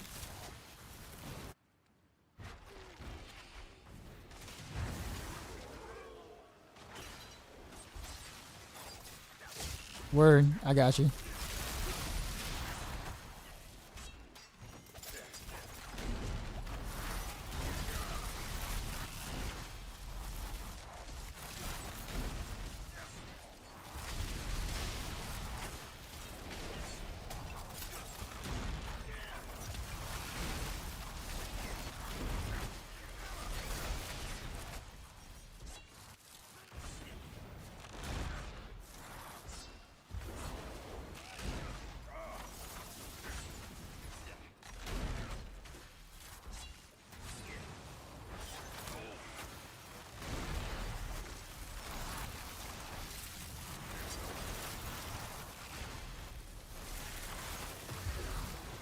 I'll do the pots. I literally never craft those, so I should always have mats for those.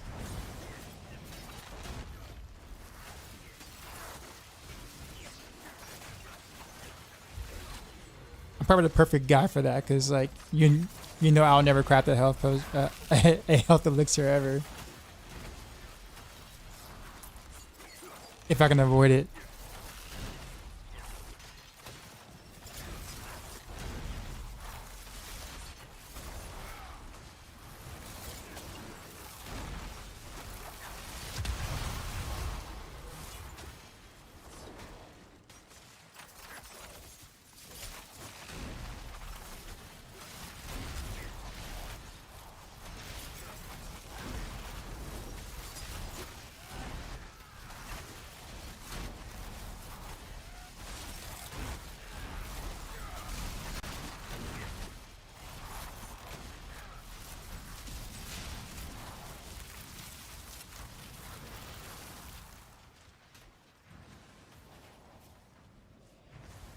Are we still missing? Oh man, really?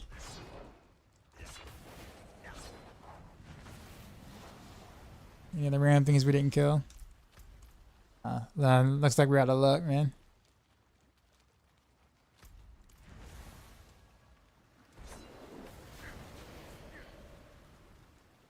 Second floor. Did we miss one, or we just miss enemies in general?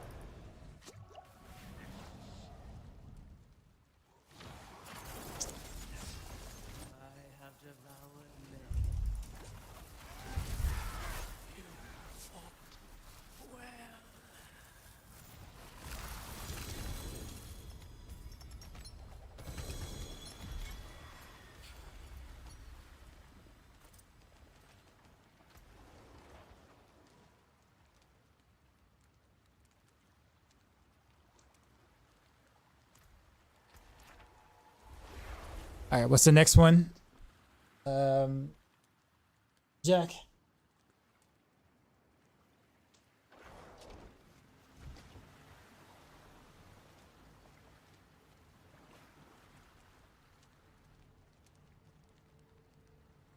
I don't know why I don't just leave dungeon. Like, why don't I just leave dungeon? I always TP out instead of just leave dungeon so I can be right there. I do it so often too. It's like so bad.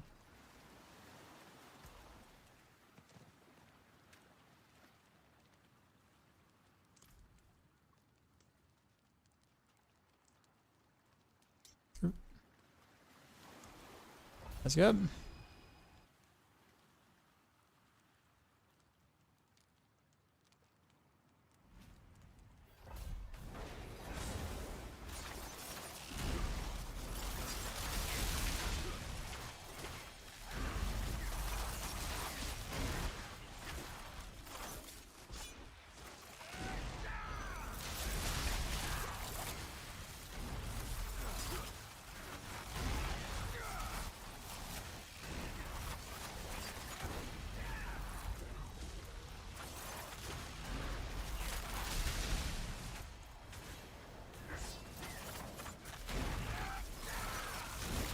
I'll just kill those strays along the way so we don't run into that issue again.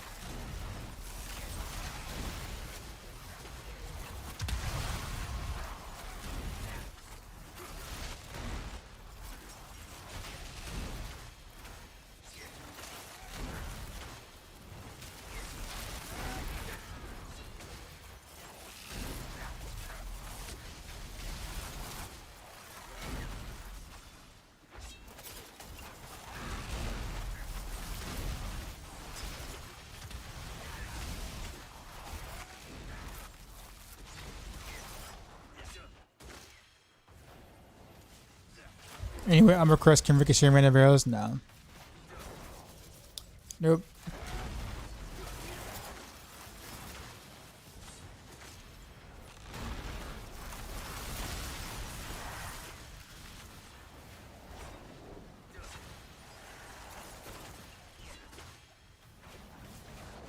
Clearing pits with no runes. You do know that runes don't give you much, right? Like runes are like at most maybe 10 to 20% more damage, if that. That's like one pit level, roughly, like 1.5 or 1.25 pit level. Like I could legit take off all my runes and do the same thing, and you wouldn't even notice I took my runes off.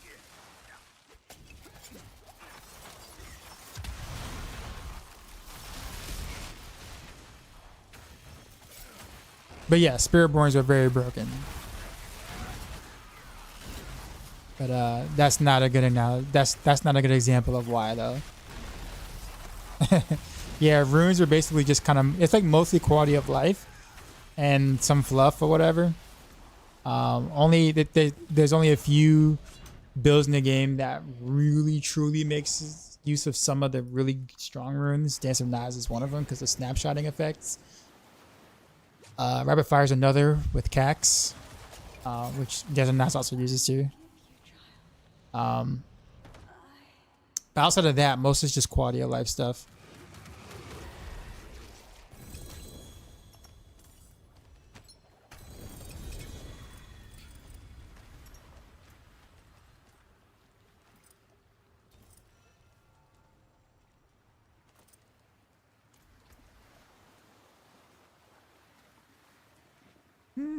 That's up to you if you guys want to run it.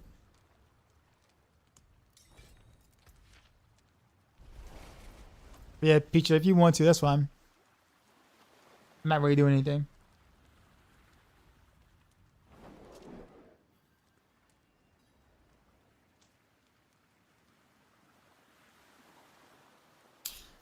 If I am Barrage, we're gonna notice the ultimate depth trap requires no witness and diminish. Is there an alternative path for those to take for those that don't have the ring for energy regen? You talking about like Starless guys, you mean?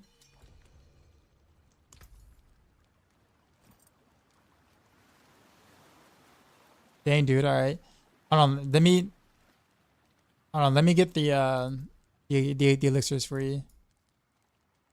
I think you can get it that quick. Okay. Yeah. So even without the Starless Skies, you still want to take that. Like the Starless Skies have nothing to do with no witness and the ultimate stuff or whatever. So like, yeah, whether you have a Starless or not has no bearing on that. Unless you're doing, are you doing Inner Sight? Is that what you're doing right now? Until you get like the stuff, is that what's happening?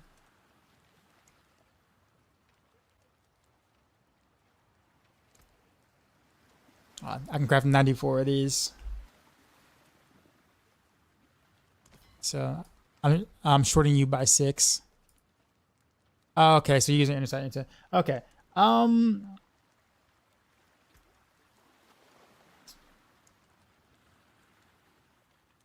I see what you mean.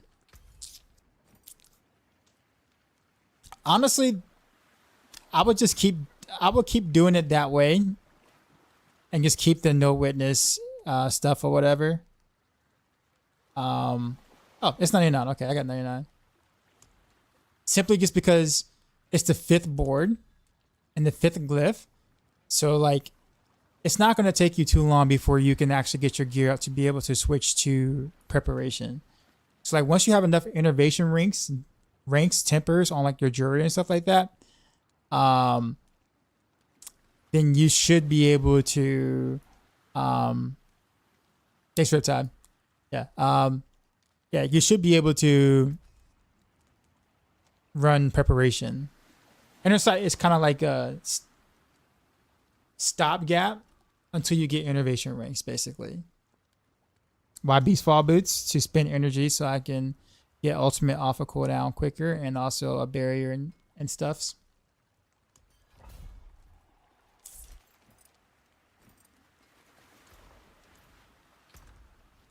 It's actually quite necessary. I'm not the biggest fan of the Beastfall Boots in general, but you kind of have to. Unless you run the basic attack version, which you, at that point, you can bypass Beastfall Boots. I'm rolling Flurry now. No, this is Rain of Arrows, like legit Rain of Arrows build. Flurry is just what I'm using to stack precision.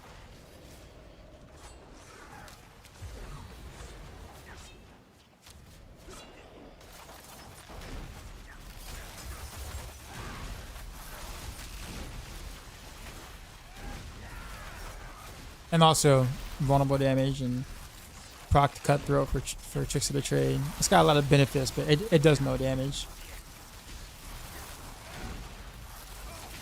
In this build, that is. Alright, Jacob, you have a good one, man.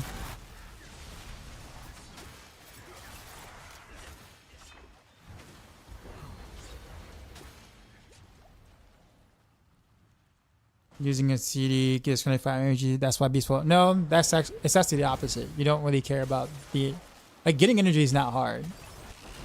You're trying to spend energy as fast as you can. And so when you cast Flurry after you cast an ultimate, you spend all of your energy, and that's what you want to do. And that's the fastest way to do it is Beastfall boots.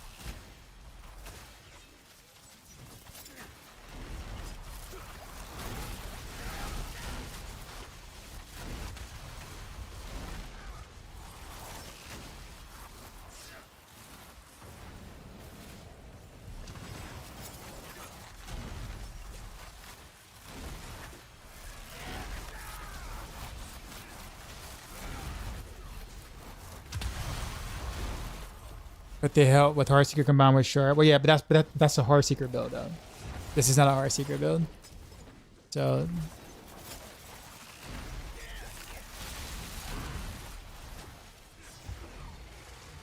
And beast fall boosts don't generate 25 energy per flurry thing like that. It only works for cold clip, and that's because it's, well, bugged.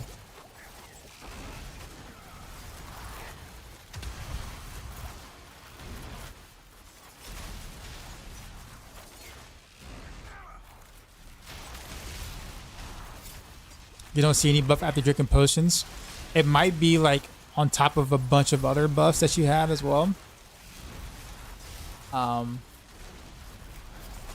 2, you got a perfect bow that has 2 GA on dex and vulnerable damage, max stat, a max slap, a temper, and got max roll damage on next attack after stuff. Does it work like snapshot mechanic? No.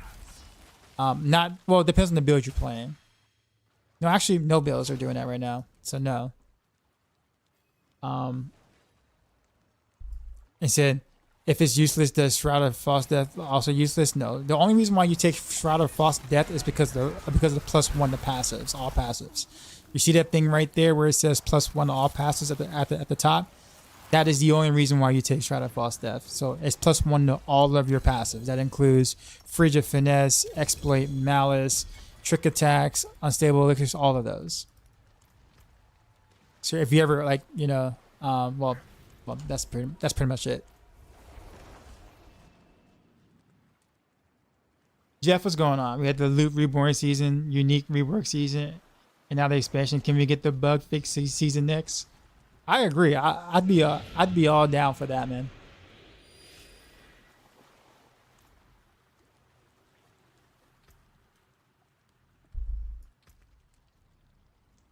All right, I'm gonna masterwork these pants real quick. I think I'm gonna masterwork a couple of things. I can get myself a little stronger. Actually, I was gonna ask Riptide for something. I think he's probably gone now. Get my last little 6 levels on my 2 glyphs. Season of dupe removals. Are you still here? Okay. If you want to run me through like a couple of pits for my last couple of glyph levels.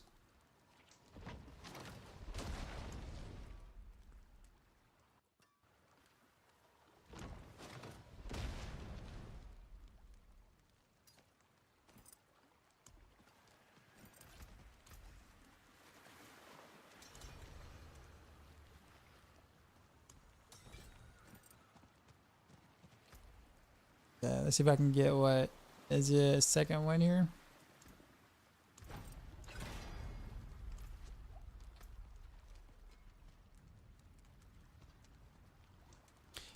Is that whatchamacallit working now? The 6%, the maximum life while Dark Shroud is active. Is that actually working now? Not that I want that, but just out of curiosity. Like, did they actually fix that yet?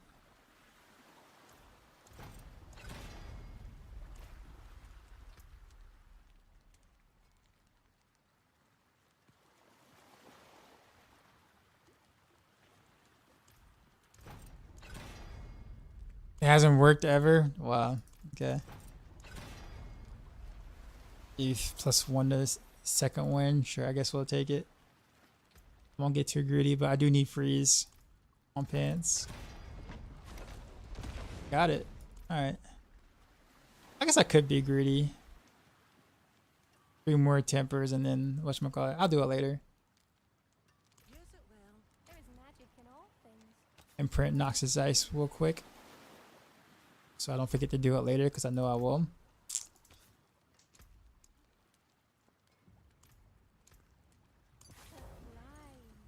Okay, and I'll put this on later. All right, I'm ready.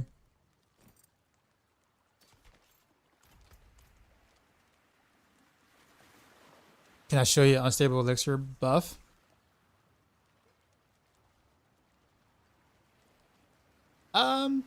Sure. Let me get into this pit real quick, and then I'll just pop Unstable Elixirs real quick. Even if you don't see the buff, it's definitely working. Is Annie's that bad now? It's definitely not. It's not that good.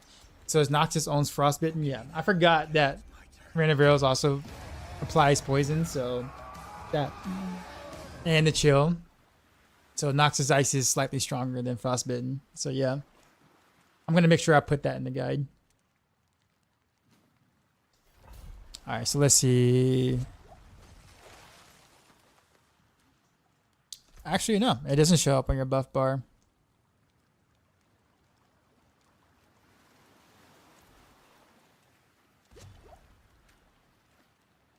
Nah, it doesn't show up on your buff bar, but it's definitely there.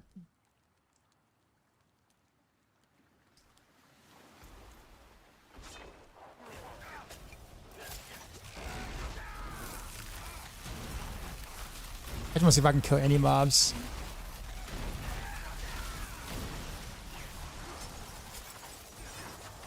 I'm gonna Peach right here.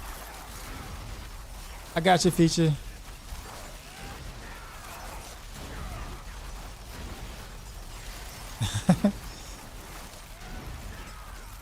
Stuff is actually dying though.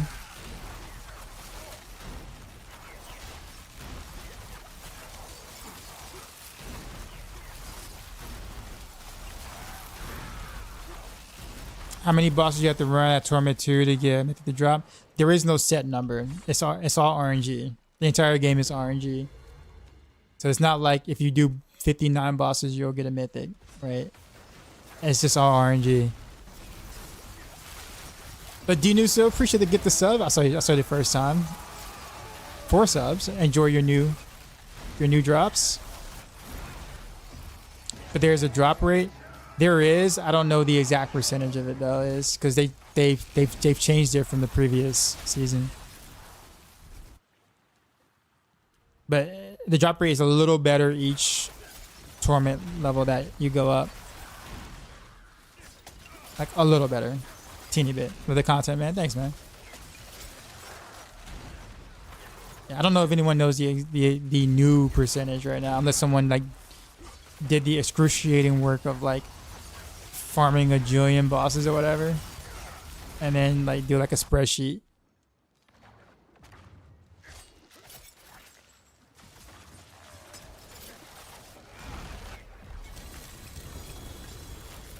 Here I was trying to wait for the ads. I was like, I'm gonna wait for the ads now for real. Watch.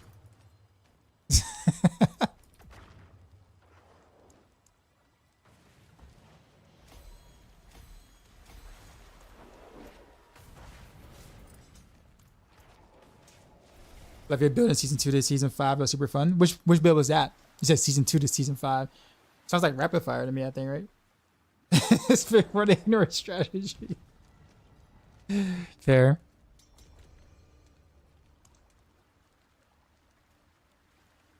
But that brother, thanks for the build.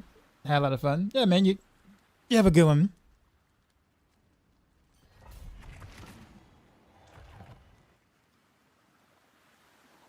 Same happens to alchemical advantage, but the buff works. Yeah, I actually didn't even realize that wasn't even like a the buff icon wasn't there. There's always so much on the bar that you just can't really see what's going on half the time.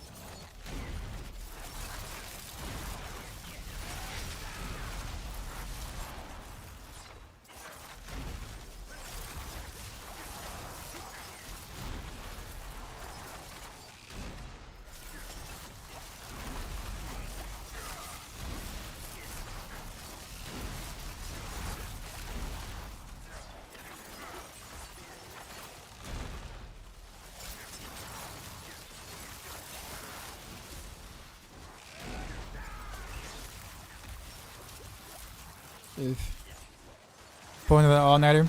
I actually started my stream pretty late, so like I've only been on for about probably a little more than 4 hours because my stream crashed. I guess it's been about 5.5 hours. I guess. Now that I think about it.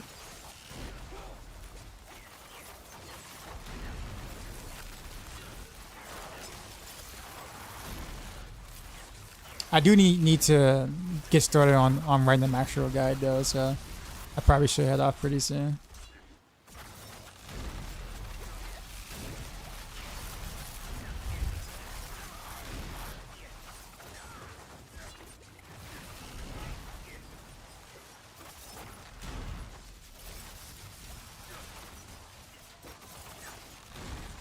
Don't leave us? Okay.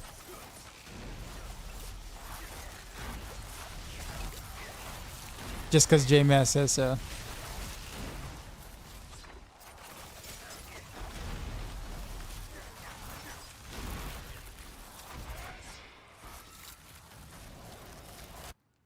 Is it possible for me to join you on a pit run so you can level up glyphs? I mean, sure. Mercatus, what's going on, man? How's it going?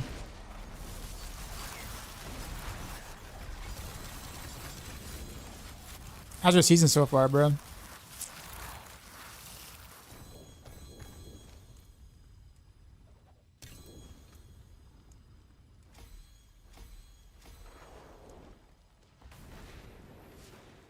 Yeah. We won't be in this for long though. 3 below 0. I think it's. I asked him to help me get my last like couple of levels. I could have gotten it. It would have taken me like probably, I don't know, like hour and a half, 2 hours to do it.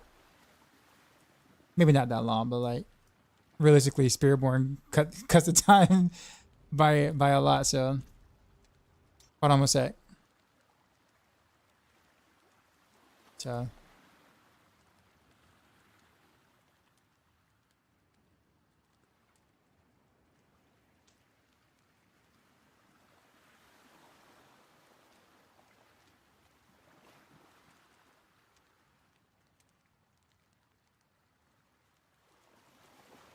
I don't know why I can't paste. There we go. But yeah, you can get in. You can get in on the runs. So the glyph levels do matter a little bit, but honestly, like you might want to look at your equipment in general. A big thing with Heartseeker and the shorter, like the Heartseeker in general, is having a good short of Varathiel. Not for like the damage range, but that basic attack speed is like ridiculous. Like it's a night and day thing. So like there are just some pieces that you have to just kind of find better in a sense, and that a lot. I think when I hear this often, where it's like people feel like they're kind of at like they're hitting a wall. I'll oftentimes ask for an invite. By the way.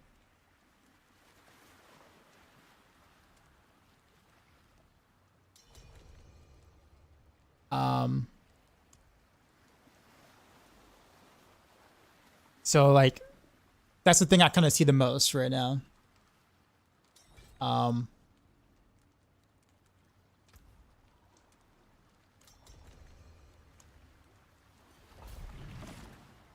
Yeah, pit 146 now with Touch of Death. Hard to figure out the damage procs with it. 225,000 trillion. These damage numbers, bro.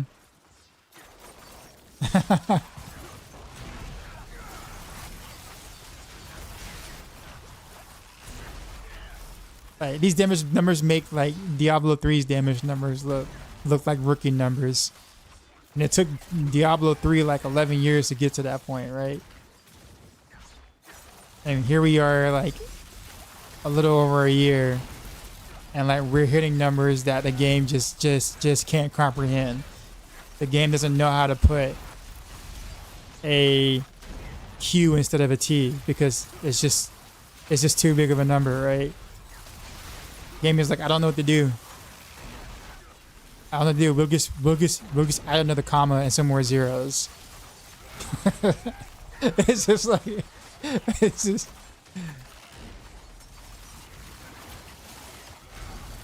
But cool, man. I'm sure you'll figure it out. I watched you do. I think it was you that did it. I think it was like 2 seasons ago, something like that. I think you ended up like, because I normally don't really see you on Rogue much, but I think you ended up putting together like a pin shot build for like some pushing, and you were dedicated to getting that clear on pin shot. So like slowly but surely, you climbed up one by one. Yeah. And I was like, I was lurking a bit throughout most of that. It's kind of cool to see like, you know, maybe like non-rogue main per se, like do pushes like that. Watching someone else new do it, I guess you could say, or watching someone else that you don't normally see push rogue stuff do it in a sense. So that was cool.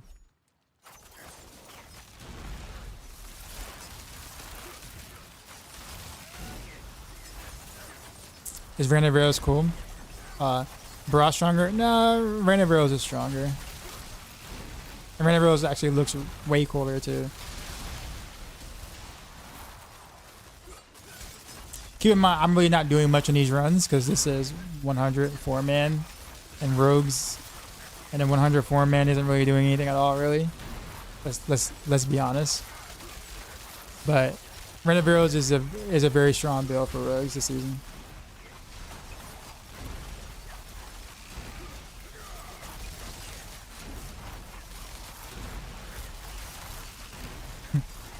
But me and Peach got this a little bit. Look at that. We're withering them down. I don't know why, but I got so many lags in this game. There's a lot of bugs.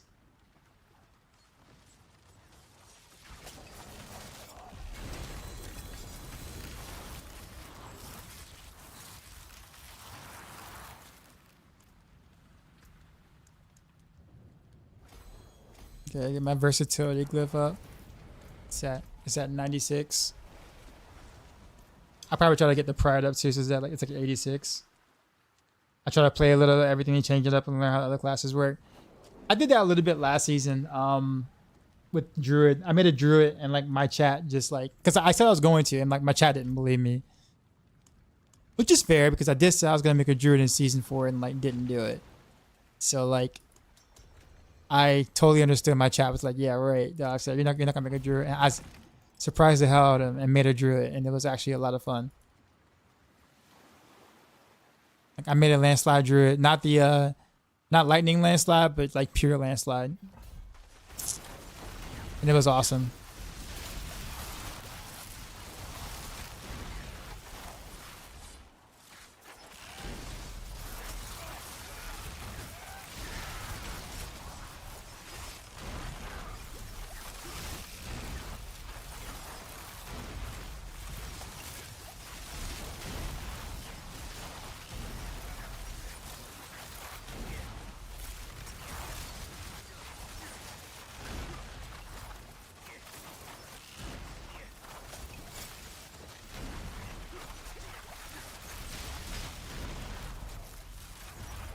Oof.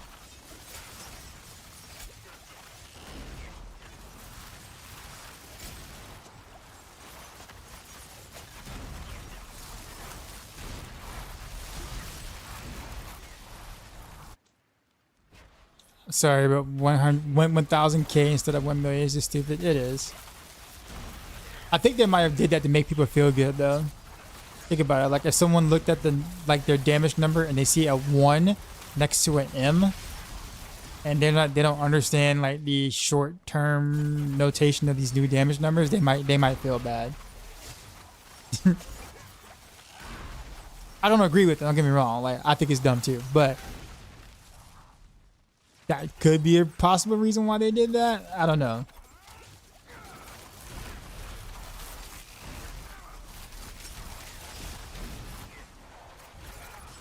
Hi, is Renovaro's Kippo TM100 clear? Yes. How is it compared to Rapid Fire? Rapid Fire is Rogue's strongest pit push still. I would say with like Korean gear and like lots of fishing like you would for any build if you're pushing, you're looking about 105, 106 roughly. Whereas Rapid Fire is like sitting at 110, I think right now. 109, 110.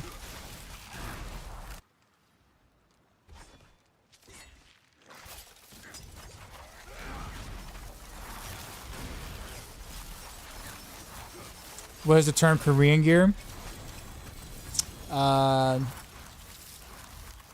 Think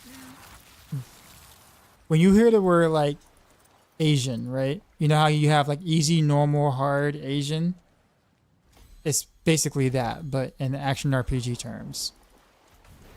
There's decent gear, good gear, godly gear, Korean gear, Chinese gear. That is how that works. Korean gear is just godly gear that people might have actually like did a lot of good trading for. Chinese gear is basically real money gear, like RMT gear.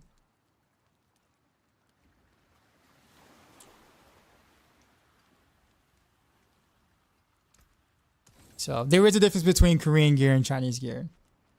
So I just like when we say that, like in terms of how it's gotten, I put it that way.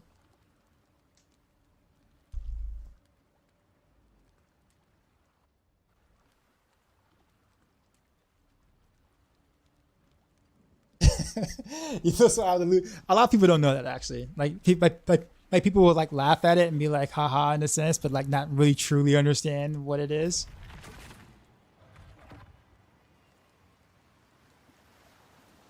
Hey, what happened to you? Where'd he go? Why is my character on fire? You know, that's actually a very good question. No one's ever asked that. So, yo, hey, Doxa, your character's on fire. It's like, oh yeah, it's a good point. So thanks for the runs, man. Tell the guy I'm sorry for dying. Oh no, man, you're fine. Like it doesn't bother us. Trust me, it doesn't bother us at all. I think he's just saying that, like, if you die, you have one less upgrade, so it ends up not being as efficient for you. If you can't survive, is what he's saying. That's all.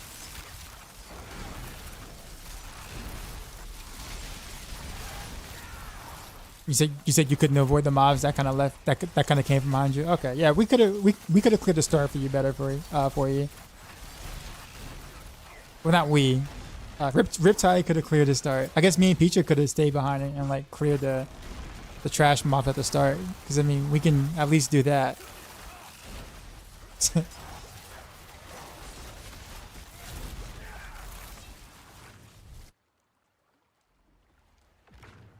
It's a lot like Japanese, Chinese mobile games. They love the 1000K stuff, really.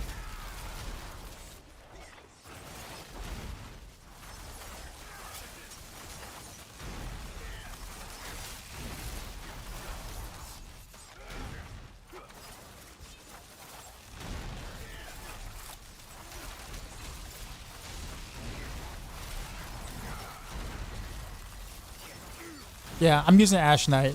That's the cosmetic thing.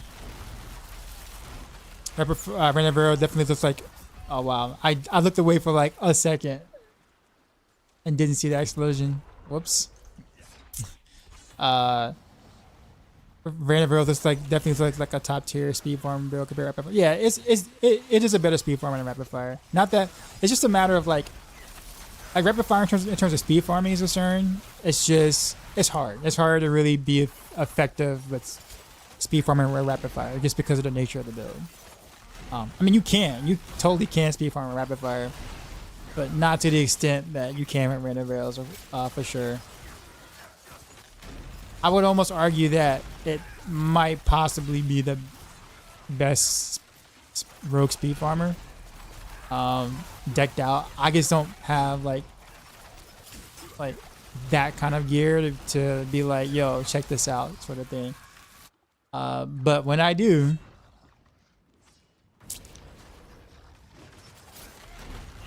yeah, I was able to do on most bosses, not all, but most bosses, roughly 4 minute ish, slightly above 4 minute 90s.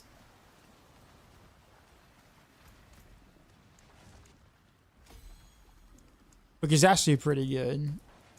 Well, for a rogue.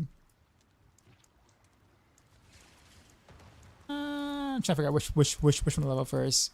Chip? Probably Chip. How's the build test going? DSC 115 plus potential. I don't know. I don't think that high.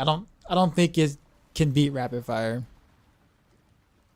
Rapid Fire damage in the window, especially like, I mean, when it comes to bosses, like with bossing, like Rain of Arrows damage is good, but like if you give Rapid Fire like the perfect scenario with Spirit Caller on bosses, like Rain of Arrows does do pretty decent, but like there's only but so many arrows, Rain of Arrows you're gonna get in a stagger window, whereas Rapid Fire is just ridiculous.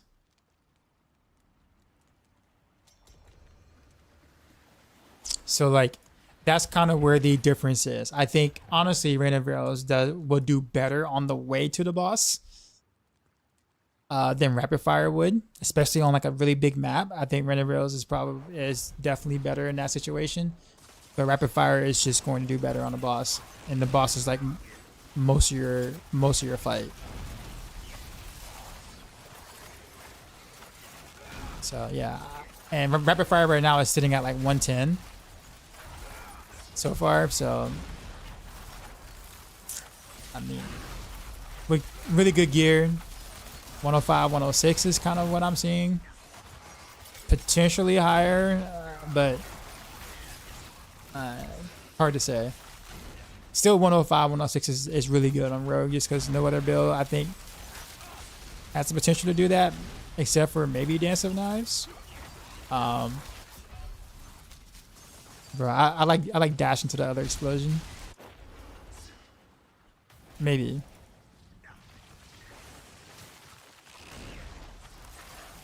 You crafting the last idea you have a Rogue? What are you gonna do?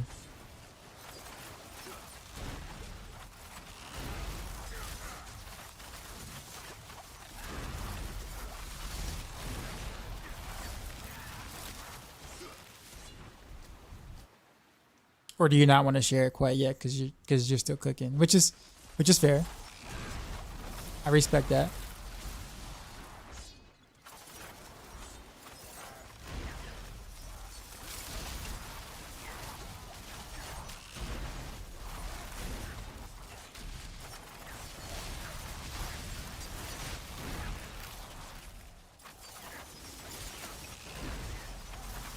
You see it, the fastest cleared was it 2.5 minutes.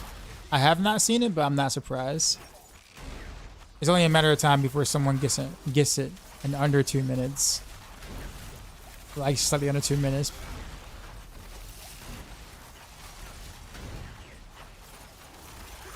I mean, I don't think all the bugs have been found on Spiritborn yet. It's only been like 2 weeks. I'm sure something new will pop up.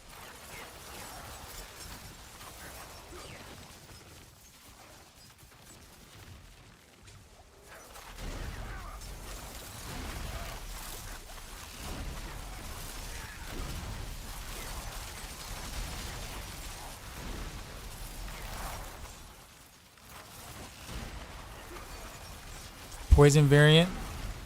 Currently testing with the new poison grenade that is boosted by stun grenades. So we say poison variant. Poison variant of what? Like, Rain of Arrows or like what build? Is it Rapid Fire or? The bugs are insane. Yes, they are. Honestly, man, like there's got to be one season where Blizzard just focus on bug fixing and that's it. Like I would literally give up a season theme if it meant that like 90% of bugs are fixed in this game. Like that would be an amazing season. Honestly, like I'd be totally fine with that. Obviously, like, you know, things being buffed to compensate for all the bugs that you fixed, but not having them so we can actually see how things actually work and where, you know, class balance and inter-class balance actually is, like that would be great, because we have no idea what that is right now, and we never knew what that was because everything that we compare to everything has some sort of bugs involved, so we don't know what that actually is, and we may never know at this rate. They keep adding new stuff, adding instead of like more bugs getting fixed, they just add new ones. It's just like, you know what I'm saying? So it's like, it's just so frustrating. We can't talk about class balance until they actually fix bugs to know what the balance actually is. So I'm just saying. So yes, season Season of bug fix. I'd be totally down for that. It would be my favorite season ever up to that point.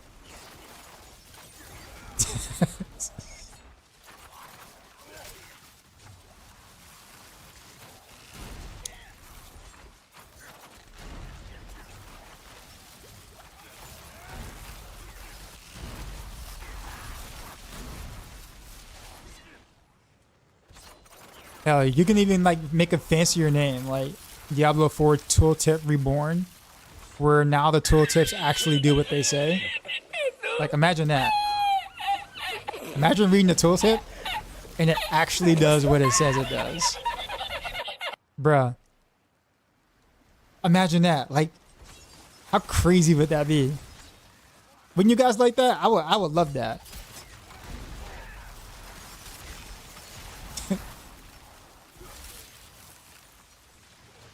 Actually, you know what? I'd freaking pay. You know what? I'll pay for a shop item that actually allows me to see what the tooltip actually says. Not what it's supposed to say, but what it actually does. I'd pay $10 for that. So I at least know what works and what doesn't. I'd pay $10 for that. I'm just saying.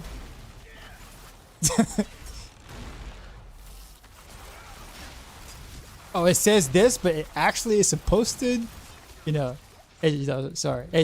It says this, but it really does that. Oh, okay. Okay, cool. Okay. Nice to know. Pay to see. Yes. Pay to see. Yes.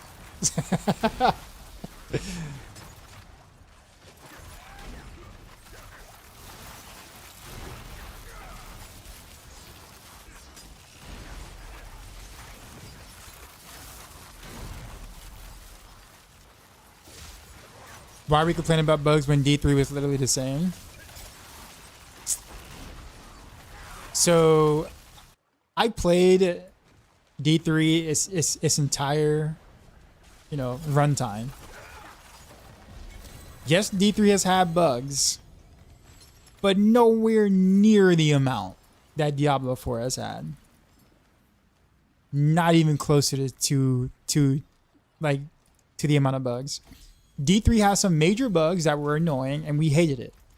But there were like some bugs. Like most of the game worked properly with like maybe 20 or 30% of the stuff like questionable or buggy or like obviously bugged. In this game, roughly 70% of the stuff in this game just doesn't work properly or bugged or is functioning in a way it's not intended. It's a massive difference between the two. This is from someone who's played a lot of both games.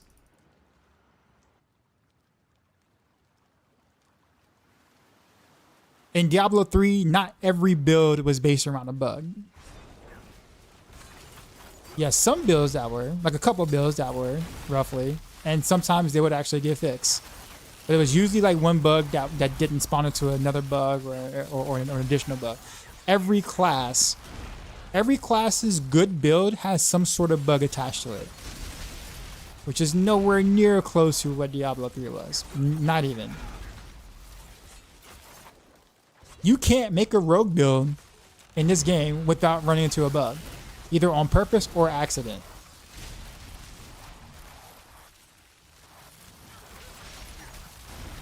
What about the fact everybody was buying in D3?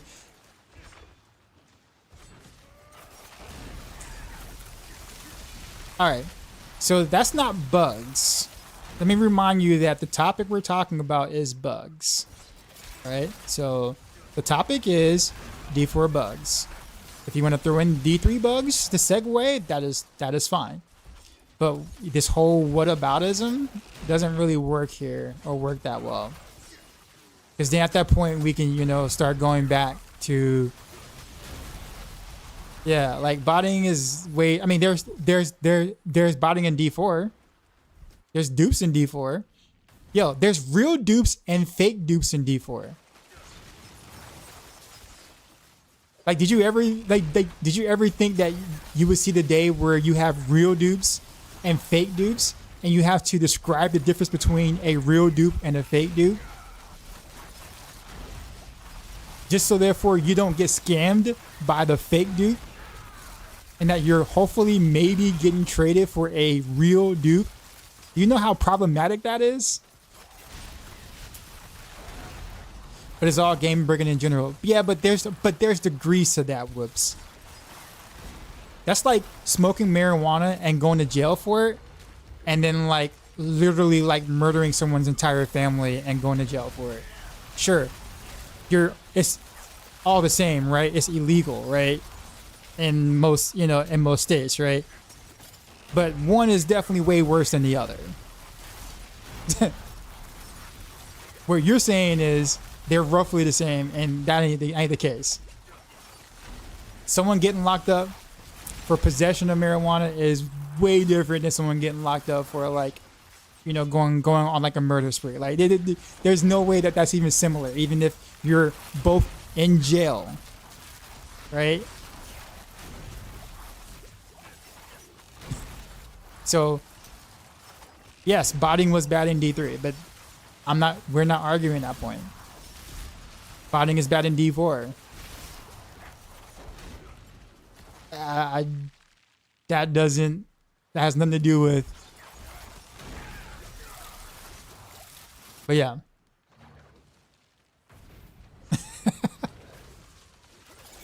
Can I help with this? What?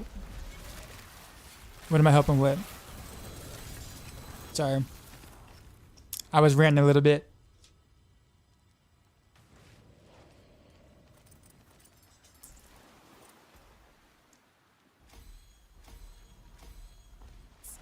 Rune triggers? Sorry.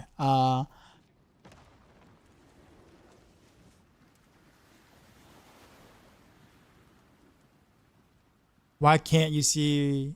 Wait, I'm confused. I might have to scroll up a lot. What triggers Warcry? Does this go off as soon as you have enough offerings? Yes, you do. It does. So if I have a second one with the same mechanic but higher offering requirements, that would never trigger, right? No. So like basically you have one ritual and one invocation, and they can't be the same. So like you have to have, so they're separate runes. So they go off differently. So whatever's connected to each other is going to be based or spawn based off that offering. And the other one, which I have right here, is based off of a different offering, off of a different ritual.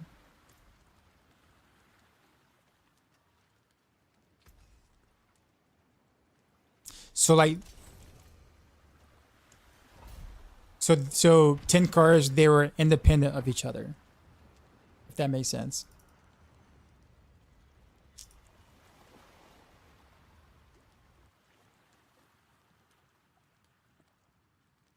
That's it. I don't know. I'm not a fan of state of the game, but when that changed. Well, I'm just saying, like, my biggest complaint is bugs in this game. That's all.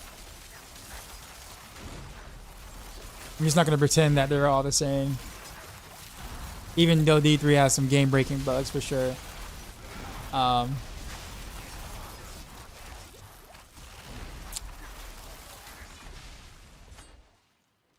about Twisted Blade build? I don't really know what you can. Maybe with Death Trap, you think that can push? I mean, it depends on, like, everybody's version of what push is different. Usually, I think everyone's standard is pit 100. Like, at least that's what I'm gathering right now. Is like, can it do 100? That's usually the standard. If that is the standard you're basing off of in terms of can it push, then the answer is no for Twisting Blades.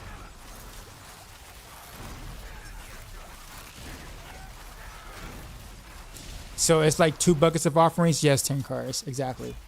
Yeah.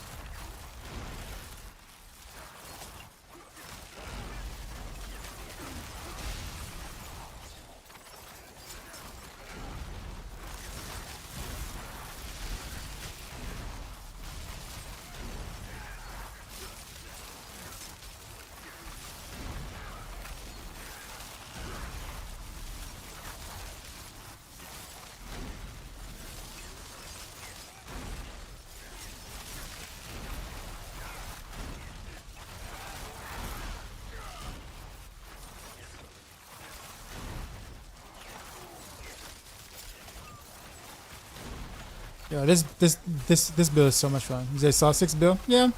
I mean 7 or 8 build are probably like the top ends I've seen. Renovaros hit several times per wave. So it's got some output for a rogue, that is.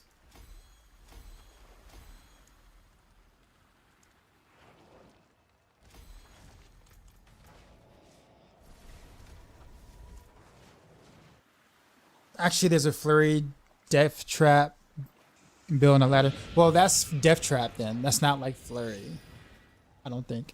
Or actually, is it Flurry? Like, is it a Flurry base build or is it a Death Trap base build?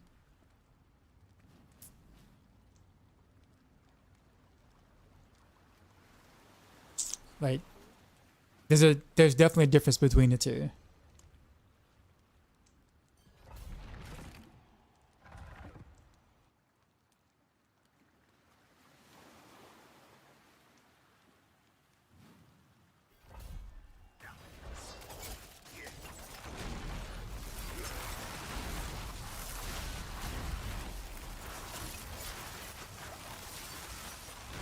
Already checked it. Hellties.com has like a third party ladder for people who want to submit clears.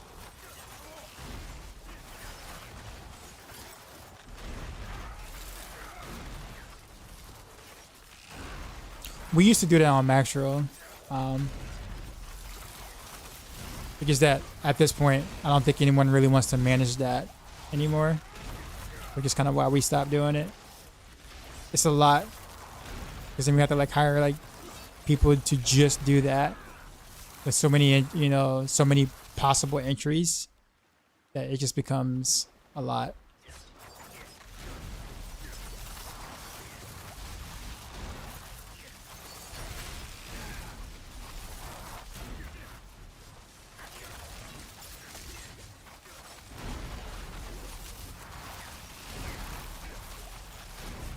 He's playing two bots.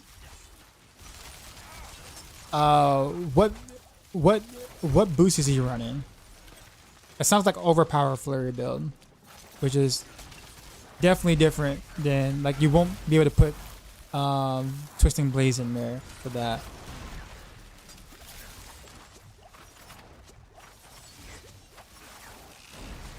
If he's wearing Beastfall boots, then that's definitely an overpower Flurry build, and that's like an impossible build to gear for.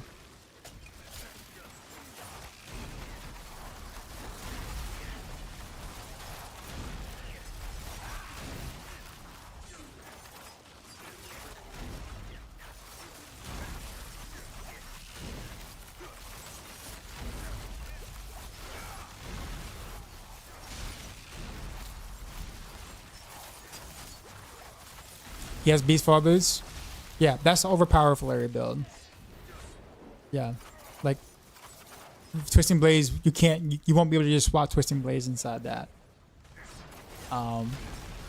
because of how it works. You wouldn't say it's impossible to build. It kind of is though. Like, do you know how long it took that person to get the gear that he has to play that build? Like, I know a friend of mine who actually built that build, and like, dude is like extremely good at trading, has billions of gold, and it still took him a long time to actually get the right gear, like, to even play the build. It's not really accessible. That's the reason why we don't have it on Maxroll. Like not Maxroll, sorry. We don't have it on the like Maxroll tier list per se, because like you can't really gear that out. Like the average person would never have the gear to do that. And a semi blaster wouldn't be able to do it either. So when I say it's a difficult build to gear out, I'm talking about relative to the rest of the rogue builds and even most builds in the game. That is extremely difficult to build. Like, you have to sit there and like go on a Spiritborn and like get Spiritborn gear for some of that crap.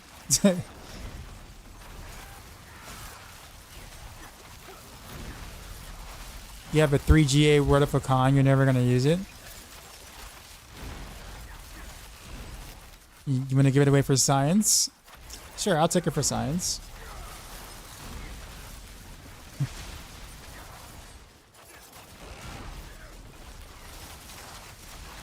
I'm not gonna say no to that.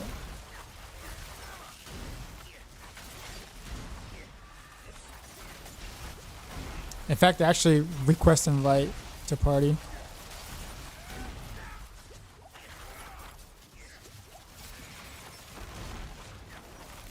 J Max said, but the Chinese guys can.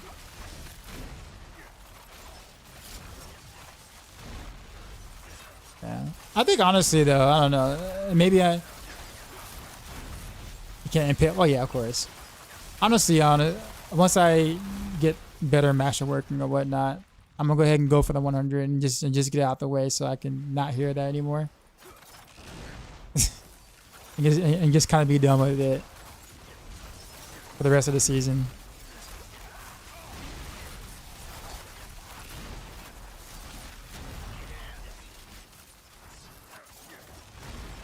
I guess it would be good for YouTube content. People care about that stuff. Why not go higher? Would be the next question. I guess that's true.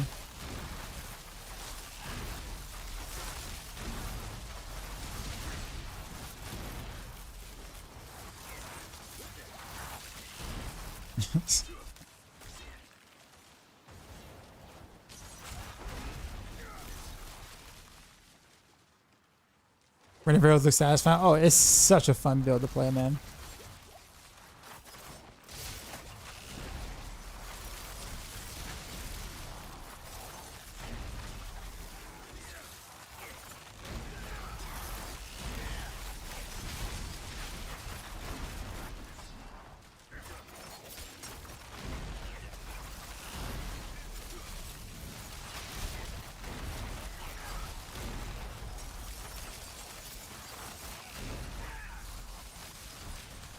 What would tier would Rain of Arrows fall into?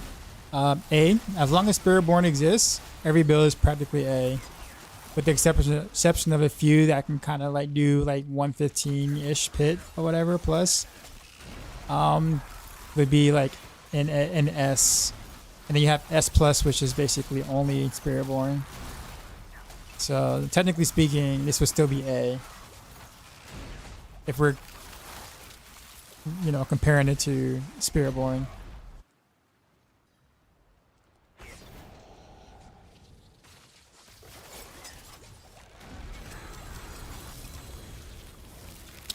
All right, 3 below. Request invite.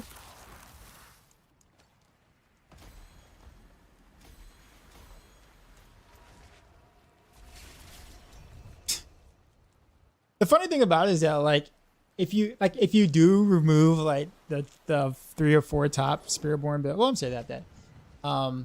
Actually, yeah, if you just remove Spiritborn as a class, like you say that, then like there'll be some builds that would look really good, like really good.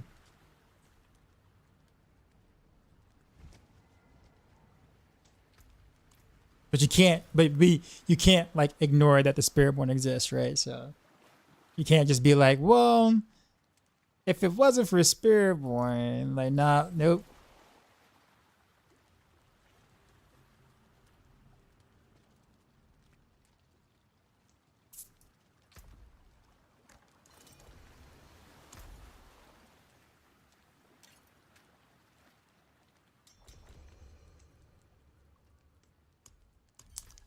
That's it. Thank you, sir. We'll hold on to that. Make sure I don't mess that up.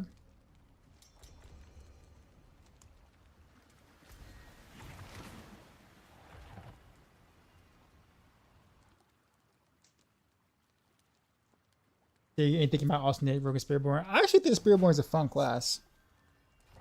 The times that I've played it before launch.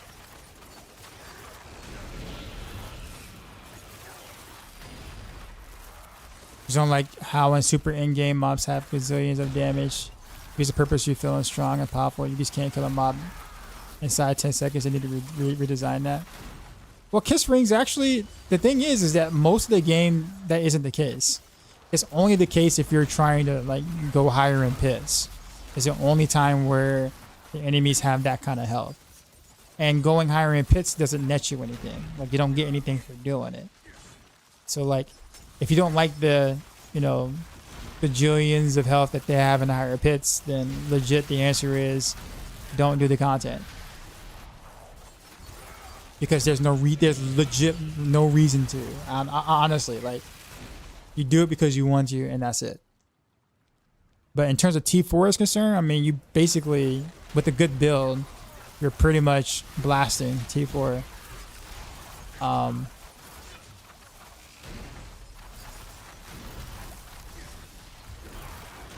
if you're not blasting T4, it just means that mostly it's a progression thing. Whereas like, oh, my gear just isn't good enough for that yet, or I haven't gotten the masterworks yet, or I'm missing some aspects or whatnot. Which that at that point is progression, right? So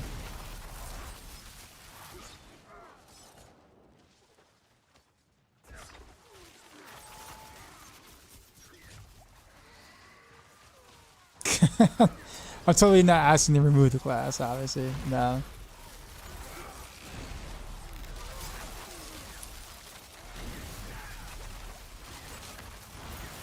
Ryan. Yeah, pretty much.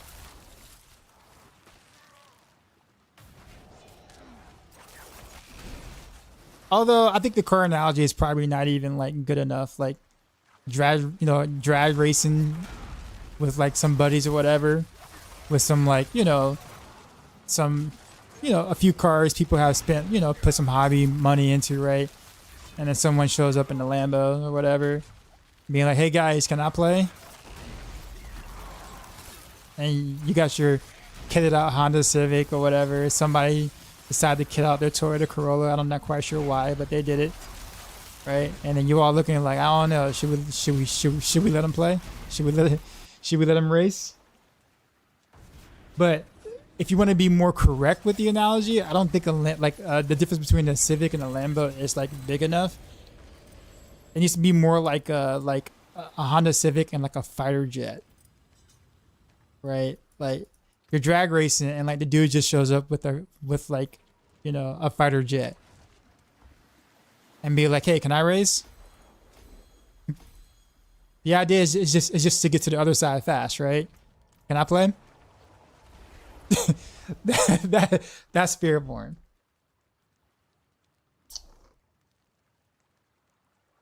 Skipping the roads, don't even have to turn or anything. Just literally just fly, just fly to the next destination.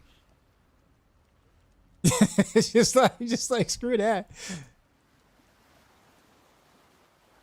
Like not even fair.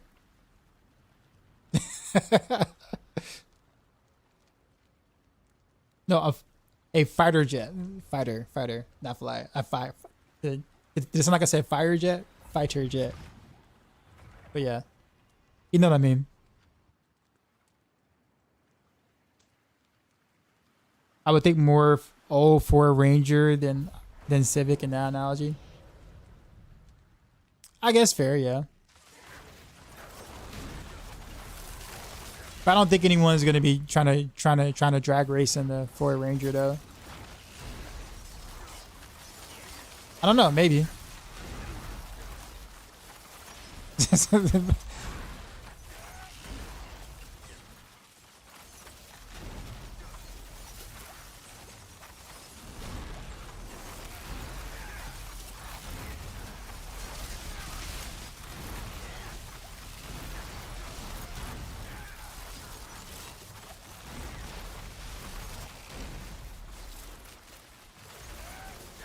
Just booty checks all the classes out of the way and rips to the finish line.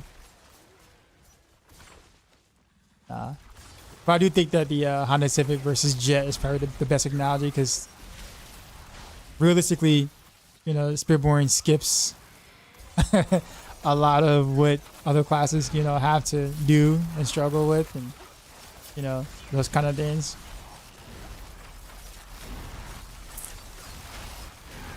I was young and dumb once. I got to like, I think I got to 65 by the end of the.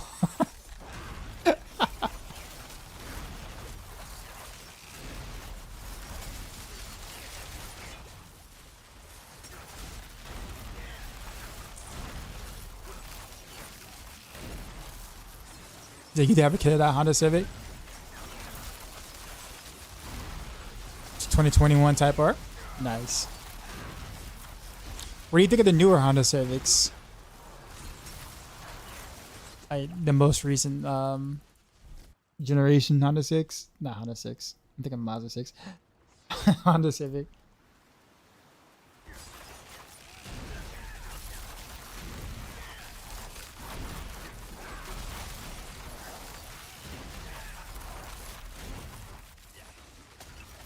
Yo, we killing some trash feature. Look at this.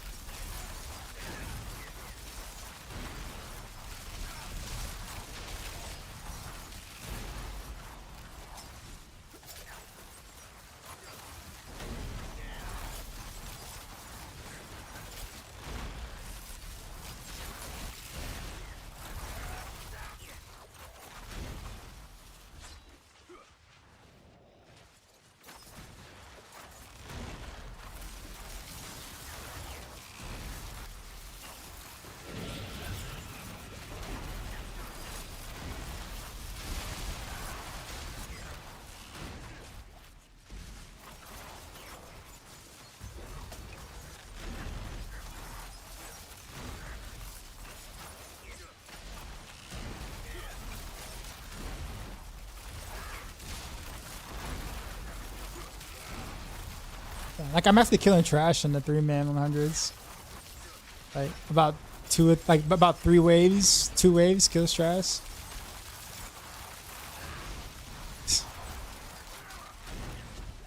Oh, it's 4-man. Oh, that is right. There's a 4th in here.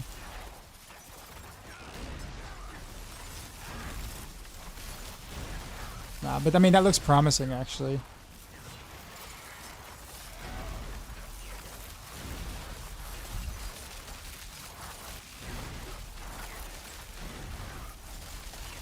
Yeah.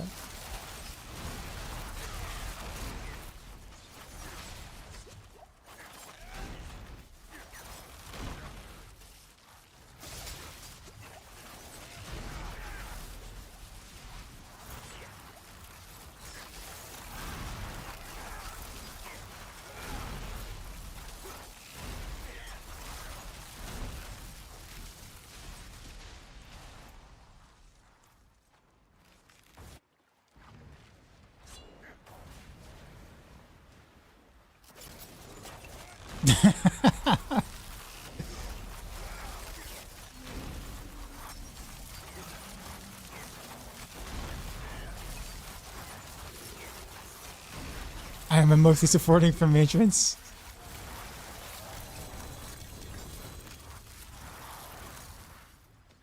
Excited about Kid, honestly.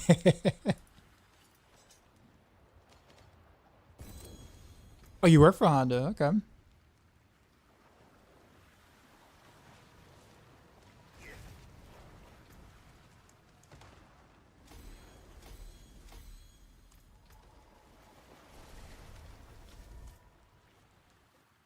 I got like one more glyph I actually want to get up. That's diminished. Is that 86?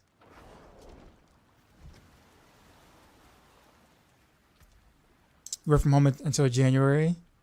Yeah.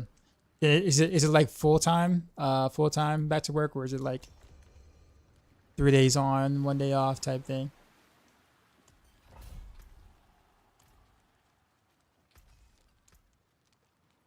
I'll keep my floor chart.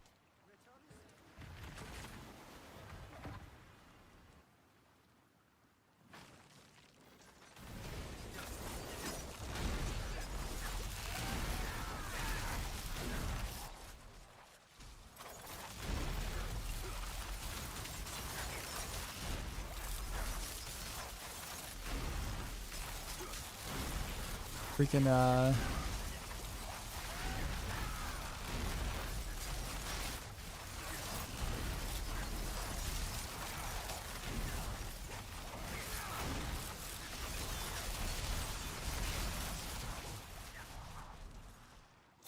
You click this Condor Shrine? What the hell?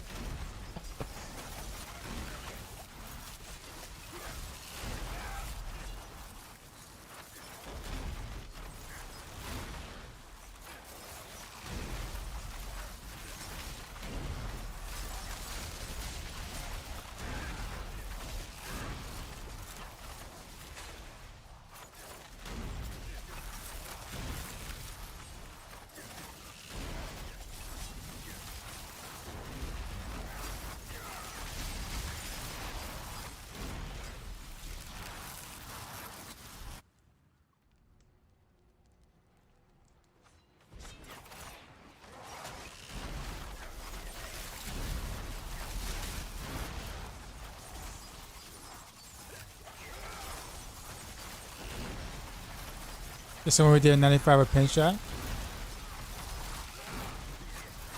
Not bad.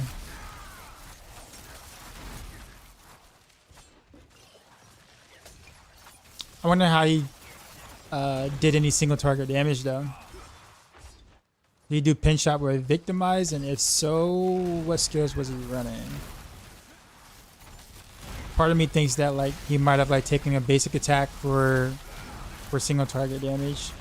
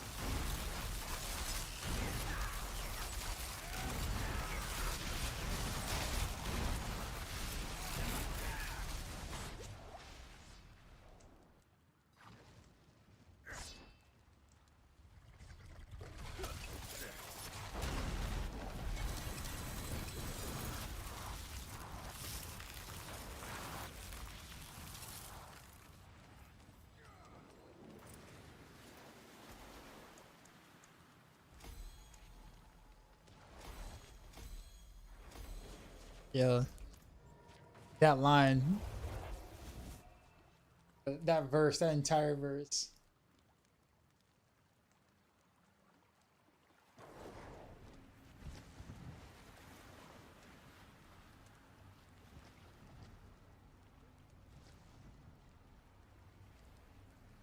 Poison trap, shadow clone, no basic skills, 70% of the pit time he was fighting the boss though. Well, yeah, that sounds about right. I'm surprised he was able to do any damage at all to the boss though. But pin shot. You said poison trap, shadow clone, Umber Crux. The shadow clone is probably just there for the no witness buff and to not get crowd controlled, basically. That sounds like a preparation build, a preparation victimized build. Umber Crux is probably an absolute like necessity to even scratch the boss.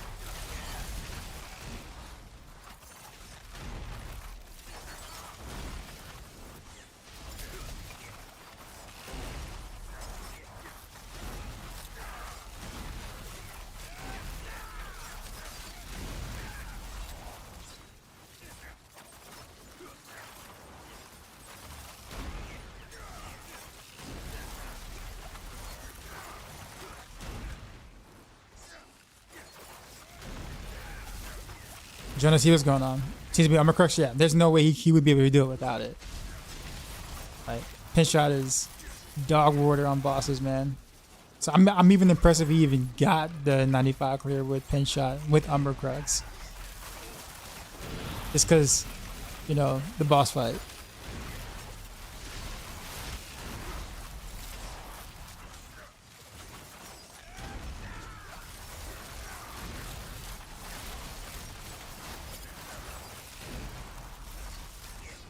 But I'm glad to see some dedicated players dedicated to the cause, like of a skill that they really like to play, regardless.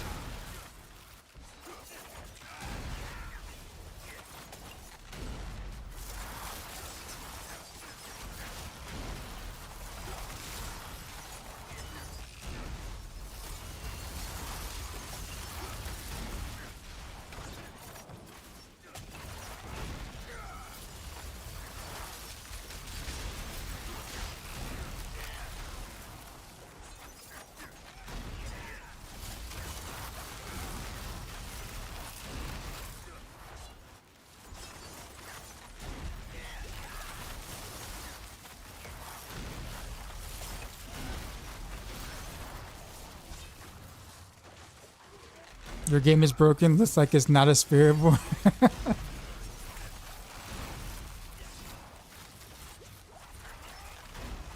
I didn't buy the DLC.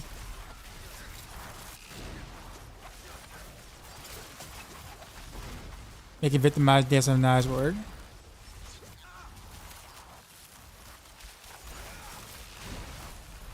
Here's a question. Do you like victimize on Dance of Knives? Does damage after stealth buff victimize? No.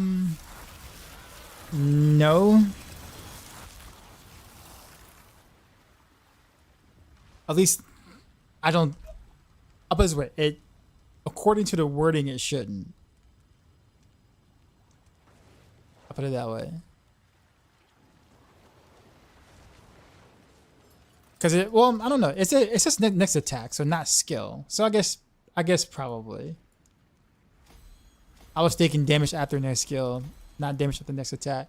So yeah, I guess probably, but it's still additive, and I mean, it's really not gonna matter much on victimize.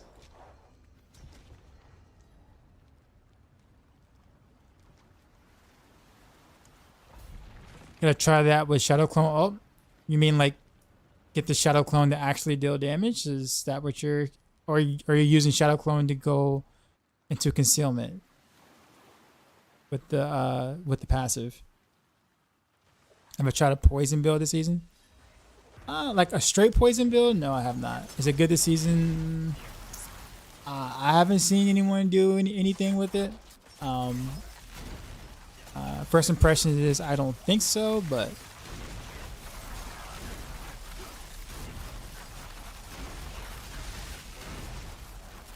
to proc stealth with preparation.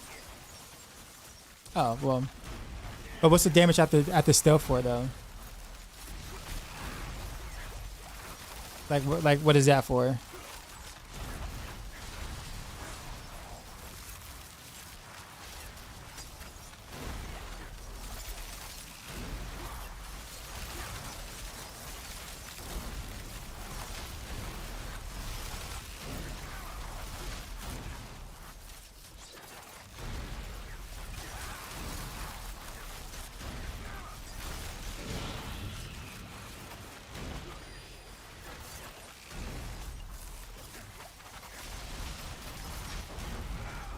In hopes of buffing that first with my proc after stealth every time you hit your ultimate. Yeah, but it's additive though. You have so much additive damage that stealth damage is just going into a ginormous pool of a bunch of damage you already have. So like let's say you have about, for example, 5,000 additive damage, which is really not far off from what most people would have. If you add 500% more stealth damage, or stealth, or whatever, for example, to that already 5,000 category, you only added about 10% damage. And it's not even happening every time. It's happening only after you exit stealth. So if it's only, so if let's say it happens 1 out of every 10 attacks, right? So 1 out of every 10 attacks, you're buffing your damage by 10%. You literally just dealt 1% more damage, even though it looks like you grabbed 500% stealth damage, but the reality is you just dealt 1% more actual damage when you consider everything I just said.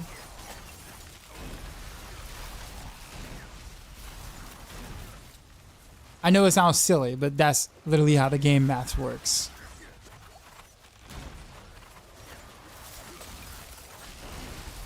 I'm running Ranger Glyph instead of Fluidity. Do you think that could be the difference to deal more damage? No, because again, marksman skill damage is still additive damage.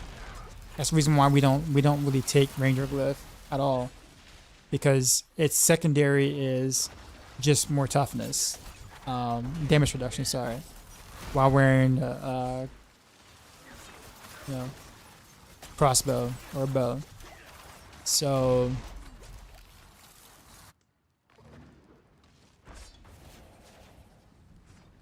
Yeah, they're definitely considerably better glyphs than Ranger. Although, again, it just depends. Unless something is bugged, which, you know, who knows? It's quite possible that something could be bugged. Then, yeah, then Marksman is additive.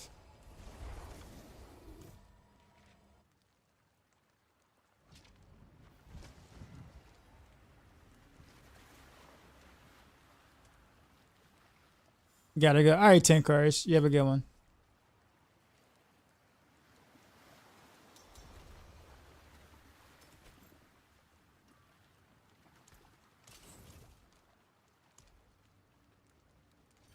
I just felt like a bunch of, I feel like 3 of those. Rip.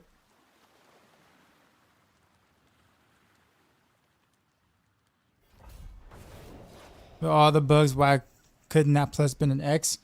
It would be, yeah. If that plus was an X, then you would, every rogue build would be forced to take it. Because it'll be way better than anything else you can do on road. Like, not even close.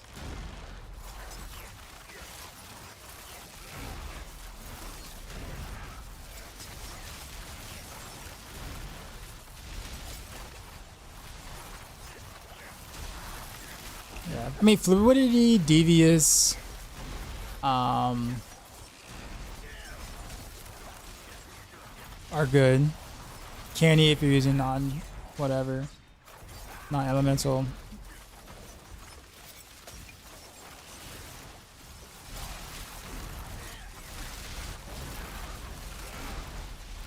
Yeah, but the only good thing about Ranger, though, is the fact that it requires Dex to activate your glyph, right?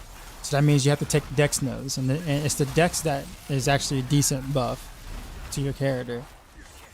So if you swap it with an equally, you know, a Dex node, a Dex glyph as well that has 2 multipliers instead of just 1, then you're gonna notice a well, you'll do more damage. I'll put it that way.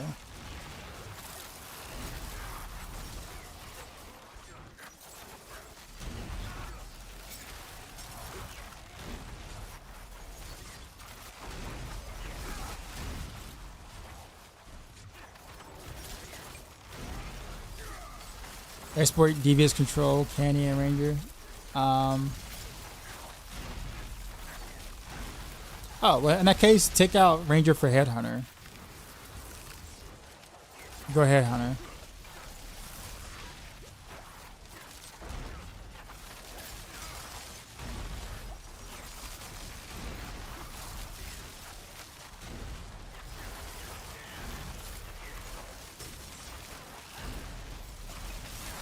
Although, yeah, no, I'm right, yeah. Ranger for Headhunter. You have 4,500 Dex. A lot of Dex.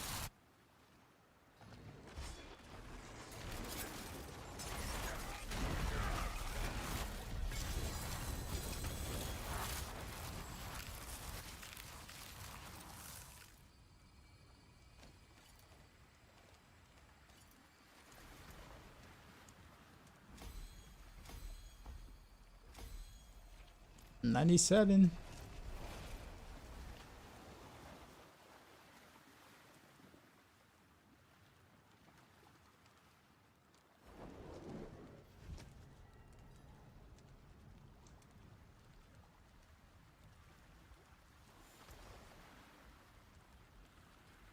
Although this might be my last run just because I'm going downhill, I'm tired.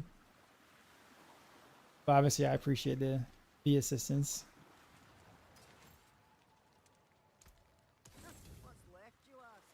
Do you only use Headhunter for pushing? No? I mean, Headhunter is just a better glyph. I mean, you still get like the 2 multiplicative damage bonuses or whatever. Right? But then you also, it's a Dex glyph, and every Dex is going to end up being worth almost double, basically, every time you put Dex into that play. So, I mean, it's nice to have. I kind of put like I think all my setups kind of have Headhunter now. I think.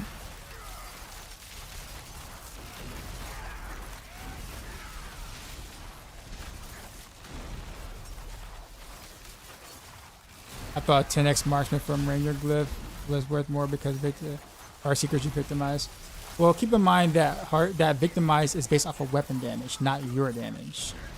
So it doesn't matter what what your Heartseeker damage does.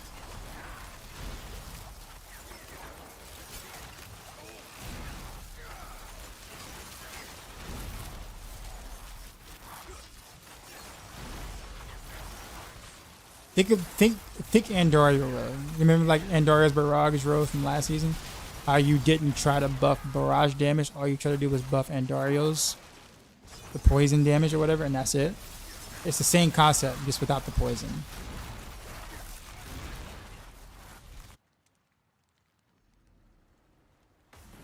While crossbow has vulnerable damage and weapon mastery, it has crit damage. Same goes for the bow. I don't know. That's actually a good question.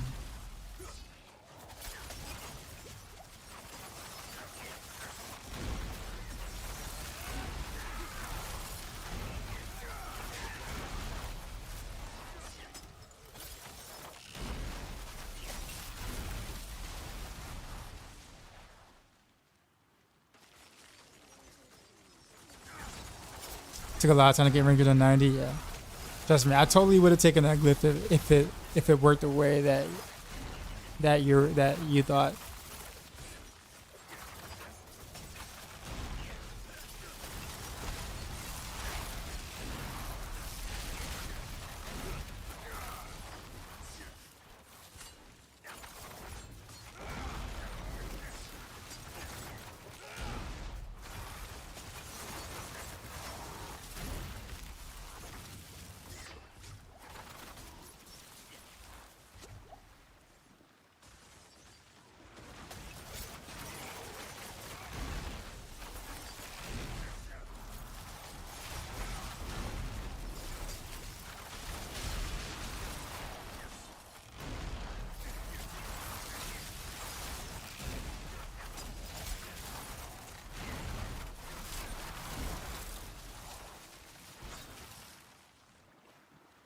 What bit am I playing? Rent of Arrows.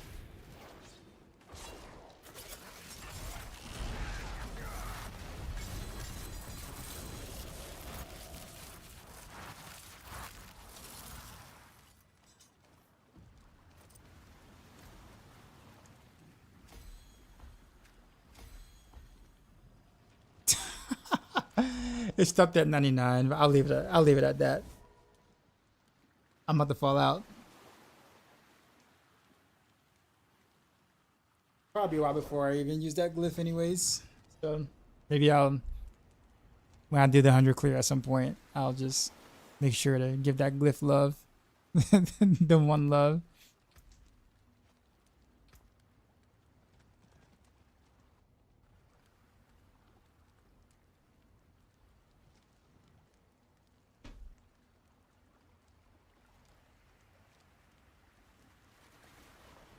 Yeah, dude, I was actually killing trash, yo. I was actually like killing trash. Like 2 waves was like decimating trash in the 4-man. Like that's actually exciting. Not that trash is hard to kill, but like still like that's a lot of health to chew through. Yeah. I might be lowballing like the top end, like the top end. I might be lowballing a little bit. Just a teeny bit, but I don't know. I think it's just safe to kind of say that just because it hasn't been proven. So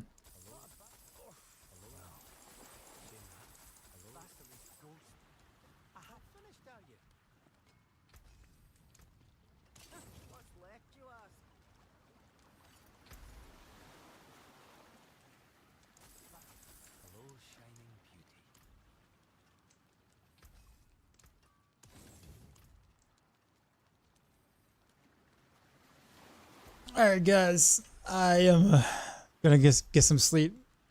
I need to at some point tomorrow I'm gonna start working on the written guide for Maxroll, and if I don't finish during the daytime tomorrow, I'll probably use some of my stream time to kind of do it on the back end. Because I think at this point now, I mean, yeah, sure, I have the video guide out there, but I don't have a progression for the guide. How do you get into the stuff I showed, in a sense. And that's what the written guide is like really good for. So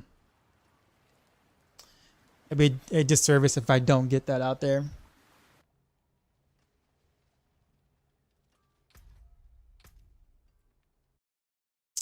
All right, who to rate to?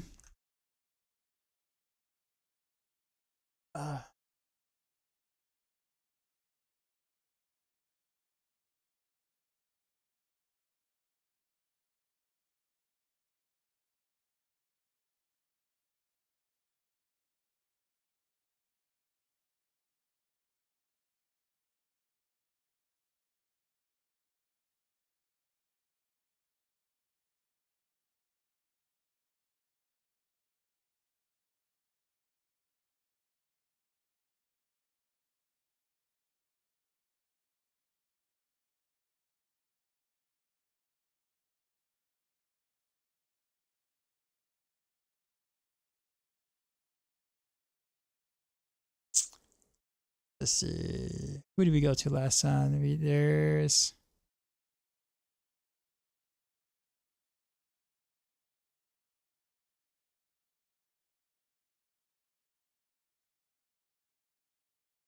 well,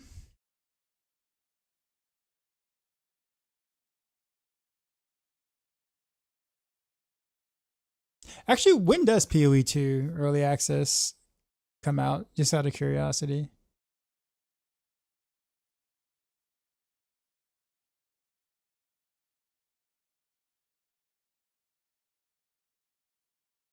Okay, so it's I was gonna say some time away, about 3 weeks, right?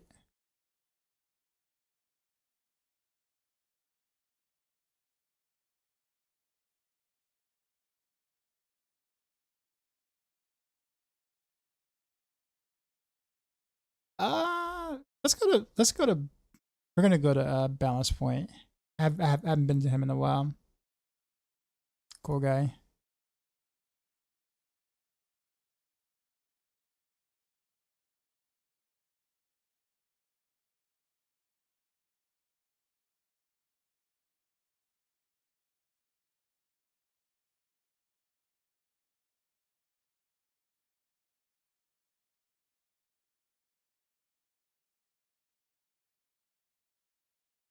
D3 season 33 first.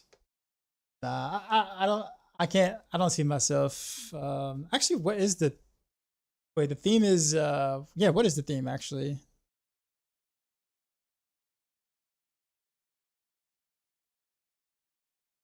You said dirty, you said hold on. You said you replied to Renovero's thing. Hold on, let me cancel the raid thing. I think I might have just read it. Like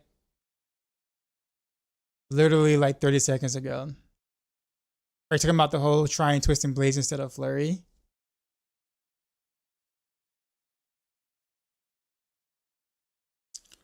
So the thing is that there is an ICD with the way that skills come off a cooldown. It's like preparation doesn't really work properly. I didn't really talk about that dirty in the video, but like because it's really not that important. But preparation doesn't get your skills off a cooldown correctly. There's like an internal ICD. So like I did do twisting blades a little bit, and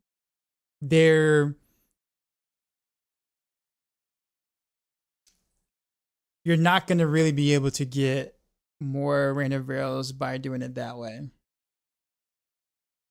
because of that ICD. Now the animation does feel a lot better. Not totally. That is absolutely true.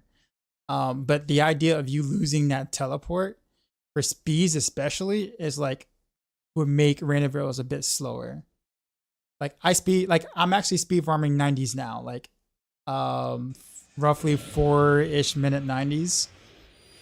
I would not be able to do that with twisting blades, just because your movement, the movement is so crucial to that, and how close you have to get with twisting blades, right? So like there is, sure, you have dash, that's a thing, but the movement is what makes it a fast speed farmer. Now, if you're talking about pushing is concerned, if there is a way to kind of make twisting blades, if you can get more rain of arrows per second per se, on average with twisting blades, there might be a point to that for sure. Because if you push and you don't really care about the movement as much or nearly as much. And I did try Pip Fighter's goal. I know it double dips is like 1.33 times 1.33. So I know it double dips. I actually tried it a couple of times towards the end of my last stream before I did the video, and did about 4 or 5 runs with and without. And I would like the regular ring better, just because the stats on the regular ring is just, I don't say too good to give up, but it's like it ends up not benefiting me in the way that I was playing. At least for speed runs. Like for speed running, you're not going to stand in the cloud. You're literally just going to teleport Flurry to a destination, cast your minute arrows, dash away. So you're not standing in anything. So for every other part of the content, Pit Fighter's Guard doesn't really help you as much, even if it is just for the passive buff. But what I really said is that the resource regen is totally underrated for a Flurry. For that makes you be able to cast Flurry almost immediately outside the ring of arrows that you just casted. I would not run a ring without resource regen anymore. Because then it feels a bit clunky without. Yeah. Now, in terms of the points into poison imbuement, sure. I'm taking let's see, what is it? Alchemical advantage for the attack speed, for the 20% attack speed. That's really it. The other, so I can kind of remove 1 point out of that, but I'm just taking poison just mainly for that passive. Oh yeah, well, dirty, yeah, it's for sure. If you don't have a Starless, then you have an extra ring to kind of play around with. But yeah, I'll probably end up doing it for the ancestral part of the build, to be honest. Like the no mythic planner or whatever, and what I do on Maxroll. So I probably will end up doing that ring for that. That was running when Aerostorm leveling build. Why there isn't a build combining it and random builds. But yesterday you're actually putting together exactly that. So excited to try it whenever it'll be ready. Cool, man. I got the video out. I just need to get the Maxroll guide out. But yeah, Dirty, thanks for responding. I wanted to actually like talk about the points that you mentioned. But yeah, I consider maxing out the agile passive. I might do that too. I thought about that. I could probably just pull some points from poison, like from the last passive from poison imbuement. Yeah. So like on my stream, Dirty, we like before I put out any video, guys, or anything like that, I do a lot of like cooking, like a lot of like back and forth on stream, and people get to see the process. Now there are things that I miss. You know, obviously, no one ever gets it perfect. Like for instance, I think someone on stream mentioned going Noxus Ice instead of Frostbitten, and I literally didn't even think about that. And it makes sense because your Ren of Arrows chills and it poisons. So Noxus is like a 10% damage boost over. No, well, it's not exactly 10%, but it's 10% from Frostbitten in terms of an upgrade. So it's like, hey, that's actually pretty cool. I didn't think about that. So yeah.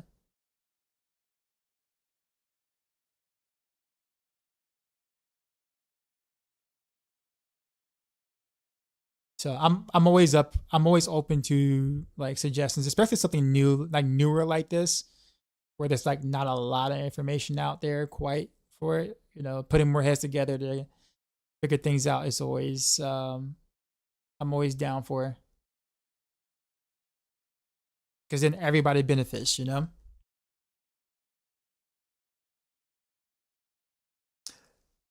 But all right, y'all, we're gonna go out. We're gonna raid out for real this time. We're gonna balance point. I'm gonna get some sleep, go to work.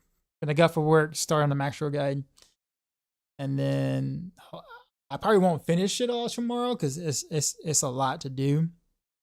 But I'll try to get as much as I done as I can, and I'll probably try to finish it up the rest on stream. But so you're still here. Appreciate you. But yeah, have a good one. And as always, till next time.